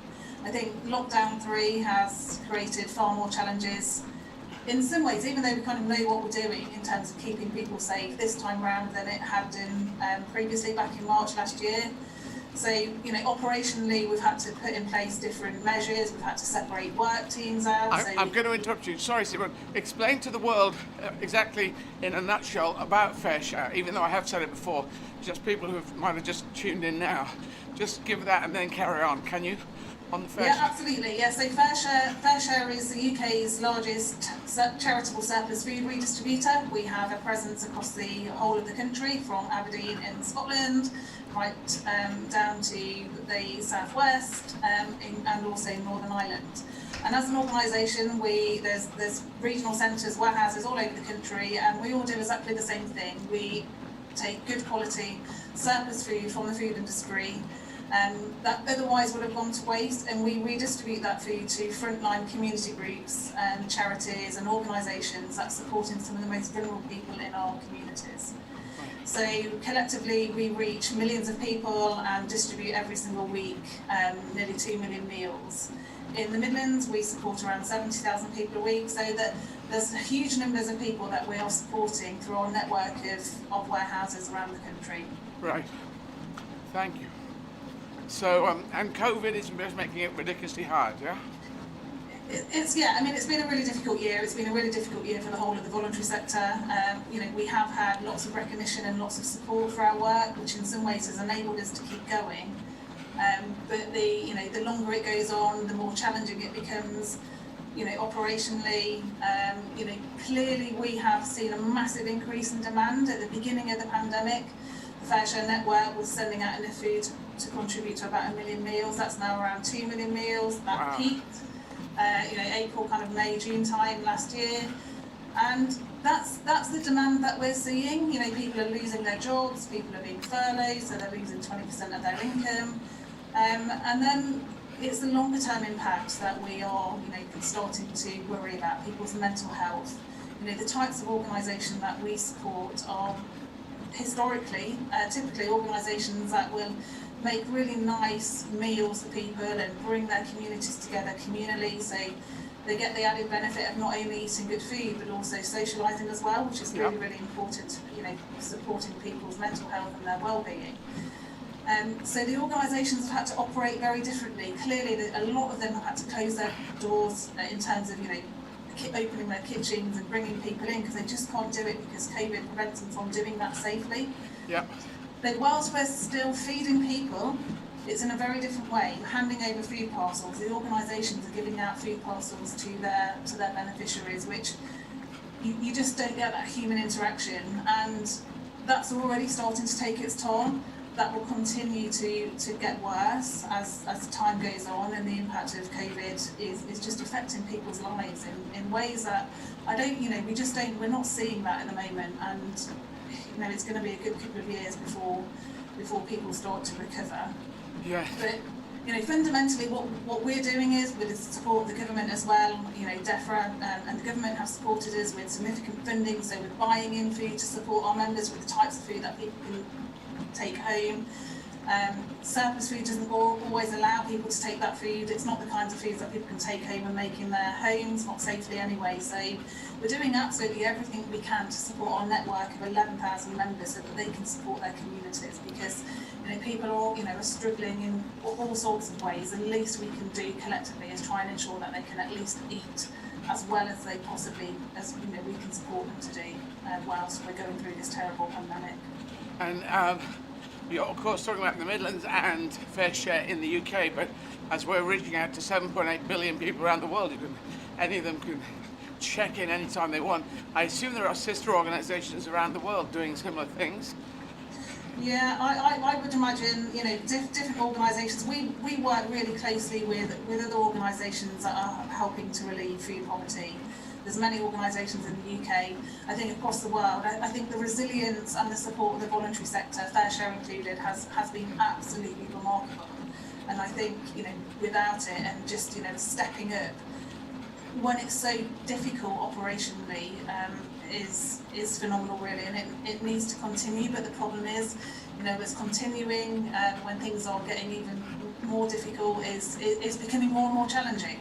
So we've got to keep our people safe, we've got to keep the beneficiaries safe, we've got to keep our doors open, you know, we've got to keep food going through, but it is, you know, it is getting worse. So the support of, you know, what you're doing is fantastic, because it's raising awareness. That's, you know, the more people that know about what we're doing, the more support that we can get, the more we can do. You know, challenging, yes, but you know, it's, you know, we cannot have enough support to continue doing what we do, and to ensuring that people out there that need support now but will continue to need support, we can keep pushing that out there. And I know it's not exactly the same, but maybe it does cross over what Marcus Rashford has been doing. It seems an amazing thing, and is in a similar-ish area. Would that be fair to say? Yeah, I mean, you know, the work of Marcus Rashford has been fantastic. What he's done is, you know, which lots of organisations have failed to do over the past few years, is get the support of the government, essentially to support children that are on free school meals. And in this country, there's 1.3 million children that are on free school meals. So it's just a start, because there's children on free school meals. There's probably about 9 million children in the country that are actually living in poverty. In the Midlands alone, there's 1 million children that are living in households that are in poverty. So that's households where children just aren't eating properly. Right. Choices are being made between, you know, can we keep the house warm, or do we eat? So there's a massive gap. It's a start, it's fantastic what he's done, but certainly organisations like Fair Share and our members and other food distribution and food poverty organisations need to do so much more. So we'll continue to keep campaigning and lobbying the government to get the, you know, more support that's going to be needed. Poverty is getting worse. You know, the government actually said, you know, they've got to get the economy going again, because, you know, the gap between rich and poor is going to get worse. too late for that, and it's certainly not going to get smaller in the next few years. I know, and what anyone thinks about Brexit, of course I'm against Brexit, but this insisting it happens right now is making it even tougher. But that's Boris Johnson, what he wants to do. So I'm just going to fight against that. Because I mean, the timing was awful, really. Yeah. But you know, it's what it's what we're faced with, and we're going to have to pick up the pieces, aren't we, for a long time. Yeah, I'm just. Well, I say to people, this is my thing: is at a time when some people are making separation and retreating into isolation. I say at this time we need to make even stronger connections than we have before. That's why I'm doing this. Sorry, Sarah, I just had to get your attention on that because I'm running out of water. Sorry, I'm running out of water. And yes, it's make even stronger connections than ever before, because you cannot put in change rules about how our minds work, how humanity works, and reaching out and learning from other people. It's what we do. We were 20,000 people 200,000 years ago, and now we are 7.8 billion. And I just feel that we have got to reach out, make stronger connections than even you were planning to before. Some people saying cut connections, I say make them stronger. I disagree with the whole Trump thing, the whole, you know, we're better than you, the nationalism, patriotism, yes, proud of your country, but my country's better than your country, I'm not into it. Anyway, that's more political. Now, I'm running on this. Are you, because I know everyone has to, it's good to move for your mental health, and we are still allowed to do that. So do you have a choice? Do you walk? Do you run? Do you cycle? Do you have, is there anything that's on your thing, or are you working too hard? Well, I have 2 boys at home, so clearly their school's closed, so 2 boys at home, so I try and get them out every day. It doesn't happen every day, but you know, I like jogging. I wouldn't say I run, but I like jogging. I think, you know, people that stick at home, you know, you've got people on the front line are having to go in, but it's doubly hard for people that are working from home and stick at home as well. You know, for their mental health, it is, you know, their well-being is very much a focus for organisations as well. So keeping people safe in the workplace, and then, you know, checking in on them and making sure that they're finding time for themselves throughout the day is really important. And it is a challenge, but Fair Share as an organisation is really supportive of that, and making sure that, you know, our staff and volunteers can get out when they, you know, when they can. Yeah. It is hard. We've all adapted, and I think have done a fantastic job. You know, Fair Share has, you know, more, like I say, more than doubled their support. So, you know, we haven't done that by, you know, staff not, you know, putting in all that effort, and the volunteers putting in, you know, all their time, free time, to support those that need it the most. But yeah, everything is just more hard. But you know, look at what we have achieved. Look at what the voluntary sector has achieved in terms of their response and their support, and you know, trying to remain connected in a COVID world is really hard. But it's, you know, it really is remarkable what the voluntary sector have collectively achieved since last March. Well done to you and everyone in the voluntary sector. It's just, it does keep the world going, and that is a very good thing. So people are wishing to donate. If you go to eddieizzard.com, you can hit the donate button, and if it'll take you through to the crowdfunding, and you can donate that, or with a text 70810, writing in the word 10 for £10 or 20 for £20, and that can really help. And where are you? Are you in the Midlands at the moment? Where in the Midlands are you? Yeah, I'm in the Midlands. I'm in Leicester, which has pretty much been in lockdown anyway since the first lockdown. We've never got out of lockdown, so we're kind of it's slightly different now because of the new transmission rate. But yeah, Fair Share Midlands covers our territory is from the east coast to the Welsh border. But like I say, Fair Share, you know, we have regional centres and warehouses all over the country, all supporting, you know, aiming to support the 8 million people in this country that are living in poverty. So massive need. We're scratching at the surface. We need to do so much more. We're redistributing, you know, like I say, enough food to support 2 million meals every single week, but that could easily go up to 10 million we still not be meeting that full need. So we need the support and recognition for what we're doing. And in a pre-COVID world, Fair Share wasn't nowhere near as well known as we are now. So in some ways, and absolutely justifiably so, COVID has helped raise our profile so people know a bit more about us and the great work that we are aiming to do every single week. But now we've got to grab COVID by the neck and get rid of it. And if the vaccine is there, please do take the vaccine. Some people wish not to, and that is wrong-headed.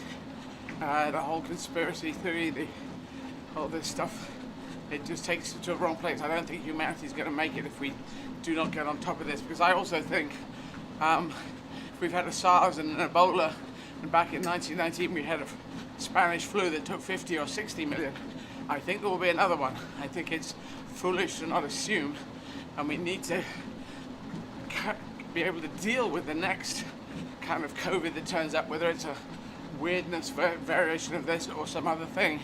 We need to be more set up, and for that, again, I say reach out around the world and have a world set up rather than this sporadic, nationalistic, oh, we'll do it in a different way to you. We need to learn from this, I think. So yeah, absolutely. It's my thought. Have the vaccine. We've got to, we put our faith in science every day. So people need to put their faith in this, and it's going to be a few minutes before we start to be able to live, normally, if not longer. But please, but anybody who's listening to this and got doubts, just don't. If you can see, how people are, everybody knows how people are struggling. But if you look at all the key workers, people recognise the NHS and retailers, but there's hundreds of thousands of people that are putting their lives at risk just to help people survive more than anything. So please don't try and get rid of those doubts. It's difficult because people have got very strong views. I know, but if they're not taking the vaccine, they're wrong. I'm afraid that's it. Boom, underline, end of story. You just got to take it. So do you think you're going to make the 31 marathons? How are you feeling about this? Well, what do you think? I insist on making it. That's the thing. I just keep pushing until the end. I mean, if things hurt, if things go wrong, I just soldier on and get it done. That's what endurance, humanity. I mean, I say this a few times. We're coming out as trans, as TV trans. The language has changed over the years, but when I came out in 1985, that was a tough mental thing. Think about the mental health part of that. I was struggling to get to a better mental health. My instinct said, you'll be in a better mental health place if you come out. I didn't think of it in those words, but looking back on it, that's what I was thinking. Let's throw on a dress, throw on some makeup, express myself, the side that I wish to express, the part of me that I feel is real, and no matter what people say and the vicious thing they say and the nasty thing, I'll just stand up to it and hopefully we'll get to a better place. So that determination there, getting through that, can make all this happen. Doing gigs in different languages and running multiple marathons are both linked to that. They're just, it's all up here. It's all controlled by up here. Keep going, soldier on, get it done. How many breaks do you have? Well, I can have breaks whenever I want, which is the nice thing. I can do that outdoors or here.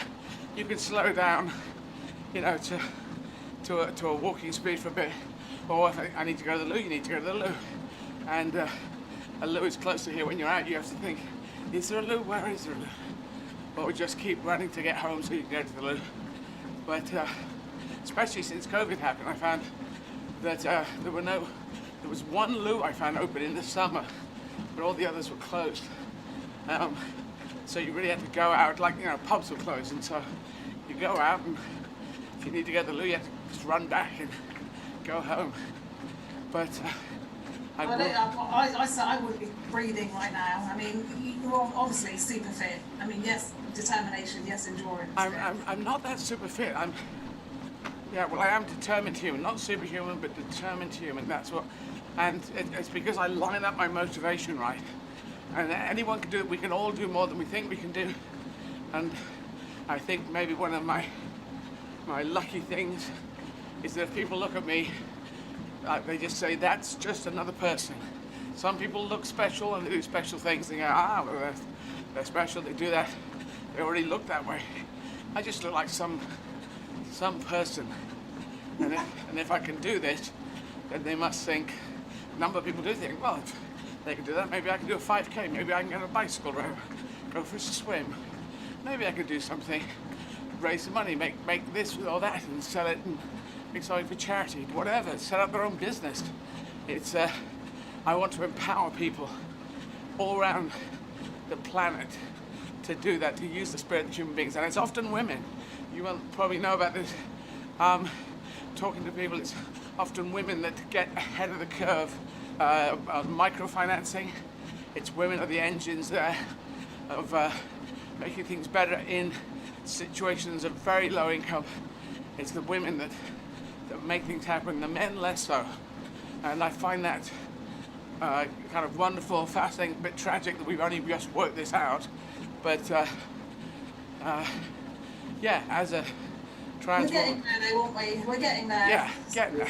Still a long way to go for, before we've even, achieved equality, but it's certainly heading in the right direction. Heading in the right direction. We're making progress.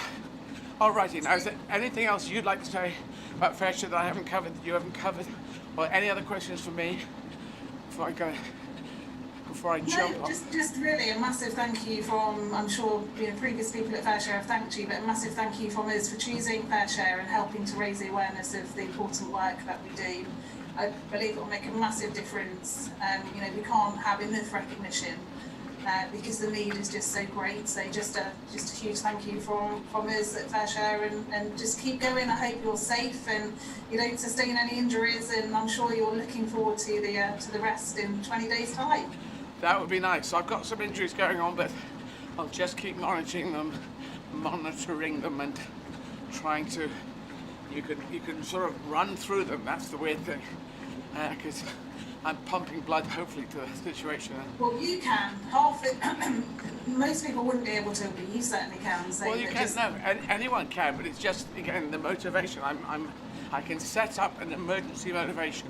If you imagine, again, I go back, if you're going to come out as trans and I fancy women, so you're going to say you're going to move into a place where you would be considered a lesbian. That is, you could say, let's not do that, and I'll just have relationships with women and lie about it for the rest of my life. But I thought, no, this is an actual emergency that I need to act upon, and I'm kind of built to act upon it. So I can say, right, I have to perform in French, I have to improvise in French, and German. I'm doing a show tomorrow night in German here after the run, and French and in Spanish, and I can say you have to do this because of what happened back in '85. I know the process. You set it up, you line it up, you put a date in the diary, you tell everyone you're going to do it, and then you have to do it. You have to deliver. So what after this then? Have you got anything planned, anything major like this planned, or just getting this done and then then you'll think about the next? I have a film drama that is lined up if COVID rules allow in mid-February. So I think I have 2 weeks off, 2 weeks, and I will be going down to Bexhill-on-Sea if allowed. I have a couple of railways at a Bexhill museum in Bexhill-on-Sea near Hastings. Which I've encouraged. What have I mentored them? I've commissioned them really. Well, this new one. So it's the Bexhill 1940 Winter Wartime Model Railway, which people can see if they go to the Bexhill Museum website. They look up that, you can see all the videos. It's a beautiful, it's amazing thing that they've built. So fantastic workers down there in Bexhill-on-Sea. But it's all, waiting for COVID to die down. That's the thing. But the rest will be good. February the 1st, a rest will be nice. Have a rest, and we'll hopefully, we've all got to have hope, haven't we? And hope that, we're going to come out of this stronger, more united.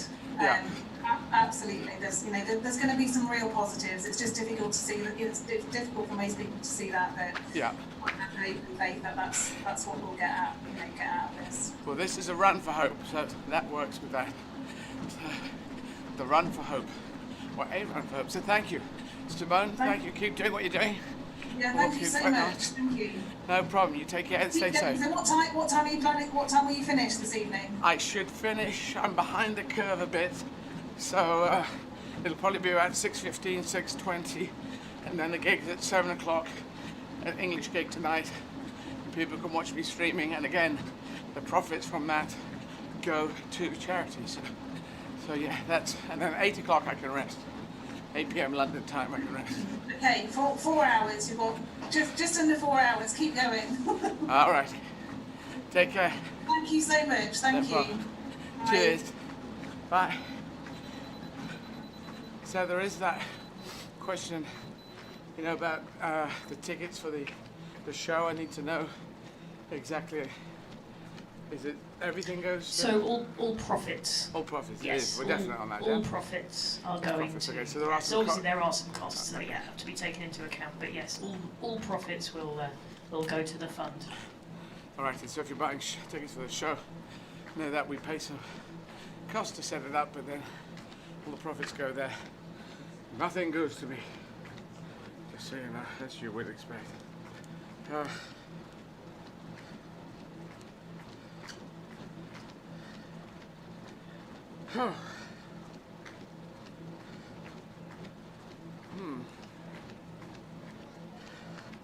Right. In 3 minutes, I'm going to be talking to Rebecca Lowe, the Premier League sports anchor for Premier League football, and she's the sports anchor for NBC in the US, in the United States. So there you go. So that will be good. I'd like to be finished. Can I be finished?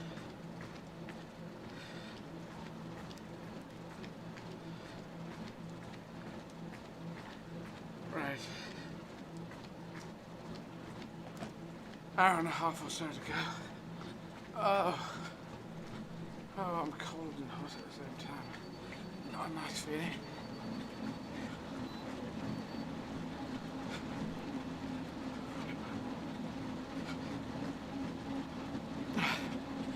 So, I am ready when Rebecca is ready. Ian? Yep, we'll just stand by and we'll bring it to you. So, everyone on Swift, everyone wearing blue shirts running with me, thank you so much. Team Blue, Team Humanity, Blue Team, whatever we're calling ourselves.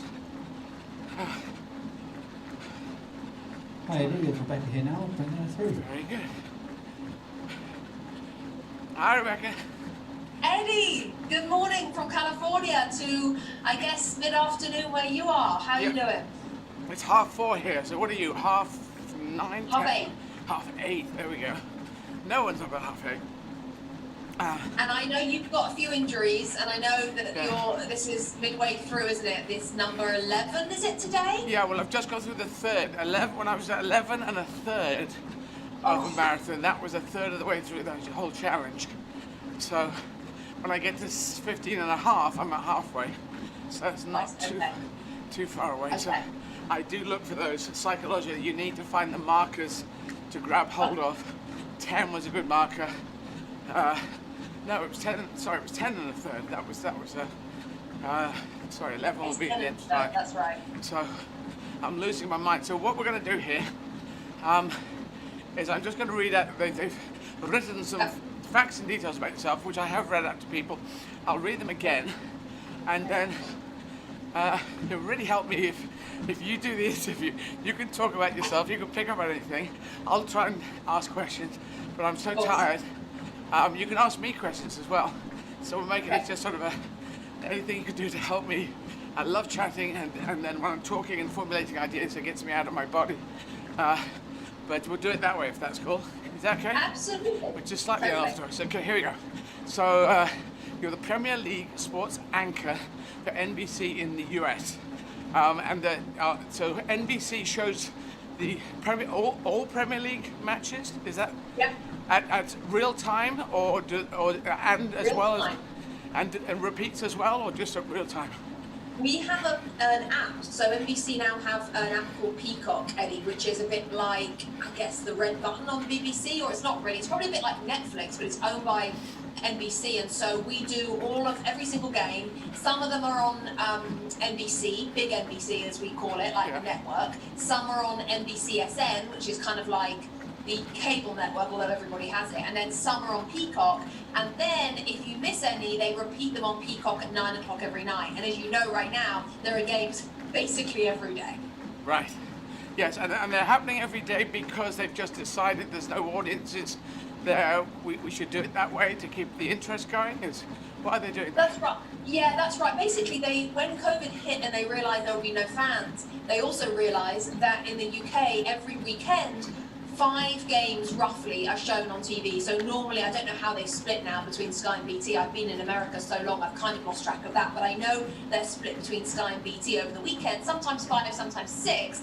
And then if you miss any of those, or you're a fan of one of the other 4 games, then the only time to watch those is on Match of the Day. So when they realised that they couldn't have fans in the stadiums, they realised they were going to have to televise all 10 games in order to give those season ticket holders who would normally be at the games the chance to see their games, not just a 6-minute highlight on Match of the Day. So that means they need 10 different kickoffs pretty much across the weekend.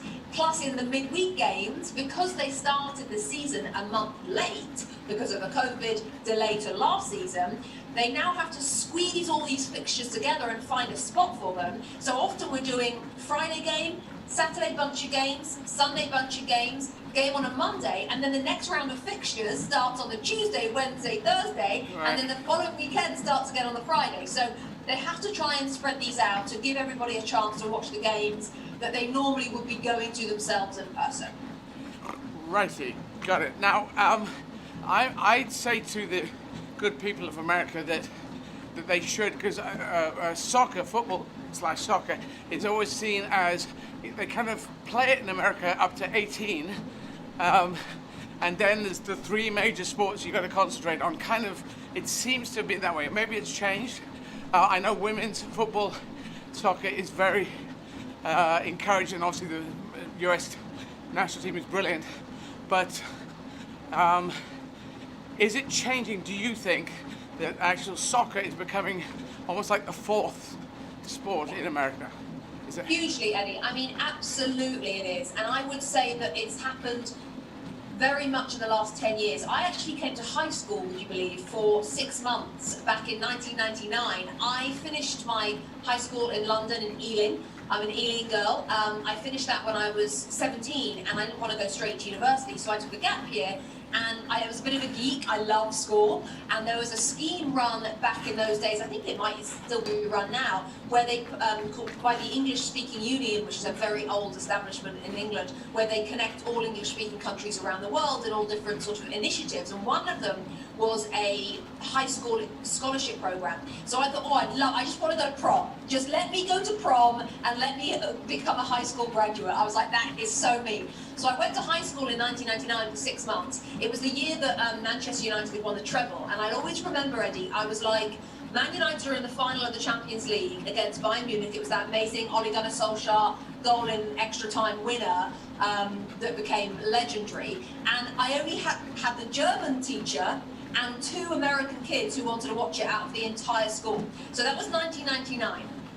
Soccer was very much the kind of soft game that was played at the school. So everybody went to watch the American football team, the high school American football team, and the baseball. And that was all like really serious sport. And then there was like, oh, cute little soccer up there on the top field. Like, no one really knows if there's a game going on. They're just running around looking cute. Yeah. Now, in 2021, so 22 years later, football over here is humongous, Eddie, and I'm telling you right there. So there's the Major League Soccer, which is their top league, which is, as you know, attracting big names from Europe, and still a little bit at the end of their careers, but starting to get a bit younger. So we're starting to get some good players a little bit younger. And then there's the division below the Major League Soccer is USL, and USL is popping up new clubs I mean, left, right, and centre. We've just in the last few months, one in Monterey, California, one in Vegas, one in San Diego last year. I mean, they're popping up everywhere. There is the demand, there is the want to watch football, and I think that the US women's national team has helped that. Like you say, they're super, super good at what they do, and they tend to be world champions or European, Olympic champions every 4 years. So that's helped. But I also think that the Premier League on NBC, and I don't want to take credit for this, NBC can take the credit for it, when NBC chose to pay like $1 billion to show the Premier League on NBC, it actually went into the living rooms. It wasn't anymore behind paywalls. It wasn't done on, like you said, it wasn't done on delayed time. It wasn't like, oh, Man United, Chelsea played at 7 a.m. Let's show it at midday when everybody already knows the score. It's done live. We're pretty serious. I'm in the studio with Robbie Earle, Tim Howard, Robbie Mustoe, and Danny Higginbotham. They're all the analysts, and we take it seriously. I mean, it's a serious thing, and it's kind of unearthed the love of football that used to be kind of hide your love of football underneath the bushel, and now it's okay to be a football fan. Now it's getting very much nearer mainstream with the NFL, the NHL, the baseball and the basketball. Soccer is right up there, and the World Cup is coming to America in 2026. So it's the fastest growing sport in this country. 2026, that's interesting. That'll be a big help. Because have they done the World Cup before? I think they have, haven't they? Yeah, back in 1994, England failed to qualify. It was that year with Graham Taylor, do you remember, as the manager, and he was just a disaster, and it was so awful. So England didn't get to the 94 World Cup, and that had a bit of an impact, but I mean, it was a long time ago now. Now, I think this World Cup will be like something we've never seen before. Yeah, no, it will, because America is very good at going for it, like they do with the Olympics, like whatever. Yeah. So I think that would be a very good thing, because I think, I believe football can save the world. Sounds like a line, but it shares the respect around the world. There's two things here. It's the American sport. I know people love their baseball and their basketball and their football, American football, but you've got to be built like a brick shit house unless you're the quarterback in American football. You've got to be taller than 6'5", 7 foot if you're going to be basketball. And I say baseball would probably be the one that is most even on the genetic predisposition. Yep. But football, you can be tall, short, wide or thin. It really doesn't matter. They've had people of all different shapes. They've been brilliant. And there is nothing that's going to say, you're too small for it, you're too tall for it. No, it just doesn't exist. It's so perfectly American. And it's also, if you have a government, say America spends $300 billion on defense, another country might spend, $1 billion or $500 million, then they can't compete. But every football team can compete against any other team. They might have more money generally in the kitty, but we've seen this. We have great players in the Premier League, great players from all around the world. And I love it. You can see people out there. It doesn't matter where they're from. It's getting much more spread out now into Asian countries as well, African countries, and we're going past a tipping point. And so I believe it is the game that will be across the world. It already is across the world, but you can have any team could be a giant killer against any other team, and you never know where it's going to go.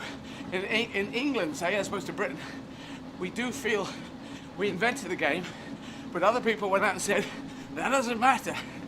We're going to just come up with some other way of playing it. Then it was like, how are they playing it in South America? And how are they doing it? How are the Germans doing it? The French, it's beautiful. It's out there. It is a beautiful game. My knowledge is not as encyclopedic as yours because I have to win. I have to win. So Palace, I believe you support Palace in England are my teams. And if we do not win, if we draw, okay, but I'm not a good loser. So every night on this treadmill, I win because there's no one else racing with me. So this is how I do it. And I was in the first team when I was a kid, I was 11 and 12, both those years. They combined years to make the first team up. So I felt like a little god when they read out the team and you stood up in front of the whole school and went out to play. I was playing left half and right half midfield. And but then I went to a school that did not play football, did not play soccer. And I never really played again. And when Palace were having a tough time, I couldn't have no career Palace not doing well, England not doing well. I just couldn't deal with it. So I mentally backed out of football for quite a long time. I've been out there, and there'll be the things you might reference, and I'll go, I wasn't there, I wasn't watching that. It just, I couldn't do anything about it. You know, as a supporter, you can't go, God, we lost last week, I'm going to go do this week, and then we'll win next. No, there's nothing you can do. You can just, you just got to be there, and I find that tricky, because carry on. I think it's interesting you say that. I think football fandom can go in stages in your life, because my dad's a Palace fan, and he, if he looks back, he's in his early 70s now, but if he looks back at his life, there are times in his life where he was super into it because things in his life just worked, plus Palace were doing okay. Yep. And then there are other times where other things take over, and it's difficult to go somewhere to watch a game every 2 weeks. It's difficult to keep up with it all the time, and you have your great passion for it is still there, but it's sort of dampened down by passions at that point in your life for other things, whether it's newborn kids or a new career or a change of country. So I think that's normal, Eddie. But are you back? Are you kind of back now, or are you still slightly backed away from? Even though Palace, by the way, like a regular Premier League team. I know, but. You know, I get the score. There's a one football app, and I'm going to mention them because I don't pay anything for it, and I went through a lot of these apps, but it's the best one. It doesn't cost anything, and one football gives me all this stuff, but it also tells me, if recently playing Liverpool, bad news after bad news, and then I'm going, I don't want to know this thing when, you know, because it was 7-0. So I hate that, but we go through that, but what Steve Parish has done running as chairman, I said this to him, everything he's done I would have done, and I trust the way he's going, and I think he must have his, I haven't talked to him about this, he must have his eyes set on, we must be up there fighting to try to get into Europe. We can't be saying, can we be in the middle, can we be just above relegation? That's no way to look at it. You've got to be doing it, and you've seen the team. I mean, Leicester was the one that sort of broke the mold. There's the big six, and then Leicester, and they won the thing, and then you thought, okay, that's a fluke, and they go, oh no, they're back, and oh god, they're up at the top again, you know. And so they've been more consistent. Sheffield United up and down. So I am watching people, the teams, and I feel anyone in the big six, they have a different kind of emotional thing. They say, oh, we're fifth, you know. I mean, Arsenal's struggling around at the moment, but they'll be back. It's the rest of us who are in another group, and I said this when they let me be a part of a co-associate director, I think. I said, all I want is the Palace to win every other game. No, all I want is Crystal Palace to win every game from now to the end of time. That's all I want. That's all I ask for. Every single game won. That's it. Not a big ask. And it's completely unreasonable, but that is really what every fan wants. To win every single game, and it's great. And I talk about Jurgen Klopp, who, as someone who performs in German, tomorrow night my show will be in German. By the way, anyone listening who speaks German teacher, 7 p.m. you can buy tickets for my show at eddieizzard.com. Alles auf Deutsch, and here he is, a German guy, and even in this country, even now, people still go on about the German thing, and they'll go back to a Nazi attitude. But in fact, before 33 and since 45, Germany was just like any other country in Europe, in the world. And it was kidnapped by Hitler for 12 years. And Arnold Schwarzenegger saying wonderful things now that's been put on, pushing back against the racism and the hatred. And Jurgen Klopp I haven't talked to him, just seems like this decent guy. He's taken Liverpool after 30 years. They won the Premier League, and that's great, and they're going to do great this season as well. And his team is very varied, and when you hear him talk, he just sounds like a guy, a human being on the planet who gives a damn, cares, and that's what I love. I love tapping into that, and different players being very positive, and looking for this thing. This. If we're not talking about humanity, if we're not fighting for humanity, and I'm going to do that, because you can't. If you're elected, normally you're fighting for constituency, or your party, or your country, and that's it. But I'm going to try and fight for 7.8 billion people. What a ridiculous thing to say. But if I don't say it, I don't think anyone else is in a very good position to do that, or wants to. But I do want to. That's why I've got the UN flag here as well. And I was born in Yemen, and so I think, you know, I should do this and see what happens, see what you can get the spirit of everyone reaching together, and football can save the world. That's what I believe. Well, I love it, Eddie, and I think that goes back to what you said exactly about football saving the world. And when you see people like Jurgen Klopp and Steve Parish, you mentioned as well, and it kind of warms your heart, because people in, as you just sort of hinted at, people in very, very high positions of power, no matter kind of what industry, no matter what area of the world, if they're not like everybody else, you cannot have progress, right? You cannot move forward because they're elitist, they're different from everybody, they don't see the world how we do. But Jurgen Klopp is a normal bloke. Yeah. He's a normal bloke from Germany who ended up having an incredible talent to be a head coach and be a manager. Much to do with, yes, his tactics and his philosophies, but to do with his personality, to do with the fact that he is approachable, he is tactile, he is the most strong leader, inspirational. Steve Parish, I would say, is similar. Steve Parish runs a Premier League football club, yet when I meet him for a drink, he's just a normal guy, with decent values, who wants to do the right thing. I'm sure you've seen Selhurst Park has become a mass vaccination centre this week. And he does things like that all the time. He houses the homeless at Selhurst Park. And, you know, football's power, we are now tapping into it. And with people like Parish and people like Klopp, good, decent folk, that will change the world / save the world. It absolutely will. And then you have the beauty of the game on top of everything to just sprinkle its magic dust over the saving process. And that is why football is the beautiful game, the game loved by the whole world. And now America, which we all know does better at those things than other countries, certainly in sporting arenas, now America is waking up to this fact. It's kind of like a sleeping giant coming out of a long dream, and it's waking up to realizing, hang on a second, we're a little bit behind on this football lark. We've got to catch up, and the rest of the world need to enjoy where they are right now, because as soon as America decides that football is the #1, and that will happen, then America's going to win every World Cup for the next, forever, because the facilities, Eddie, are insane over here.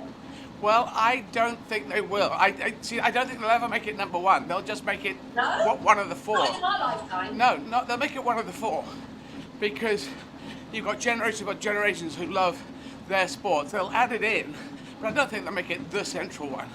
And not yet. Not in our lifetime. I think when we're all very much gone, it might be, Eddie. I mean, the decline in the NFL with the head injuries and just the declining television viewers compared to the rise in football is really interesting. Okay, well, what I would like to say, I've got a lot of friends in America. I think America does very well. I think like an American, I think let's do it, let's build it. It's an immigrant emotion that is. But I would not say that they will become the ones that win it again and again and again, because there's too many good teams out there. I think Germany would have a lot to say about that. I would like our England team to be punching its weight, but there's something that other teams are doing that we have to learn from. But I don't want America to be the one that wins everything, because that doesn't help us. It needs to be shared around. We need to have this thing. So it's probably good that America's coming to the table a little late, because the women's football team does show that they're not winning it all the time, are they? Because Norway is very strong as well. Isn't China very strong? There are other China, Japan. Yeah. So we need the spread. Otherwise, if anything gets loaded at one side, it just doesn't work right. It doesn't help the world. And if we're not helping, everyone should have the right to have a fair chance in life. That is my worldview in one line. Everyone has the right to have a fair chance in life. Not a free life, but a fair chance. And we need to fight to that. Not just, they've got the best team, or they've got the best lives, or they've got the best thing. That doesn't help me. It doesn't help the world, I think. But I want to go back to something. So NBC were putting out all the matches, and that really helped. But between that and NBC deciding to spend $1 billion, they didn't just get up one morning and say, football/soccer is nowhere, let's put $1 billion on. Something happened over those 20 years. And what was that? Was that the Latinx, Latina people's support for it, which was obviously huge? Is that what made the difference?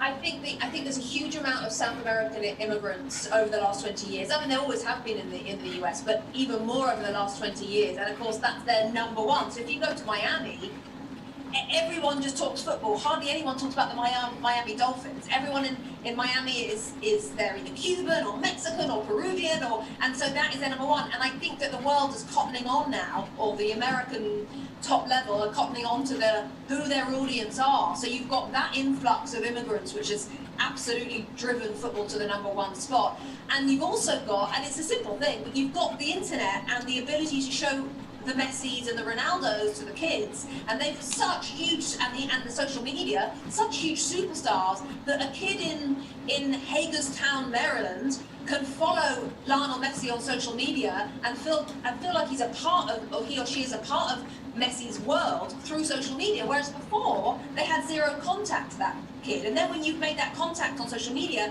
you can then see them on the TV now, because Spanish football is on television over here where it wasn't before. So it's all happened like a perfect storm, I think, is part of the reason. And ESPN have the rights to some of the World Cups and some of the European Championships, because there was a guy who ran ESPN who was really, really soccer strong. Yeah. And I think he knew before a lot of people that this was the way to go. They put on the World Cups on ESPN and they got huge audience figures. They did a really, really good job of it. NBC, I think, saw that and put a few things together and thought, I think there might be a market here. And there absolutely has been, yeah. Okay, let's talk about women's football. I've said this a number of times, on a mixed team. The best striker was a woman on our team. I've given her the name Shirley. I don't think that was her name, but all we were saying was, get it to Shirley, she'll kick it in the net.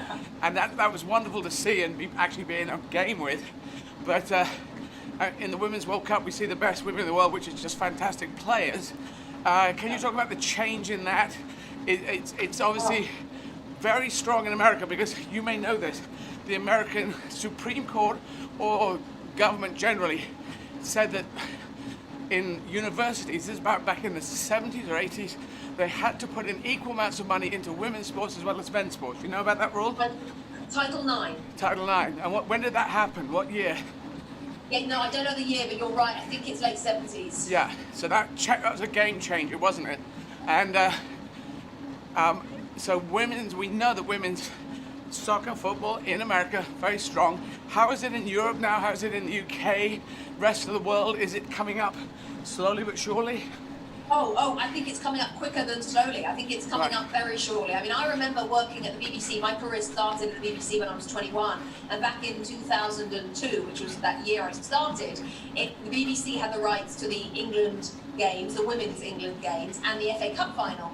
And any time there was an interesting story around Kelly Smith or Karen Carney or Rachel Yankee, the big names of the England team, they would send me, because in 2002 it was still okay to send the only female reporter on the female football report for Football Focus. No one stopped and said, hang on a second, just because Rebecca's a female doesn't mean she has to do female football. I mean, we could all just treat this normally, but no, that's the way it was back then. And so I actually became the presenter for the England women's games and all the England internationals and the FA Cup finals over the course of about 6 or 7 years across the BBC, Setanta Sports, which was where I went next, which went bust after 2 years, and ESPN. So I've really seen the progression from 2002, when the cup final, by the way, was at Selhurst Park, and I couldn't quite get over the fact that I was standing on the grass of Selhurst Park. I didn't know what I was more nervous about, my first ever reporting on the fact that I was at Selhurst Park. But from that day, when I would tell my friends, I'm going to go and do the Women's FA Cup final, they'd be like, the what? The women, they've got a cup final? Yeah, I mean, it was really bad like that. And by the way, my producer would be a woman, my researcher would be a woman, everybody was a woman except for the cameraman, to today, where even though I don't live in the UK, plenty of my friends are still working in the business, and I see it, of course, I see it on social media. It is incredible. I know it's been 20 years, Eddie, but I did not think, if you'd said to me in 2005, where we'll be now, I wouldn't have believed you, because there was so much resistance to watching it, putting it on TV. It was such a box ticker back then.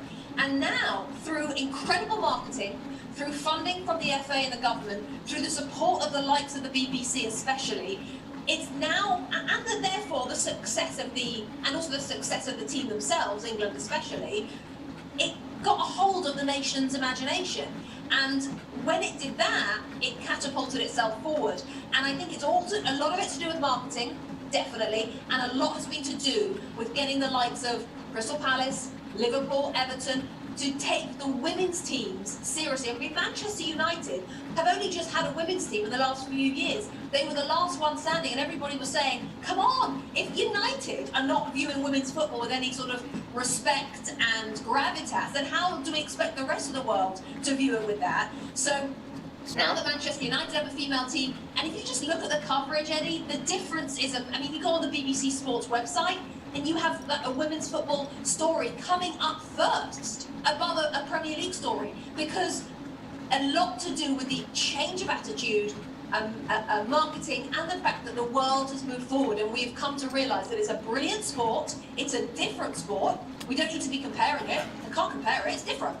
But it's a brilliant sport and kids love it. And the difference in 22 years is incredible. It's happened quicker than I ever imagined, and it's only going to get better. Well, hang on. If you're not talking about physical weight and might, because muscle mass is the only thing that men can build more than women in a very biochemistry type way, why is it so different?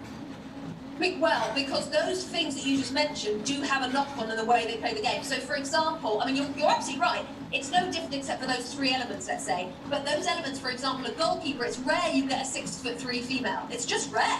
And so if you tend to have, let's say, keepers who are 5'7", 5'8", maybe you're lucky 5'9", you're going to change the way you attack the goal. So you're going to put, more crosses in, you're going to try more shots from distance, just that kind of thing. So when I say it's different, it's often more goals are scored because the keepers tend to be smaller, and actually the Chelsea manager recently came out and said we should make goals smaller for the women's team to kind of equalise it up a little bit. I'm not sure I totally agree with that. I just think it has its own nuances. Why not make them bigger for the men's sport, and then you get higher scores? Because that was one of the American complaints, was the scoring numbers aren't high enough. And I must Americans though. Yeah, but I must say, if we were having 10-8 games, I don't think people could, because there's an ecstasy of a goal scoring, Yeah. If your team is all 8 and they've got 10, you were like, what the hell, I think goal. And that's what it is. Women's football has captured the imagination because you are more likely to score, and I think that's been a great thing for it. I don't think male goalkeepers would be very happy about that idea, but anyway. We're going to have to jump off in a minute, but talk about yourself, your own position, and we're talking about the women footballers themselves. Now, women in commentating, and you being the anchor, that must have changed, like, even more than the playing, do you think? Oh, without doubt. Without doubt, Eddie. I mean, like I say, when I started in 2002, there was myself, Gabby Logan was around, Claire Tomlinson was at Sky, and in terms of on-screen, that was pretty much it. And a few came in the early noughties, in the early 2000s, a few more came, but you were still so much seen as the one to do the female football, or the one to do what they considered to be the kind of bottom of the list report. And it took a long time. And actually, I did have to say, I did get to a point.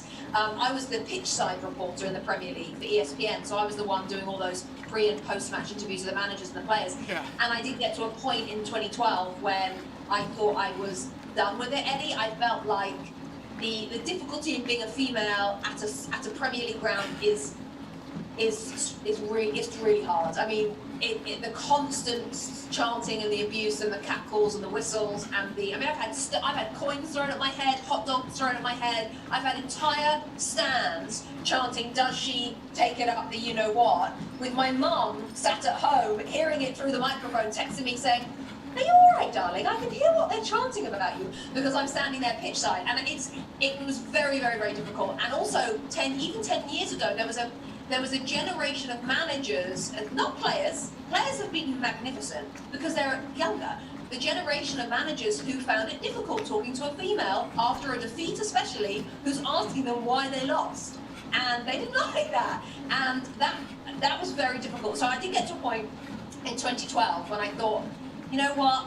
I think I've done my time. I'm kind of tired of fighting the fight. And as much as I felt like maybe I was letting everybody down by maybe considering leaving the industry. I just thought, I've got to do what's right for me. I'm kind of miserable. And then 2 weeks later, my agent called me and said, are you sitting down?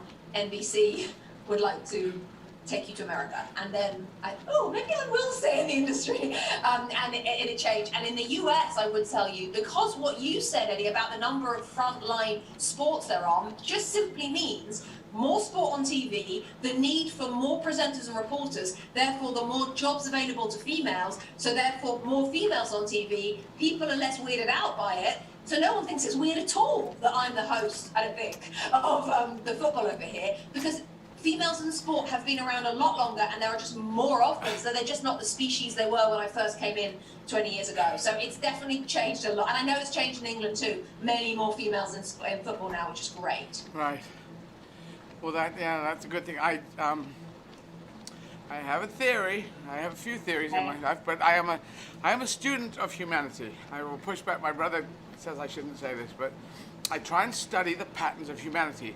And weak character men, these are the people chanting at you, weak character men have been the downfall, the pullback, the destruction of humanity all the way down the line. There are weak character women as well. They worked in the Nazi death camps. We know that in the women's section. So we know there are weak character women. And if you get absolute parity, we will probably be blaming weak character men and weak character women equally. And there's a kind of weird place to go forward to. But seeing as it's been a male-dominated world since civilization began, last 5,000, maybe we stretch it to 10,000 years, it's weak character men, men who have so little confidence in themselves that they want to attack anyone else. I was a street performer, interestingly. I was a street performer and a stand-up, and when they would heckle, I remember there was a woman who went out to perform at the Covent Garden, and a bunch of men turned up and gave her maybe one or two guys came up and gave her a hard time as she was starting off her show. Then they went off to get their mates to come back to give her even more hard time.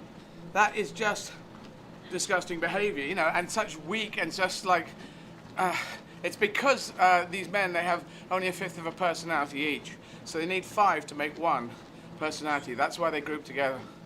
And then people let them. The other thing, Eddie, is you've got that weakness, and then you've got the enablers. And if they're being allowed to be like that, that's another problem. Well, people are allowing them. Well, you see, if you're being aggressive and nasty, you have violence, or the threat of violence goes with it. It doesn't actually have to be violence; just the threat of violence, and that goes with men. Women can only argue strongly, passionately, articulately. I suppose all women commentators have to know more than the men, at least the same or more. Otherwise, one thing wrong is well, you know nothing. But, totally. But in the street world, in political world, what you saw on the 6th in Washington D.C. on the 6th of January, that day that will live in infamy, it's violence and the threat of violence, and you could see the police force there who were backing off because these people were being violent, or they were threatening violence, or they're threatening they're going to murder them, kill them, and 5 people died, including a police officer. So it's what tears humanity down and has done since the beginning of time. And there were things we now call hate crimes. There were crimes against humanity, weren't there? Sorry, I'm going very macro here. I know it's not really football, but we can get to a better place. You know, racism in the Premier League, in football all over the place, still in some Eastern European countries, and still here in English football, in Premier League football, making that go away. It's been a huge fight to try and make that push back, and it's still not sorted. And so, and of course, being totally negative to women, being misogynistic, they feel they can still get away with it. So, hopefully, we will push beyond this. There was a cricket. You see the Australian cricket team and then the playing Indian cricket team. Did you hear this one? That was just people, small minority, somewhere in Australia. I think it's India playing Australia, and the Australian coach saying very sorry to the Indian team. The Indian fielders are out there, obviously great, very fit guys playing, their top class cricket, and someone just being racist, a group of guys being racist who were ejected but still felt they had the permission. This is the thing. Trump gave people permission to behave in a disgusting way, to be racist, sexist, grab women by the pussy. That's what he said. All this racism, the negative thing, the things he encouraged. It's a bad time that you've been going through in the US, which will hopefully change on the 20th of January. So there's a left turn at the traffic light. Have faith. Yeah. Have faith, Eddie. It's a great country, and there are many, many, many great people. So I have great faith, and what things, people like you and what you are doing is revolutionary. And you know, we all thank you so much for your part in making humanity great again. And you know, I watched you. I remember you were just everything. I mean, you still are. But you, when you first kind of burst onto the scene, and I was a teenager at school, we used to quote you day in, day out at school, and we had, oh my God, we used to sit watching Eddie Izzard VHSs all the time on our sleepovers. So you've been a huge part of my life over the last 25 years, and I love that you're a Palace fan, and it's just such a pleasure to talk to you and to see the amazing work you're doing, and I will be spreading the word, just if I can help at all, I will. Thank you very much. Thank you. Saying that, you take care, stay safe, and keep doing what you're doing. Will do. You too, Eddie. Take care. Cheers, Rebecca. Bye. Okay, so if you'd like to donate, it is eddyizzard.com, and you can donate right there from anywhere in the world. If you have a UK phone, 70810, and you can write the word 10 for £10 or 20 for £20. And that's how we got it going. Now, Dave, Mott, and Tim, Physio Tim, are going to be coming up any second, I believe. You tell me, Ian, how we're doing. Yep, we're just setting it up now. Okay. We have the blue team running along here. Team Humanity. Maybe the blue team we're going with. People wearing blue shirts running along with me, and other shirts. Not compulsory. Just voluntary, but that's how we're doing it. And a lot of Zwifters. So, thanks for coming along. Last hour coming up. Oh, we're talking to Jon Snow. Hang on, we're talking to John at 5:15. Is that going to be okay? 5:25 we're talking to John at now. Okay, okay. We're just updating it now. Sorry about that. It's okay.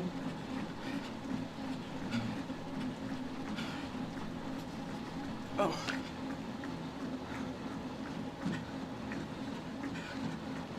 So, Clyde Ferrimore is back with me. 13.9. Chris, Sussex geezer. Chris from Sussex, 13.6. I'm from Sussex too. Stephen Cousin, 14. I'm up at 34. I'm not trying to... Hi Eddie, we have Tim ready to go. Very good. Okay. Hi there. Exciting! I got my Swift run pod today, so I'm going to see if I can actually run with you outside over the next couple of days. Oh right, okay, yeah. So I don't quite know how it's going to work, but apparently I can do that. Apparently I can link it up and on my phone, and then go for a run and yeah, follow you. So yes, yeah, just exciting. Have a look, see, and see what happens. Oh. Cool. Okay, so this is going to be a bit of a weird one today, Eddie, because I've got a guest on. It's quite good actually because it follows on with the football theme. But then I think we've got Jon Snow in between, so we may end up being... No, John's at 5:25 now. Yeah, so we may end up being in two, but if Jon Snow kind of stopped early, we can come back on after or whatever, okay. However it works. All right. Yeah. So anyway, so I won't hang around more. I've got actually a physio friend of mine who actually works in Dorset, a guy called Dave Mott.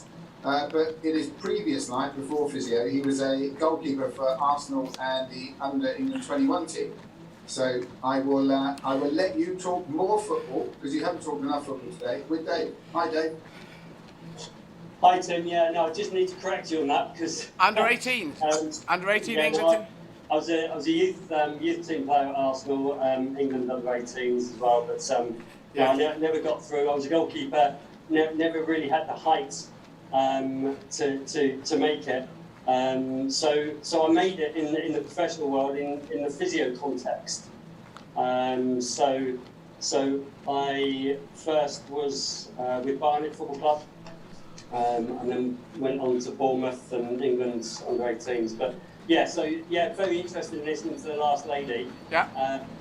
talking about football, and especially talking about women's football, because I've got quite a sort of passionate interest in that respect because of my daughter who played.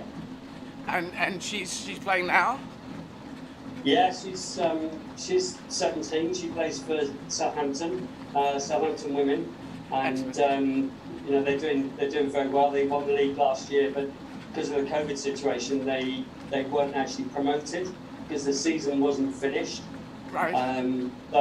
So they're top of the league again this year, and I just really hope they're able to finish the league because you know, if they don't finish the league, they won't get promoted again, which will be a real crying shame. But yeah, she's broken into the first team this year and is doing really well. Very good. So I take it you go and support her when you can.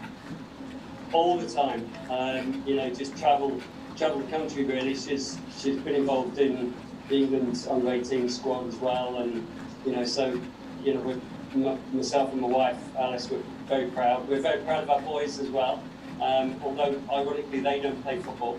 It's only Millie that plays, and interestingly, I spent quite a bit of time in America, just following on from was it Rebecca who was just on? Yeah, Rebecca.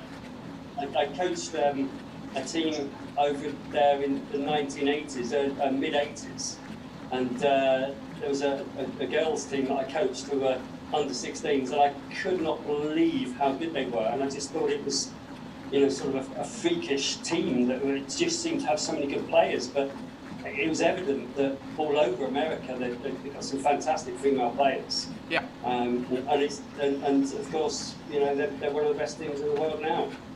Yes, indeed. Well, Tim, this is your show. This is your time, so you're going to ask the questions. And Well, okay. Well, it's really. I think Dave's got a lot of questions. And the reason I made this connection is because pre-Christmas and kind of me knowing that anything like this was going to happen, Dave is actually compiling a book. And well, we're not quite sure what the title is yet, so you might have some ideas for that. But essentially, it's about the older athlete and how we stay fit, how we stay active into older age. And he rang me and said, you know, can you tell me a little bit of what you do with Eddie and what the training regimes? And so after this kind of scenario, I said, well, look, Dave, just come on and you can ask Eddie for yourself. You can ask him many questions or anything at all. So, Dave, fire away. Yeah, okay. Well, Eddie, I mean, first of all, you know, fantastic what you're doing here. I think, you know, it's superb to, you know, just sort of show what people are, you know, capable of doing, because it's not just about raising the money. I think it's and raising awareness for what you're about here. It's about, so for me, it's raising awareness of what people are capable of doing. Yeah. You know, I'm from 50, and my main sport is football. Still playing football, and I you know, I want to keep playing 11-a-side football as long as I can. I want to find out ways of being able to do that for as long as I can, and really getting an idea of people's sort of secrets, if you like, you know, to longevity in their sports. You know, with that, I was going to, you know, just ask you a couple of questions, Eddie. Yeah, far away. I remember seeing you probably a couple of years ago now doing another marathon quest. I can't remember which one it was, but South Africa. Was it South Africa? Sorry? Was it South Yeah, Africa? yeah, it could well have been. I think it was something like 53 and 53 or something. Oh, well, the 41 and 53, that was 2009. That was 11 years ago around the UK. And then there was 27 in 27 days in 2016 with a salute to Nelson Mandela. So I assume it was the first one you saw. Well, you'll be able to tell me when I say you were doing all the ice baths. Yeah, that was the 43 in 2009. Yeah. Oh, wow. That would go. Yeah. Well, I mean, is that something you still do, or is that, you know, is that in terms of the ice baths or ice showers, or is it? No, you know? I don't do the ice baths. I should probably I do icing on injuries, but well, I said this to because I was doing them all the way through the 43. Then I started working with Tim before 2016, and Tim, you could back me up with this, or you can take over for me if you want me they looked into it, ice bars or hot bars, didn't they? Is that right? Yeah. How did it work? That is right, yes. Because the ice bars are particularly unpleasant, and you can imagine in South Africa trying to actually orchestrate getting ice bars was going to be an absolute nightmare. So anyway, Dave Mott will know that there's a legendary other physio research guy called Tim Watson, and he is everything electrotherapy. He is everything in terms of like IV. So what he doesn't know isn't worth knowing. So I just had a conversation with him, and I said, Tim, what's the deal? You know, ice baths versus warm bars, what would you say? And he was saying, because we do know that the icing doesn't really change the physiology in terms of repair, but what it does do is reduce your post-exercise pain, so the level of DOMS you can get.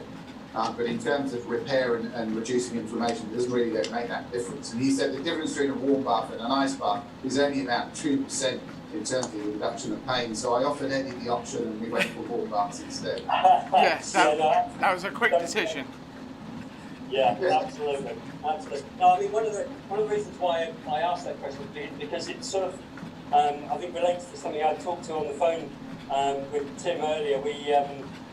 Tim went down to Portland Beach, didn't you, earlier? And I think your daughter went into the sea, and it's something that's become very popular in our area. We do it, both myself and my wife. We go at least once a week and go for a dip. I wouldn't say a swim, a dip in the sea.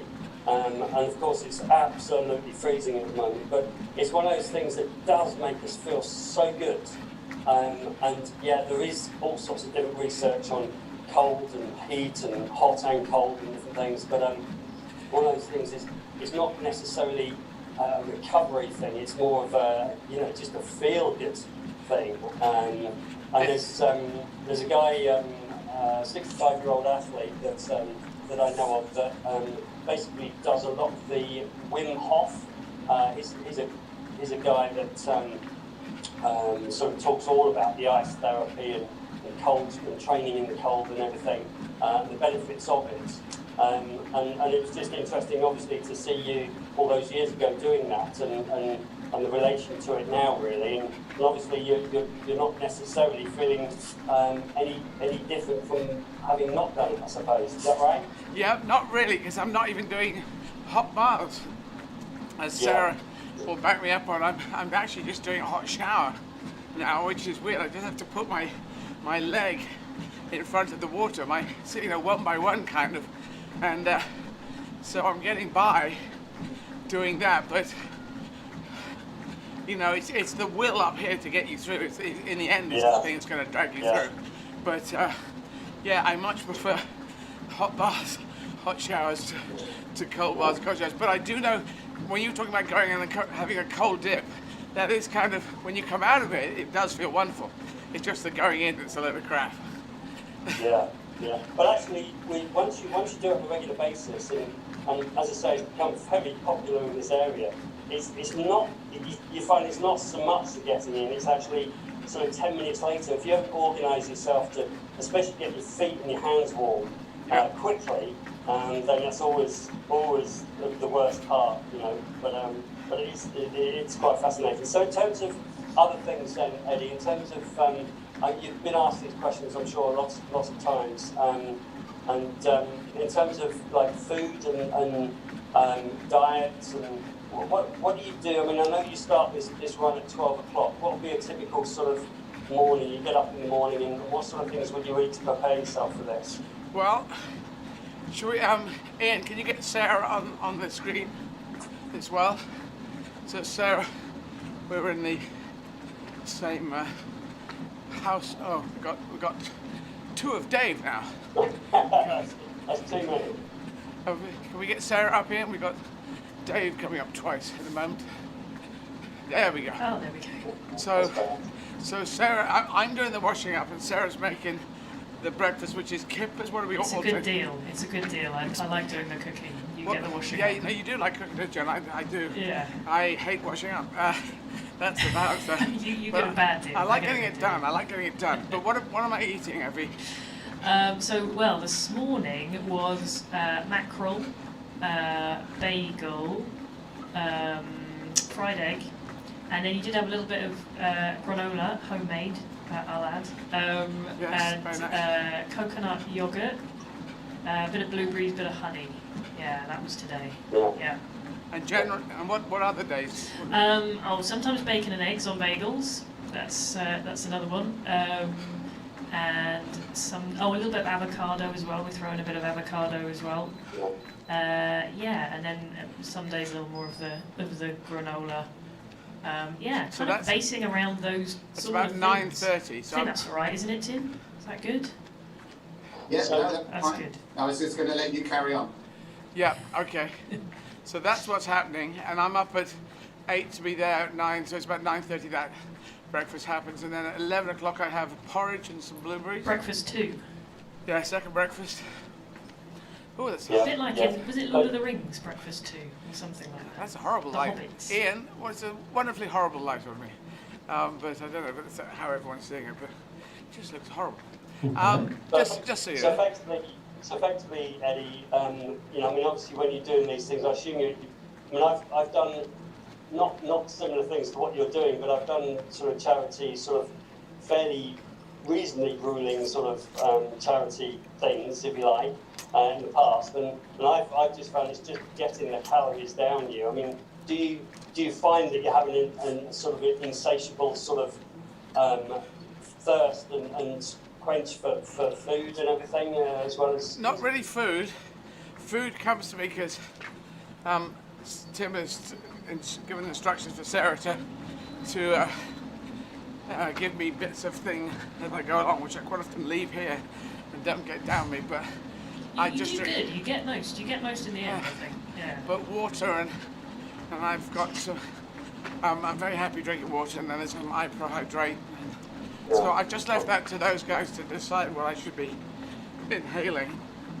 So Dave, we have to do a little bit of a nod to a guy called Jordan Higgins, who is a nutritionist that we work with, who is a nutritionist for Western Warriors. And it's quite interesting because he has this strategy where you preload the carbohydrate immediately before the exercise and immediately afterwards.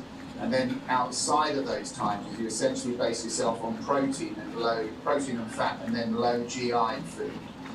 So that's the principle of it. So that's why in the morning we're doing things like fish, avocado, eggs, bacon, that kind of thing, with the carbohydrate, and then throwing in porridge straight before, and then straight after Eddie will have a Rego shake, and also something like a smoothie, whatever, to then boost the carbohydrate input, and then it will be like a regular meal with after. So Eddie's exercising every day, so we will try and put in white carbohydrate in the evening, rice, pasta, potatoes, that kind of thing. But if Eddie wasn't exercising, so if you were trying to, so this is all about kind of like maintaining lean muscle mass and not building up too much fat, is if you weren't exercising on a day, essentially you would drop out that carbohydrate in the evening. So for a regular person who wasn't doing 31 marathons in 31 days, we would drop out the rice, the pasta, or the potatoes in the evening meal. And the other thing that Jordan's got a really interesting approach to is that he's been looking at research in terms of weight loss generally, and the adaptation of lean muscle mass is by having a protein input just before you go to bed. So that could be a glass of milk, that could be soy milk, that could be chicken or whatever.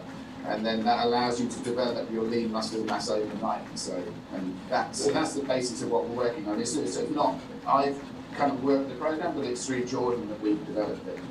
Okay, well I've got an interesting question, I think, next for you, Eddie, because this relates to Tim. I know Tim quite well, but what I'm used to doing is when I've got my physio for football, it's a 90-minute game. I come onto the pitch if there's a problem. I deal with them before, I deal with them afterwards. What does Tim do for you, Eddie? It seems like you're on the treadmill for 6 hours. He's sat here chatting to me at the moment. Tell me what the hell he does. Well, you see, but this is a COVID situation. So, like in South Africa, that's the best example. He could do anything at any time. I could go to him. The support vans were nearby, so I could say this leg's coming off or this is there, and he could strap me up. He could apply balm, use the things. I think Tim should to say what he did on it, but that is the one that's the example we need to use, because that's when he was right there all the time. But yeah, he's having to do it by it is a great question, and Dave, I've often posed the same question when I've gone to conference. Sorry. Hang on 1 second. Ian, is Jon Snow ready? Yes, Jon's in the waiting room. Okay, we'll jump off and then, we'll come back after. Yeah, we'll come back to you and you can give that answer. Okay, thank you, Jon. Yeah. If Jon is ready, I'm ready to talk to Jon.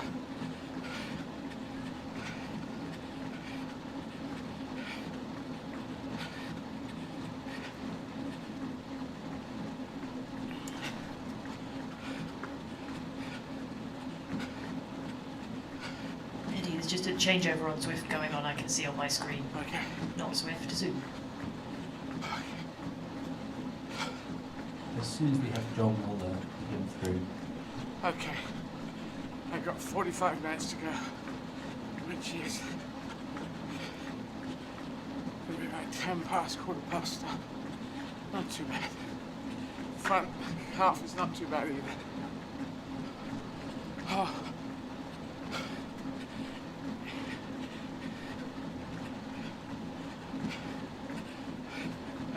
Just look. Are you ready? Jon Snow. Jon, hi. How are you doing? Eddie, I'm great. I'm nothing like as fit as you are, but I'm absolutely mesmerised by what you've achieved. Fantastic. Well, I'm getting them done. I'm about a third. It's 31 marathons, as you've probably heard, and 31 gigs, but I'm about a third of the way through. So that feels good. You know, you have to hold on to you know, I'm a third of the way through, then soon I'll be half the way through it, you know, it's that kind of thing, because there's no real stop time. I used to have a day off when I did it 11 years ago, but now I do not have any days off, so, but thank you so much for coming on. How fit were you when you started? Well, I was trying to do, but, you know, COVID had knocked this off balance, a marathon every 2 weeks, and in between that, a half marathon every 2 weeks, so, you know, one on marathon and half, then marathon and half. So I was trying to keep match fit for life. This is one of my slogans, match fit for life. Do you do anything like running or swimming or cycling? I cycle extensively, always to work, and during lockdown I do circuits in Regent's Park. Excellent. And I'm a trainer 5 days a week for half an hour online, an hour for facilitation. But at the moment it's online. Very good. Well, that's very. And have you always done that, or is that something more recently you brought on a trainer that you've worked with? The cycling I've done all my adult life, always to work and all the rest of it, and you know, runs to Paris and that sort of thing. But the training I usually do 2 days a week, 1 hour sessions. So now I'm 5 days a week, half an hour each time. I find it difficult to concentrate beyond half an hour on a Zoom, right, as far as training's concerned. Yeah, I can understand. Well, actually, all my chats are half an hour long usually, something like that, or in between. I'm going to ask you 2 questions immediately. One is like, there's quite a lot of members of the Snow family in the media. I'd just like you to read through them because I find that fascinating. And secondly, I want to talk to you about your take on what's happening in America, which is obviously, yeah, well, anyway, yes, we'll talk about that in a second. So how many Snows are there in the media business? Well, there are 3 that I know of. There are probably lots more, I have no idea. But my cousin Peter Snow, he started it all going, and then his son, Dan Snow, is from, and then it's me. And that's the 3 of us. It's a sort of mafioso setup. We all got each other into the stream. Well, it's good. Does it? Yeah. Well, it's a great business to be in. Obviously, it's highly competitive. But and how long you've been in for? How long? News anchor since '89? Is that what I? I've been 32 years on Channel 4 News, and let me just think. And 15 years before that as a reporter on News at 10, and 3 years before that as a founder member of LBC. Oh wow! And yeah. I take it you love it, you live it and breathe it. And I do. And you probably know that I'm going to go to the other side because I want to be a member of Parliament. So I'm sure we will. I think you have asked me questions before, but I'm sure that will be happening later on. But is it better being on your side? I think it is. I think it is, in the end. I think it's a nicer life, I think. Yeah, I mean, it's incredible. I've been obviously following what's been going on in America. And yeah. I was a correspondent in Washington, but they were what we thought were wild days with Ronnie Reagan. He was a B movie star and the rest of it, and we thought that was mad enough. But we had no idea that this guy was going to come along. No, but it almost feels like they've been laying out pipe from Reagan to Bush Jr., which we thought was crazy enough, to Trump, which is off the hinges. I mean, do you think it's big?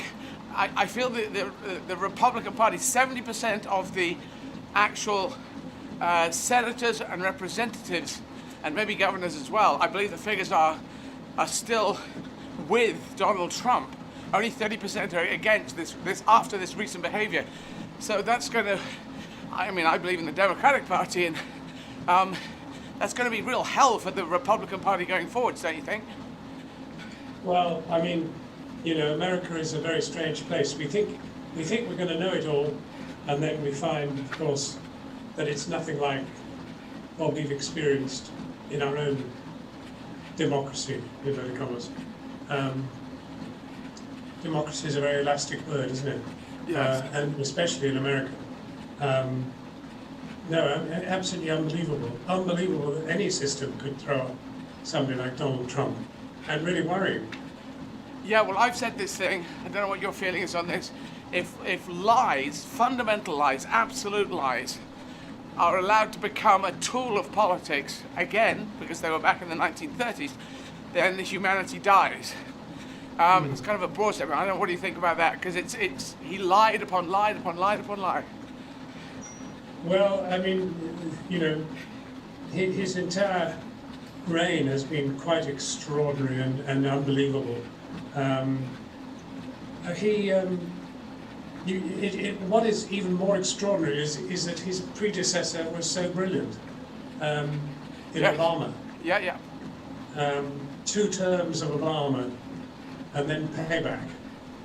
Well, yes, payback for the. I say that Donald Trump gives permission. He gives permission to people if they want to be racist, they want to be sexist, if they want to use violence or the threats of violence in their protesting, then they go on. If Black Lives Matter were protesting outside Capitol Hill on the 6th of January, we know it would have been very different because they'd been there before, and they were sort of allowed to walk in. I couldn't work it out. I just couldn't work out the 6th of January.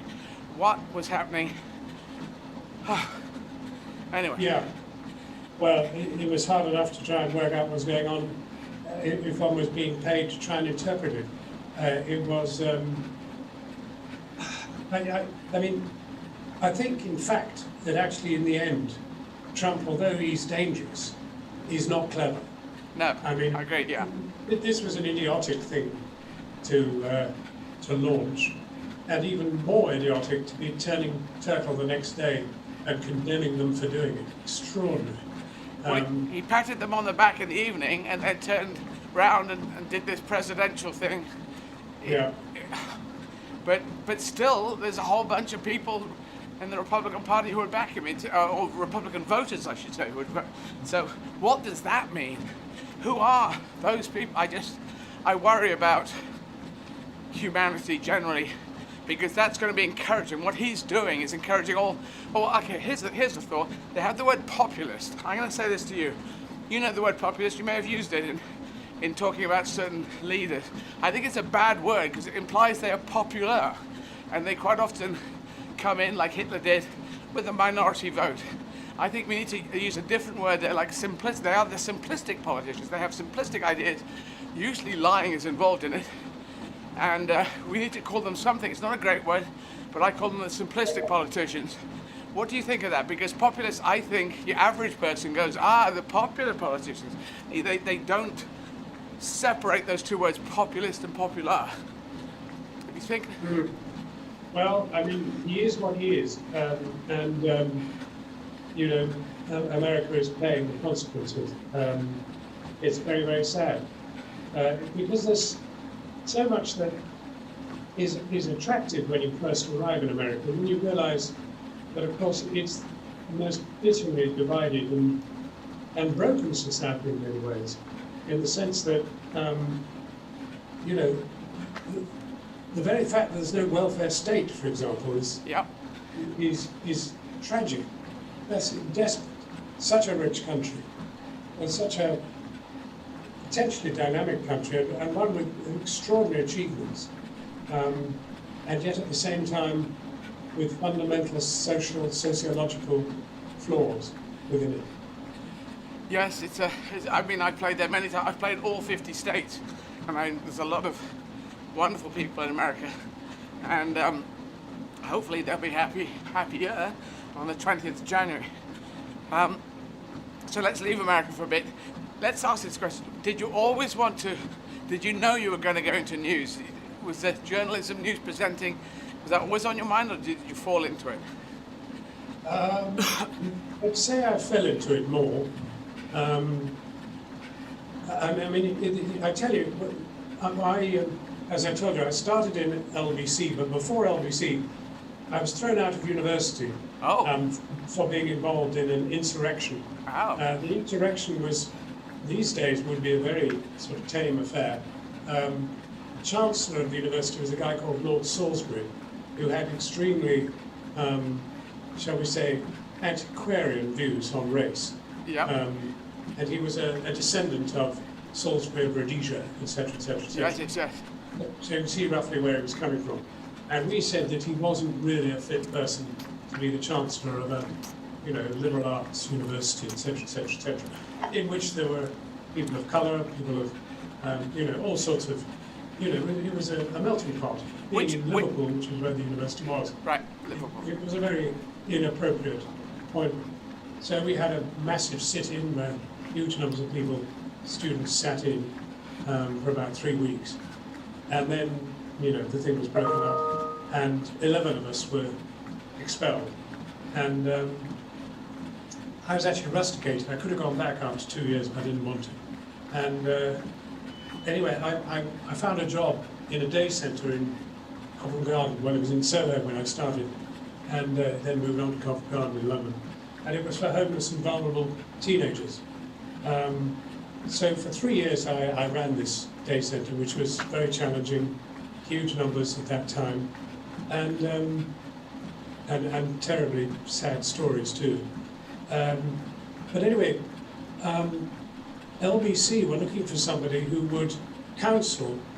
They were going to have these all-night phone-ins for the first time, and they were worried about people who would ring up 4 o'clock in the morning and be too disturbed to put on air. So they thought they ought to get somebody who could handle these. Right. So they hired me. But in the end, it was perfectly obvious that the only people who rang up at 4 o'clock in the morning were too disturbed to put on air, but if you didn't put them on air, there was nobody to put on air. So I very quickly had no job to do, but had been hired. So most of the newsreaders and the rest of it in commercial radio at that time, you know, LBC, Capital, etc., they were transatlantics or Australians or whatever, right, because they'd experienced commercial radio. Okay. But I had a plummy accent, as unfortunately I still have. And they said, look, you've got a plummy accent. We've got nobody who actually speaks English. Could we have you read the news? So I thought, well, why not? And so I fell into it. I didn't actually necessarily desire to be in it, but I fell into it and immediately fell in love with it. And so did you never have, because my dad in his 80s, he said to me that I was lucky because I knew what I wanted to do when I was 7. And Dad was saying in his 80s, it was his joke kind of thing, he said he still didn't know what he wanted to do with his life. So did you never have a thought before that university, you just weren't planning anywhere in particular? It was just... Yeah, no, I had no particular view of where on earth I would go. And I mean, I'm a terrible throwback to a bygone age. My father was a bishop, and he was travelling on a train, and he ran into the professor of law from Liverpool University, and he spelt out what a wonderful man I was, and didn't tell him what terrible A-levels I had. Anyway, the guy said I could have a job, I could have a place, which is, you would never happen nowadays, but in those days that's what happened. And that's how I got to university, otherwise I wouldn't even got to university. Okay, well here we go. What were your A-levels? What did, not your results, but what did you study? I studied English. Well, I got A-levels in English, economics and law, and the English was a C, the economics was a D, and the law was an E, and those are very, very poor A-levels. Yes, they're not great, are they? But taking on law, because we didn't have the choice of law, I did maybe economics, but you took on pretty heavy-duty A-levels there. Actually, it was quite an easy one, because it's not a. I mean, it's creative in its action, but in fact, in terms of learning about it, it was pretty sort of. It was rote, really. It wasn't anything very creative. Anyway, I didn't last at it very long. I was sent down after a year. So yes, Liverpool. I applied. So you had so Liverpool University. That was that. Yeah. Well, it wasn't that. It was actually later on they gave me an honorary doctorate of law. Well, there you go. Well, this is it. I dropped out of Sheffield Uni at 19, and doing accounting and financial management with mathematics. That was my degree. I passed my accounting in the first year, even though I did no study, so I must be a natural accountant. My dad was an accountant. But economics was very dry, and mathematics I got 0 in, because as a protest, they taught it so badly. And I got A's all the way through O-levels and A-levels, and then I got 0, because I just didn't write anything on the page. So that was my protest. But yeah, I dropped out too at 19. What a life it led to. Yes, well, exactly. They gave me an honorary one. And I also know that Bill Gates and Steve Jobs both dropped out at 19. So if you dropped out at 19, we're in a pretty good club here. I'm a great developer. I dropped out at 20. Well, we're in the 19 club. And I just knew what I wanted to do. And I knew... My stepmother, Kate, she had an amazing drive, but she thought 180 degrees the opposite of what I thought. And I wanted to go for my dreams, and she said, you've got to get on and, fit in with life. And I said, I can't do this. And I knew if I got an accounting degree, it would be a nightmare, because I would be trying to get into performing, and I could well have a tough time. In fact, I had 11 wilderness years, and I just thought, this degree, it was going to be beaten over my head. Come on, get a job, get a proper job. So I thought, yeah, I wouldn't do that. And Kate, my stepmom, she was still keen on me getting a proper job. And there was one Christmas with my brother, I went home and I said, wow, this Christmas, she didn't ask me when am I going to get a proper job. And my brother said to me, no, she asked me when you're going to get a proper job. So that's what happened. So I knew I had to not burn my bridges, but flame throw my bridges. Just take them out. Then there was no way back, and this was the only way forward. And you were talking about learning by rote. A lot of your learning, a lot of my learning, maybe it's changed now, was sort of learn stuff, regurgitate. Was that how it was done at your school? That was definitely the way with law. You had to learn cases, Yeah. Ruglands and Fletcher. I can even reel them off even now, but yes, I mean, that was all it was, learning by rote.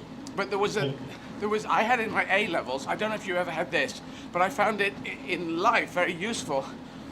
The Nuffield syllabus. There was a Lord Nuffield who was, I think he invented bikes and then he became a scientist who was a bike seller. Anyway, he became a scientist and became Lord Nuffield. And well, he was part of the whole, Mini and all that. I mean, he was part of whatever that. Making the Mini.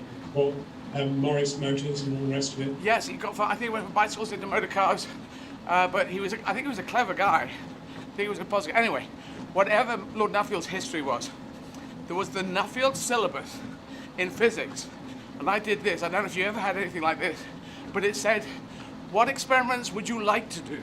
What would you like to discover? And if you've learnt by rote, And I was 17, 18, going for an A-level in physics, and I thought, what do I want to do? No, you just tell me what to do, and I learn it, and then I regurgitate. That's the thing. And it totally threw me, and I got a D. I couldn't deal with it at all. But since then, everything in life I've done has been Nuffield syllabus. Everything I've done has been made up and worked out. And what do I want to do? How do I build it? This, right here. This doesn't exist. You know, this was in our collective brains that make humanity great. And we thought we'd do this, and we'll have Bratislava. I can't be in Bratislava, so Bratislava's behind me on photographs. And we've got the flag here, and we link out to people. It's now a 6-hour podcast I'm doing every day. So that's all inventing out of the box, and I kind of love it. It's just I was so pleased that I did that, and that I was forced into a place where everything had to be made up as I went along. Well, have you ever spent any time in Bratislava? Have you performed there? I have performed there. I believe I've performed. Sarah, have I performed? Yes. Yes, but I've run there. This thing is, John, you may not know that in February I ran all these marathons. I ran 28 and 28 days. So you see it says marathon 11. On the 11th of February, I ran Bratislava in Slovakia. And on 10, I was in where we were yesterday, which was Budapest in Hungary. So I did this, and I'm now repeating this, but virtually, and adding on some more at the end because we're 31 days. And so I've played in 45 countries. I'm doing stand-up, and I'm doing it in French and German. So I'm constantly trying to invent different ways, not to be a sort of ridiculous, I'll try this and this, not like, is that a do you say you managed to do comedy in French and German and Spanish? Good God. I mean, just throwing in the odd phrase, or actually doing it? Tout le spectacle. Do you speak French or German or Spanish? Poquito, pero no mucho. Mi español no es fantástico, pero 60 minutos. Tengo 60 minutos todo en español. It's my fourth language, so it's not so great. Mais en français, je suis presque court, je suis pas couramment, mais le 28, the 28th of this month, because I do a gig after each run. Were you a linguist as a child? No, I love them, but I had a good first French teacher, Elizabeth Drake, and on Saturdays, because I was at boarding school, you had Saturday morning lessons. She wouldn't do lessons. We'd play games in French, and you could win sweets. And that's a good way to start liking things. So my older brother Mark, he's pretty fluent in French, German, and Spanish, and I love doing them. But I'm communication first, grammar second. But I do love the reach, and yeah, I've toured the whole of France. I've toured quite a lot of places in Germany, and I will tour Central America, South America, and the Caribbean. I've worked a lot in Central America. So, say again? I've worked a lot in Central America. Guatemala, Guatemala. Guatemala is the most gorgeous country, with incredible Indian culture. I mean, obviously with the Latino as well, but very, very beautiful country. Very beautiful. Lovely fabrics, everything, incredible. I think people maybe say in the UK might be kind of worried about going Central America, South America, but would you encourage them to go? Oh, definitely. Yeah. And have you been to Mexico City in Mexico? Mexico City. There was an incredible sculpture show there that I happened to run into it. Henry Moore, his favourite country in Britain was Mexico. Oh, wow. And huge collections of the sculpture and the rest of it. They really worship him. Well, I'm going to be in Mexico City, and I will be doing my show Todo en Español, and I've already done Madrid and Barcelona, but I have to get my Spanish better, so I just keep pushing. Well, it's amazing what you can get away with. I know. Excelente, oui, fantastico. I do love it. If you have French and English, Spanish is very grabbable, I find. Yeah, that's true. Where did you get the German from? 2 years at school. My brother was doing it. I suppose I was being a bit competitive with my brother. Whatever he did, I'd try and do. And but I found it very logical. Buchhandlung is a bookshop. Book handler is a bookshop, and as you probably know, about 15,000 English words come from Old German, so there's a lot of links there. But yeah. Well, it's no secret. I mean, anybody who's listened to your music down the years, you are a genius, and it's clearly expressed in multidimensional ways. Well, thank you for saying that. I'm kind of thrown by you saying that, but thank you so much. It's very nice of you to say. Thank you for coming on and talking to us. And I hope you're staying safe. Keep doing the exercising. Yeah. And even though half an hour on Zoom. And I will see you down the line when I plan to be elected an MP at some point, because I am determined. So I will get in, and then you're going to be asking me hard questions, I'm sure. And this is for the Labour Party? This is for the Labour Party, as I've been a member since '95. Uh-huh. So that's what's going to happen. I really wish you good luck. I had hoped that I would speak enough to let you ease up and just do the trotting, but A, you're running faster than I expected, and B, you're talking more than... Well, I did expect you to talk a lot, but... Well, it saves me, John, you see. It's... My right leg is hurting. I've got a thing on my shin. There's something on my foot. It's not too bad, but it's okay. It's about 2 out of 10, 3 out of 10. And we're working on it, but if I talk to someone like yourself, and you talk about Guatemala, and I think of the tour that we're going to do there, and I get my Spanish better, and muy fantastico, and it takes me right out of the legs. It just takes me out. So this is How old are you, Eddie? I'm 58. I was going to say probably a rather coarse expletive. Incredible, my God! I mean, that is amazing. 58. Well, it's really, how old am I in here? If you ask me that question, I'm 22 in here. I'm just 50. Well, I guessed that. I didn't need to ask you. Yeah, I'm 50 out here. And some people, though, remember at school, there was always kids at school who were, some kid who was just 14, 15, they already looked about 45. You thought they were already ready for retirement. But no, I want to stay young. I want to keep doing languages. I've got Arabic. I was born in Yemen, in Aden, which the British call Aden. So I've got to do Arabic and then Russian. I've got to get those. And I want to... Is there any danger that it's going to sap your creative juices? Can you go on composing? Can you go on singing? Can you go on touring? Well, if I go into politics, you mean? Yeah. Well, you can. People write books in politics and articles, so that's allowed.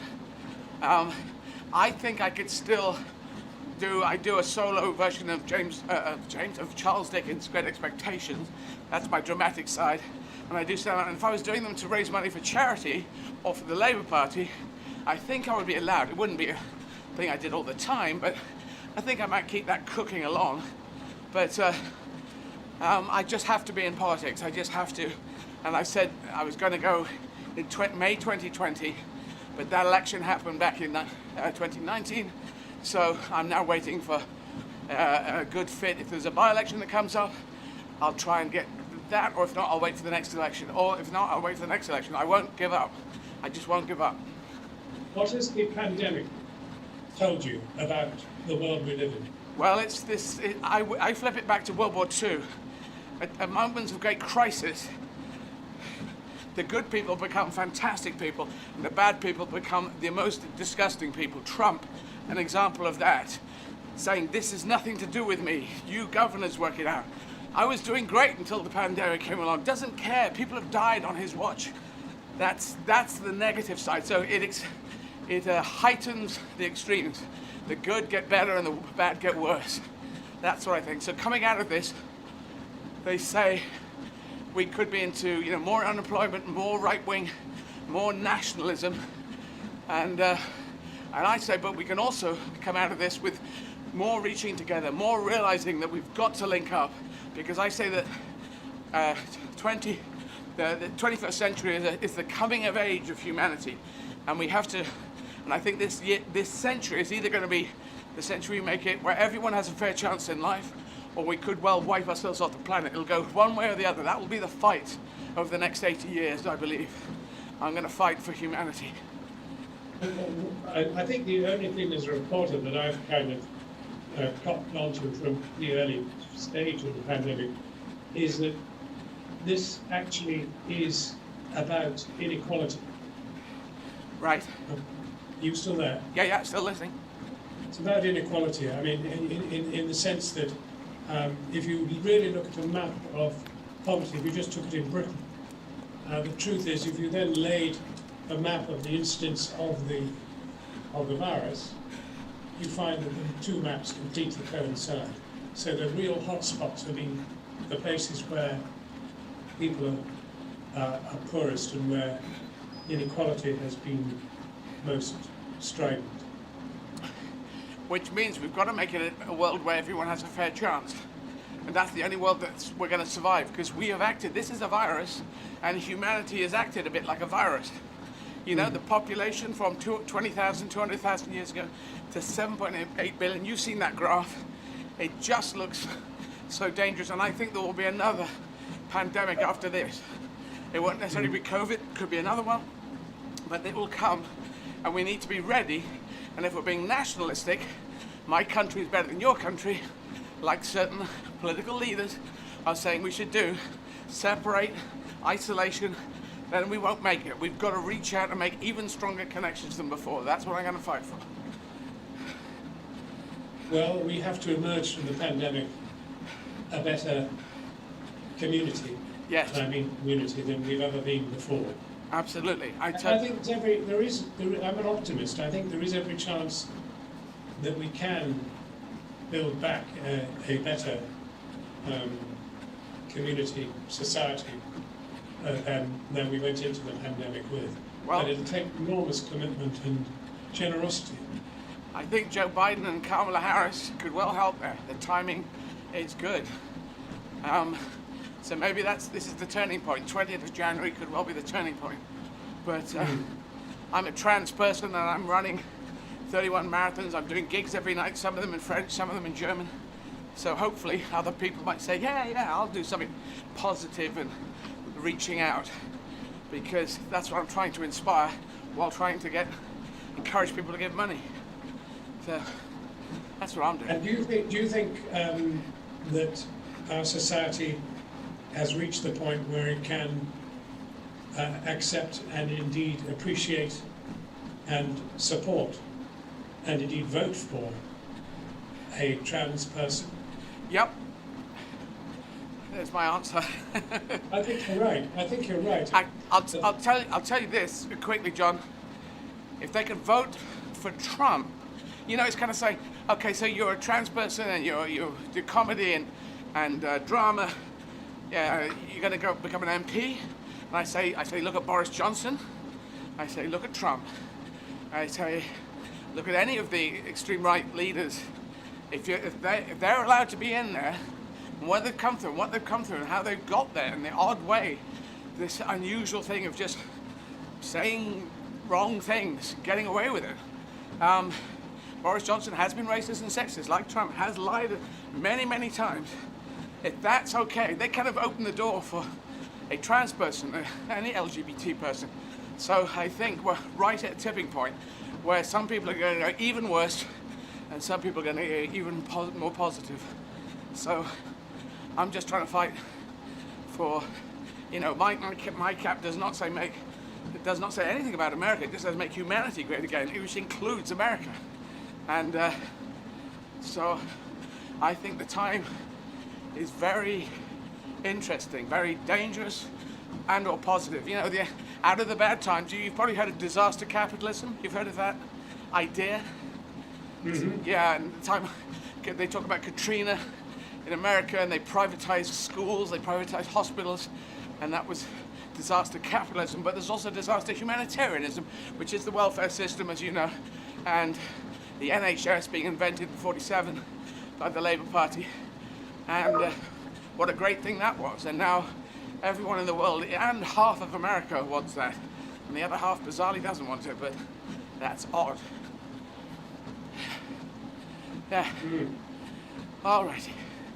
Now, how much longer have you got to go on that treadmill now? I've got about 10 minutes, but I have my physio who's standing by So if you're cool, John, I'm going to thank you, say good luck and stay safe, and I'm going to go back to my physio, who's going to tell me about my leg and the things, and we were talking about stuff, and I'll do that. Is that cool? Is that okay? That's cool, and just be good to that right leg of yours. I will. All I can do is keep going on it and keep with the gods, the running gods. They tend to be nice to me, the running gods. Very good. Be careful. Don't do yourself a lifetime injury. No, don't run too much. This is what you're saying. But yeah, no, I do listen to my body. So we're on it. We're strapping it up. We're doing the right things. Thank you, John. I hope he has the strength to tell you to stop if you need to. Well, he has. He took me out. He took me out of the marathon, my 5th marathon in South Africa, and he took me to hospital. And so he's already done that. I complained a lot, but he said, you've got to go to hospital. But I was back the next day running another marathon. So there you go. Well, good luck, and may the causes you are running for really prosper as a result of your incredible output. Thank you very much, Joe. And you stay relaxed, and I'll talk to you, if not before, after I've got elected. Okay. Cheers. Take care. Bye-bye. Bye-bye. Okay. So, people, everyone in the world, I have 10 more minutes to run. I've got 1.4 kilometers to run. And Tim, is Tim there to come back? We're just finishing up with Jon Snow on the Zoom chat, and then we'll put Tim back. Very good. Could you wind back the, scroll back the auto cue to Article 10, please? Article 10, yes. It'd be a wonderful thing. So we're going to talk to Dave again. Hopefully he's hanging on there. And Dave Bott and Tim Cruise Drew. And last 10 minutes. I just got to hang in there. Less than 10, so I'll finish about 11 minutes past. Not too bad, not too shabby. Front of my leg. Yeah, so if you'd like to donate, this is the time to donate. Marathon 11 days. I've got a show coming up at 7 p.m. Go to eddieizzard.com. You can buy tickets to the English show at 7 p.m. Tomorrow the show will be in German because I'm running a virtual marathon in Vienna.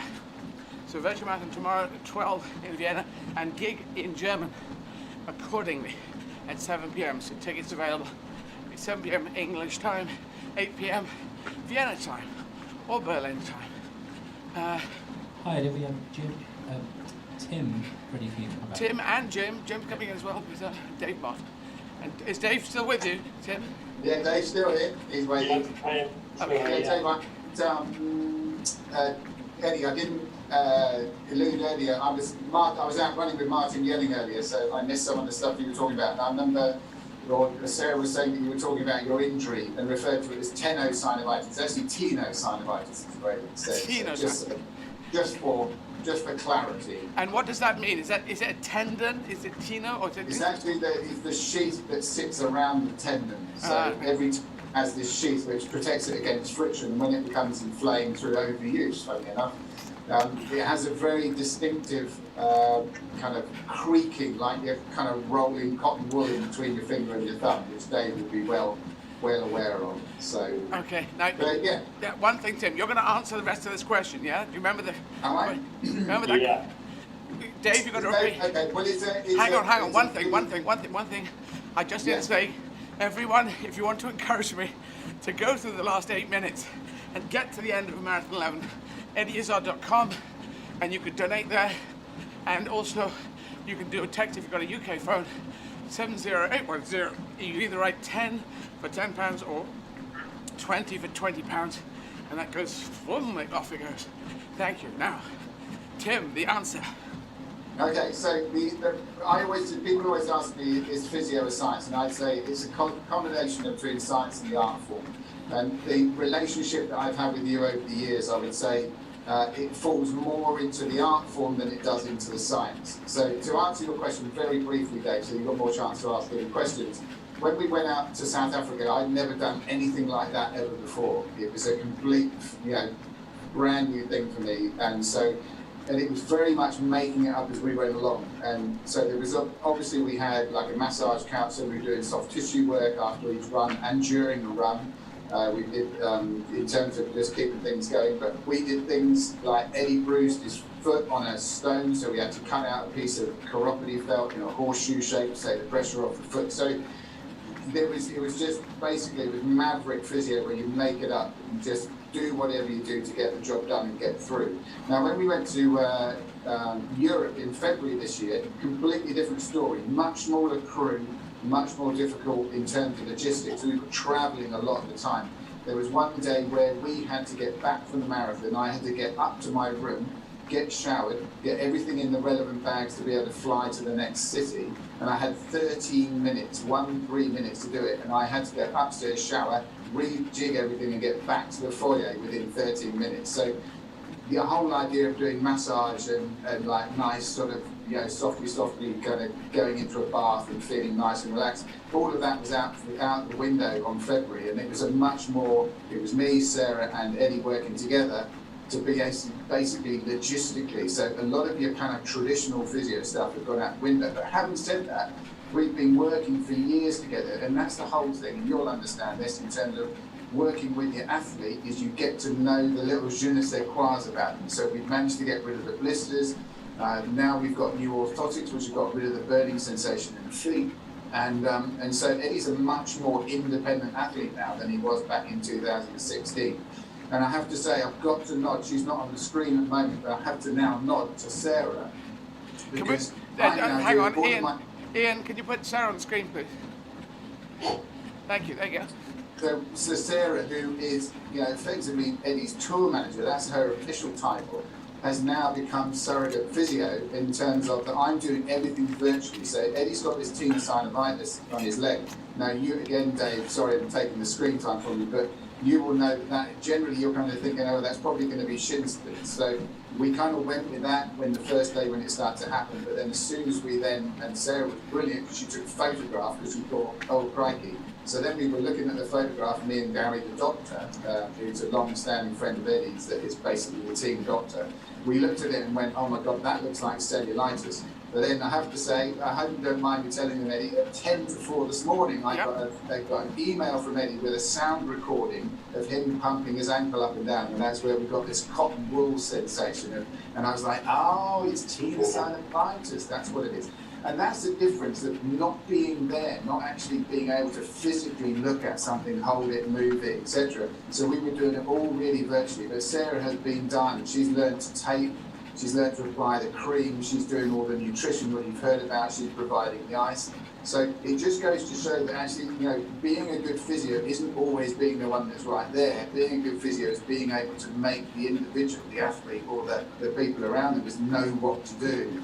So yeah, it's been fascinating, but it's not physio as you would kind of imagine. Well, So. thanks, Tim. I'm just going to say I do feel like I'm your robot arms and eyes. That's what I'm feeling like. So I just do as I'm told. But equally though, great instruction for someone with zero physio knowledge at all. So, Okay, yeah. Sarah, we've got 3.5 minutes. Dave, just any more questions you want to ask me? Because I'm sorry it's been cut down a bit. We can once I finish, I can still answer if you've got burning questions. I'll tell you anything I know. I mean, basically, Eddie, I'm very interested in, how people keep going. I've interviewed an 80-year-old footballer who's the oldest footballer in the country, lives in Weymouth, still playing 11-a-side football, quite phenomenal. And what I'm interested is their little secrets, their little quirks that keep them going. I know a lot of yours is, psychology and drive and, thinking about how to get forward, in your mind. But do you have any other quirky sort of secrets that you think, do you have more sleep, or do you have power naps, or do you do this? Is there anything in particular that you say, yeah, this is the one I do believe in power naps. Not everyone can do it, but I can do them. My dad could do them, I could do them. I time them. Apparently they've got to be, you know, well, I've done 10-minute ones, sometimes maybe 5 minutes, and you come out and you feel a lot better, and 45 minutes is the longest. So I believe in that, but I don't actually have time to sleep on this. And overnight sleeping is tough because I take a Nitor, which is a homeopathic sleeping pill, but still I'm waking up and recording my creaking calf. So that's why I recorded it. I just thought, let's record this and send it off, because I knew Tim gets up early. Yep. But I've said this before, Dave, my secret was because I'm LGBT. It sounds kind of curious, but coming out, if you're gay, lesbian, you come out, that's really tough. If you're trans and you come out, it can be quite immediately visible. If you come out as you're gay and lesbian, not necessarily someone in the street is going to say, there's a difference between yesterday and today. You're out as being gay or lesbian. But for me, looking more boyish, mannish, and throwing on a dress and some makeup and some heels and going out, trying to get a look that worked, I got a lot of looks, a lot of grief, a lot of people shouting things, sometimes fights, and you go through that, and you can go through fucking anything. Yeah. And that was an emergency. If you think about it, it was an emergency. Why should a straight guy who fancies women go to a position where it's more of a, you know, I'm a trans woman, now I fancy women. So that's a lesbian position, place, identity.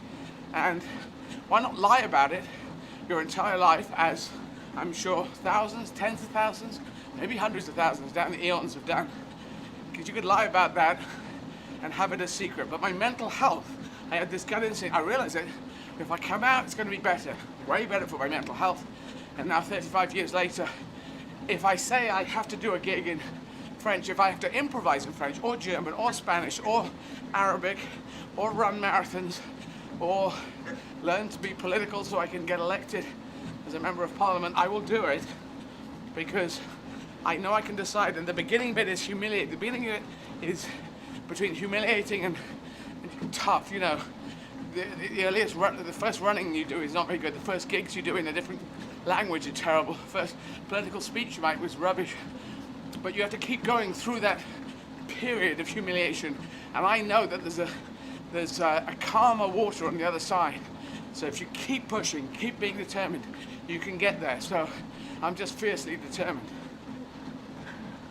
Yeah, that comes across, Eddie, and that's superb. And that, you know, it's all about the experience that you're having now, the experiences that you've had in the past. And you know, I've got a couple of friends, you know, it's similar sort of ilk, and you know, that's a fascinating answer. So no, thanks for that. That's quite all right. I have actually just finished I finished my 11th marathon. I didn't realise this. I went through the thing.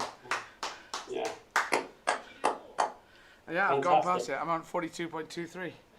Oh, I just passed it. Thanks, Clive. Thanks, everyone who's running with the blue team there. Yeah, well done, everyone. Some people doing long distance. Yeah, so Dave, anything else? Because we don't have to jump off right away, but I need to. I get one more question if you want. If you haven't got a question, that's great. I'll run away and get ready. Well, just really, it's not really a question. I mean, it's sort of. When I hit 50, I wanted to do something, you know, physical to. I suppose it's perhaps a midlife crisis or what, I don't know, but I just love physicality anyway, and I thought, right, 50. People were saying to me, you know, come on, why don't you do, you know, a marathon or an ultra marathon, and it just didn't really interest me. It's, you know, if I run, it's to run after a ball. That's all I want to do, and I thought, well, you know, I'll play football, and so I decided I'd play 50 games of football in 50 days at 50. Oh wow! So that's what I did. And it was fascinating. You were talking earlier about how, you know, what was happening earlier was you're talking to lots of different people and find it fascinating talking to these different people as you're running on the treadmill. And I played with virtually 50 different teams in 50 days. And it was fascinating in itself, you know, just talking and being around different people and different players. And it really does drive you on. So I can see how, you know, all this interviewing people and being interviewed and talking is fascinating for you, and it helps you, drive you forward. And I can also see how when you finish this, you'll be on to the next one, because I know that I want to do another one. When I'm 55, which is in a couple of years' time, I want to play, my next idea really is to play 55 different sports in 55 days at 55. Well, I tell you, Dave, I actually don't want to do another one. I never really do, but I'm very lazy. But I'm sure one will come. But I'm lazy with a huge drive. So that's how I work. I'm like an oil tanker. Get me going, I won't stop. When you stop me, I don't want to go again. So But I've got to say goodbye. Thank you. Well done. Take care. Thank you. Sorry we had to split your interview in half. Everyone watching, thank you. EddieIzzard.com to donate. You can do it by text. I'll be back tomorrow at 12 noon London time. And yeah, that'll be great. Cheers.